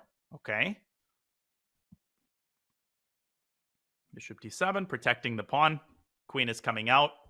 But yeah, it's been such an exciting match. So many great moments. And very, very enterprising games. Like, truly, in all the segments, a lot of fighting chess being played. Knight coming to potentially e5, and look at that d3 square. Juicy. Also, something to think C4, about. We've seen this a couple times. Yeah, Mhm. or c4. We've seen this a couple times in the match, that bishop on g2 leaves the d3 and c4 squares hanging. So, Hou Yifan ever alert to such details? Yeah, chiseling her way into the square. Oh, and if white has to give up the dark squared bishop, that is a very bad sign. In the position just miserable here. Yeah. Not a good sign as the bishop rakes the entire board here. Knight c4 is coming. Or queen c2 potentially at some point, going in for the endgame, but starting with knight c4 as you predicted. Exactly. b4 is possible, b4 and bishop a4, but no need to be fancy. You can also just even grab the pawn on a3. That seems possible. b4 played, very nice. Bishop Oh, a4. but your move is coming. Queen a1. Knight d2, what a move. Beautiful. And bishop takes d4, connecting the bishop and the queen. So now you can actually take the rook. Dazzling tactics in the final game. Hou Yifan infiltrating beautifully on the dark squares here. Trading off the rooks. Snapping off the pawn. That's amazing, Danya. That didn't look like a bullet tactic. That looked like a classical game tactic. I'm like, what? So fast. That was amazing. Yeah. Very impressive by Hou Yifan. Watch those tactics sparkle. It really brings a smile to me. And now the queens are off, making black's task even easier. Okay, trade on e5. Bishop, rook d2, yeah, winning another pawn likely. Harika trying to load up some tactics, but she doesn't have enough firepower to make this work. Just the king will sidestep. Yeah. And this should be over. She needs more in the game, as it looks like she is going down in this game. But she'll continue to fight. We know that's her middle name, really, isn't it? Exactly. Still trying to establish a fortress. Still not that easy for black to actually make the decisive progress. You have to dislodge the bishop. Maybe you can do it laterally with rook h5. g5. Hou Yifan. Nice. Knight g5, rook d2 check. Exactly. Still fighting. Okay, knight f6. Yeah, that's right. Trying to build that fortress. Saying like, okay, I've got fewer pieces than you. Well, but I'm the one who has a light square bishop. Maybe d5 can be tried. Exchanging one passed pawn for another. But Hou Yifan is struggling to find the right configuration here. Amazing.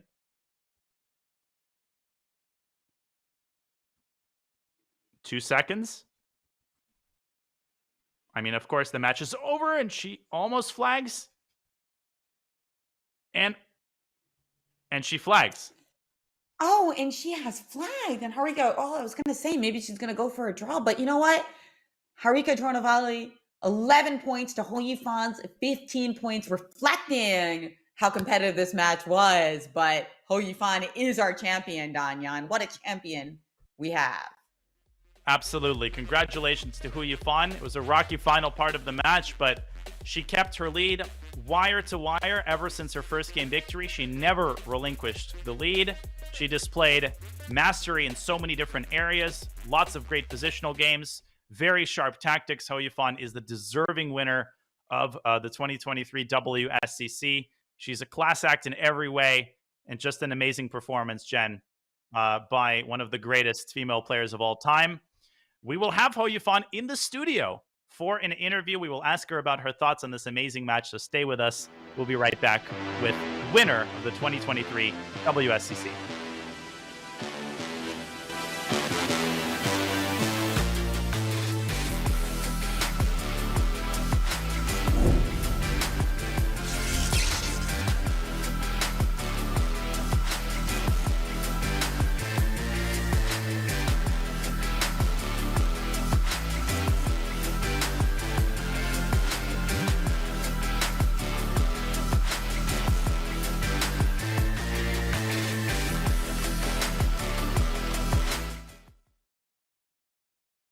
The Chess World Championship has been a prestigious title for well over 100 years, but oftentimes the prize money was lackluster. Chess in the 19th century developed without an international governing body. World Championships were negotiated between players, with challengers expected to raise large enough stakes to entice a title holder to compete. The first official World Championship in 1886 had a substantial prize purse, fitting for an inaugural event. Subsequent championships failed to generate substantial purses. It would take 35 years for the World Championship's prize purse to surpass the amount raised for the first championship. Something magical happened in chess. A new challenger from the United States pierced the Iron Curtain and threatened to end Soviet dominance of the sport. Bobby Fischer won the candidates matches in 1971, earning him the right to play Spassky for the world title. Fischer was different than other players of the time. He didn't just want to be the best player, or the most dominant, or even the most famous. He wanted to be paid. Fischer grew up in abject poverty in Brooklyn, New York, and was highly motivated by money and earning what he believed chess players were worth. The storylines were interesting and diverse. USA versus the USSR. West versus East. Capitalism versus communism. The world was ready to see these two superpowers battle it out on the chess table. Fischer's demands continued to impact almost every variable of the event, including the location, the chessboard and pieces, and of course, the prize purse.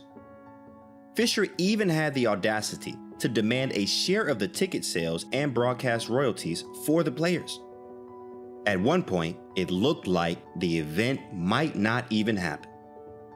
Fischer claimed the prize money was too low, despite it already being the highest in history. Fischer's calculated moves paid off when a wealthy business owner doubled the prize purse, raising it to $250,000 or $1.7 million today. Fischer and Spassky shared a prize purse bigger than all the previous World Championship prizes combined. After their match, Boris Spassky stated to the press how grateful he was for Bobby Fischer and how the money from this event was going to change his life. Bobby Fischer single-handedly raised the profile and catapulted chess into a mainstream sport followed by millions of people. Fischer had ensured that not only he and Spassky, but every World Championship competitor after them earned a deserving prize.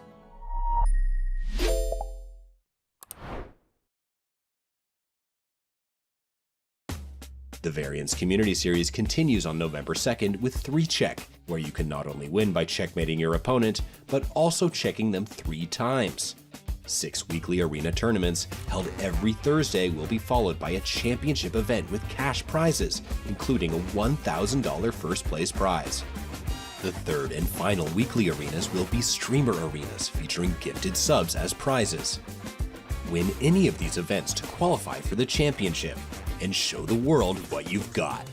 Join the Variance Club today to learn more about upcoming events, how to participate, and much, much more. See you in the arena on chess.com.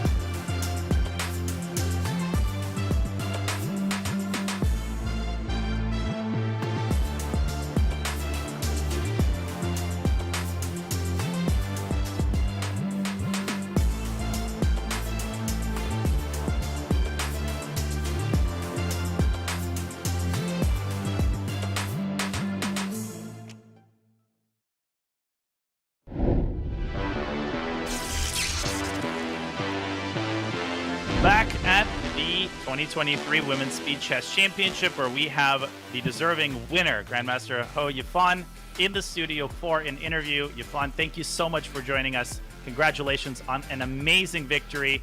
Can you start by sharing your overall impressions of today's finals match against Harika?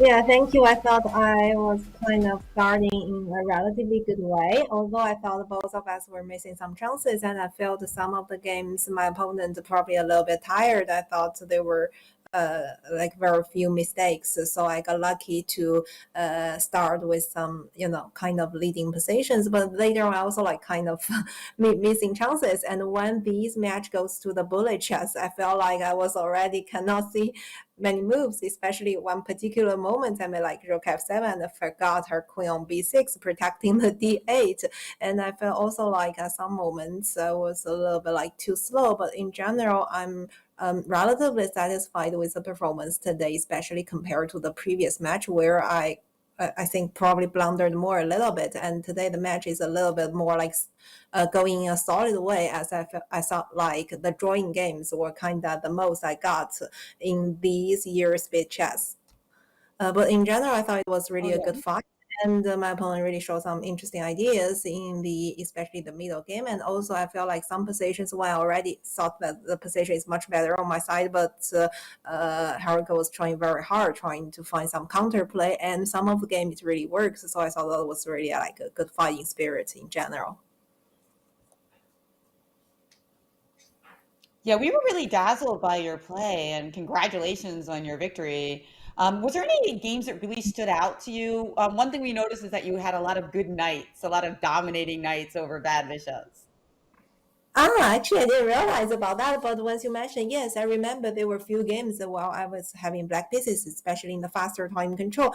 I got like sacrificing the queen side pawn and then trying to create some counterplay on the king side, and with some knight, like you say, knight maneuver, I remember. And for white games, yes, indeed, I thought like today, the match, there were like more positional games compared to the previous dynamic positions. And also I felt like another interesting point is I kind of saved a couple of very hard, let's say, had major piece end games like queen rook versus queen rook and got a pawn down, or even rook end games with a pawn down, like they were really some end games. I just coincidentally had a pawn down and trying to survive, and some it works, some doesn't. Well, Yifan, you don't play quite as much over the board in recent times. You're, of course, a distinguished professor. Can you tell us a little bit about how you stay sharp? Because your tactics and your general vision of the board is amazing. How closely do you follow top events, and how do you stay so sharp tactically? Do you train actively? What does your chess routine look like these days? Well, actually, I think similar questions were raised like in the post-game interview after the first match, and I was mentioning something like, compared to the past few years, I was kind of more active in the past few months due to the tournament I have participated offline, and another reason probably because the previous match of this speed chess also helped me to practice a little bit, trying to make me more adapted to this very, very fast ability time control. And I feel like today, after these practice, I'm getting a little bit better into shape, especially in the first 1 or 2 segments. And then another story, talking about the routine, is really hard to say, as to be honest, in regular days, the job were kind of busy since I changed a new one a couple of months ago. I didn't really have a lot of time to spend on chess, but while giving lectures, or sometimes, if I have time, talk with friends or follow some top events, just like time to time, it's really like very random and depends on the particular times. Well, of course, we got a lot of questions coming in from the chat, as everybody has been dazzled by your play today. And whenever that happens, we have a question that, isn't going to stop because you're so talented. And it is, would you consider switching back to full-time chess if tournaments and rewards improved? This is from Tatami94. Sorry, okay, I'll check the question. Full-time chess. tournament rewards improved. Question, Well, yeah, I think would you actually consider this is switching back? already kind of improved compared to the years when I decided to drop out from the, for example, Women's World Chess Championship cycle, as later on FIDE changed the format and also improving the conditions for women's tournament in general, which I thought is really like a good sign and positive news for women's chess in general. But okay, after these changes, I didn't really like get back like full time. And the recent few months, also people raising me the questions, for example, like would you consider to play the candidates and then the match, these kind of questions.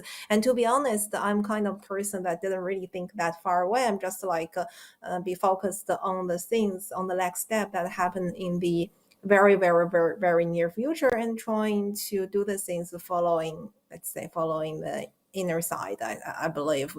And I'm really enjoying playing chess tournaments in general, no matter it's online or offline, blitz, rapid, or even classical chess. As you know, it's really like a deep connection between deep connection with chess in these few let's say decades. So it's really hard to say, but at the moment I do not have the clear plan that I will come back to the full time, that is for sure. But I wouldn't really say in a certain word for the future. But no matter what I will be doing, I think there will be some connections, no matter direct or indirect, with chess. So that's something I still want to do in the future. That's fantastic to hear. And of course, congratulations on your performance in the recent Asian Games competition. 8 points out of 9 was really, really amazing.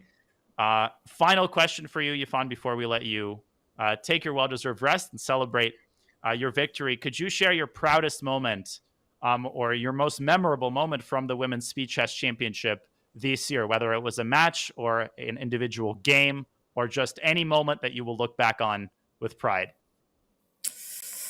When this question came to me at the first second, I really hard to point a particular moment. Of course, I'm very happy that I could win this event, after 2 years, and especially today, I think the general performance was kind of okay.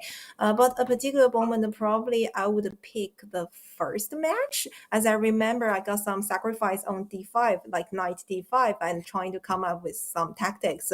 Although I didn't check if that really works, and I remember one game I even lost that position. But in general, I felt like in faster time control, if such combinations occurred in the board and the players can catch such opportunities, that's really like kind of the joy of chess, the beauty of chess that I could enjoy.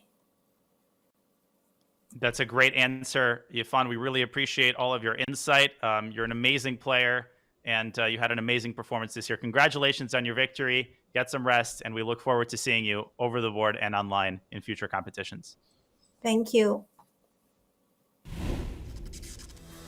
The winner of the 2023 WSCC. Yeah, Yifan is just amazing. I've had the honor of commentating with her. What a performance.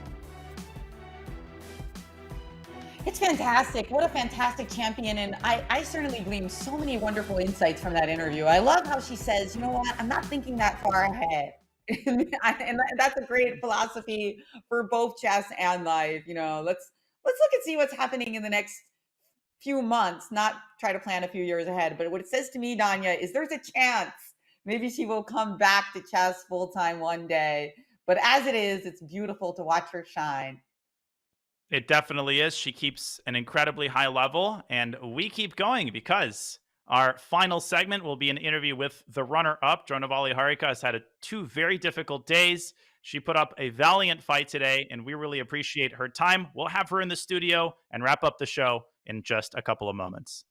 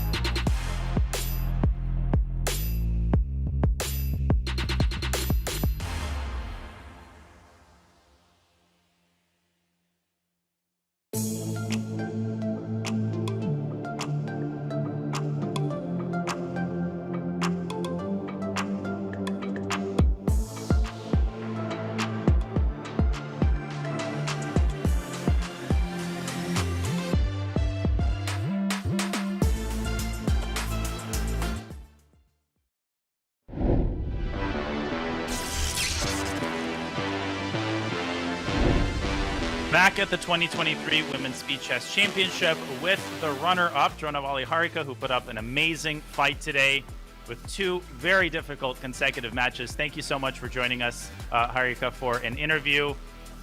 Can we start by having your general impressions of the match? Obviously, the final result did not go your way, but you had some amazing streaks, some great comebacks, and a couple of incredible moments. What are your overall thoughts? Okay, I mean, I'm not completely happy with the quality. Result is okay. It's not like, I mean, anyone can win on the day, but I'm just not happy with my strength today. I think it is to do with immediately back-to-back tournament. I mean, matches. Somehow I was hesitant to play today because I felt it's like too really exhausting because I finished my match yesterday at 11 p.m. and today immediately to start this evening. I was feeling like little tired, but okay, because there was no choice, I played, and somewhere the tiredness showed. If I would have lost in a little more fighting chess, it would have been like better. But this is like little bit. I'll have this regret for some time now. Well, of course, we are appreciative of you playing 2 days in a row, and you always give such wonderful fights. I know the match did not go your way, but you had some wonderful moments. Are there any that stood out to you? I know we had some favorite games of yours, but did you have any favorites? I think there are many games where I was just winning, but it kept slowly getting to equalize because I was worried not to win and to equalize the score, and that affected the game for sure. And also there were moments in bullet where I had to like really play fast, and I was just getting stuck at some point.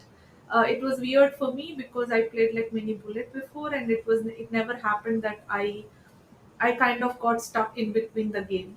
So yeah, I mean, overall, I think there was one moment where I came back by 2 wins and like maybe just one with 1 point lead, and there somewhere I think I was just getting tired after like getting back to it, winning 2 games, and of course my opponent is so strong. I can't be expecting to win every game. Like at some point I get tired with all these emotions up and down, and I started making mistakes. So I can't really say which moment I felt, but I just thought like I should give my best and play some good chess, being in the finals, and I tried my best, and at some point I even got quite close to equalize the score. But yeah, but okay, she's extremely strong player, and she did well. She just really utilized all her chances well. Harika, obviously, it was a grueling final stretch for you, but do you enjoy the SCC format overall? Are there any changes that you would propose? And can we expect to see you back next year? Of course, this is one of my favorite tournament. Being at home, you can play such best matches with best players and also with good prize fund, with amazing prize fund actually. So definitely, it's one of my favorite. You can see I played almost I think all the speed chess championships so far. There was one time when I was not invited. I even got qualified. I went to qualifiers. I qualified and kept winning again and again, and then reached even finals and played with Ifan. I at least like played far better finals back then. So definitely, I think this is one tournament where I really thoroughly enjoy. And I'm quite happy with the way it's going, and I wish to come back again next year. Well, we certainly want to see more of you, Harika, and you have many fans in the chat. One of them, Krishna21234, asks, if you could play one time control for the rest of your life, and that's the only time control you could play, what would you choose? I put 3+2. 3+2. 2+2. That's okay.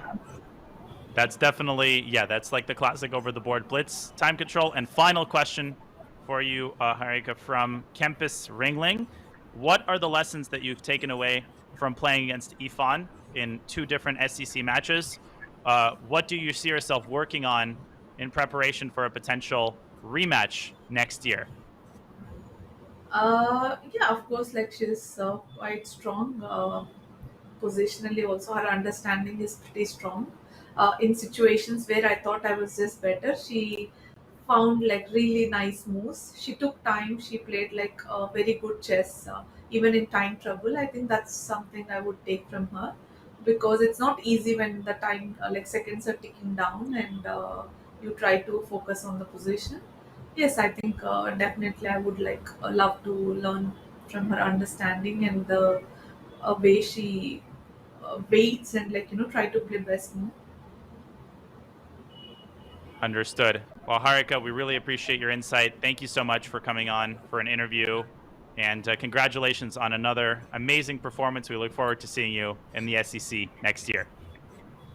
Thank you. See you. Well, that was Dronavalli Harika, the runner-up to the player. 2023 WSCC. Amazing, Jen. And she had such a difficult schedule to end the event and handled it very, very well, all things considered. Oh yeah, she's fantastic. Such a great ambassador for the game. Both of these players, Hou Yifan and Harika Dronavalli, I love them both. Great players and also great voices.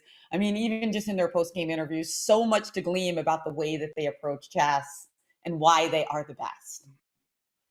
Absolutely. Great insight. Just class acts all the way. Let's take one last look at the bracket. Now finally completely filled. Hou Yifan is the WSCC winner this year, having defeated Harika in the final, Alexandra Kosteniuk in the semis, and Polina Shuvalova in the quarterfinals. Not an easy journey. If anything, she might have had the most difficult bracket, but she was in control all three of these matches. Very, very deserving winner. Jen, she takes the big cash pot, and she will have an X on her back next year. Everybody wants to be the person who defeats Hou Yifan. That's right. Hou Yifan, a very worthy champion, someone we love to watch play. And, she said that she experienced joy in this tournament. And that's exactly what we want to hear from her. Because if she feels that way, I know we are going to be seeing more of Hou Yifan in chess, speed chess championships, and chess in general. And the fans all want that, right? Absolutely. It's amazing that every single player we've interviewed loves the SCC. They keep coming back. They play it because they like the format.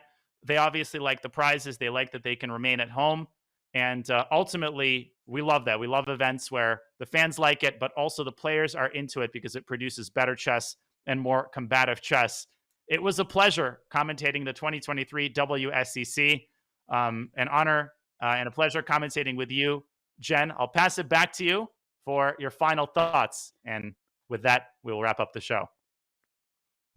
It was such a joy. Thank you to the producers, the chess.com team, to the sponsor, Julius Baer, Women's Speed Chess Champs, and of course to the players. And happy Thanksgiving to everybody in the United States who's watching. And well, happy rest of the week to the rest of the world.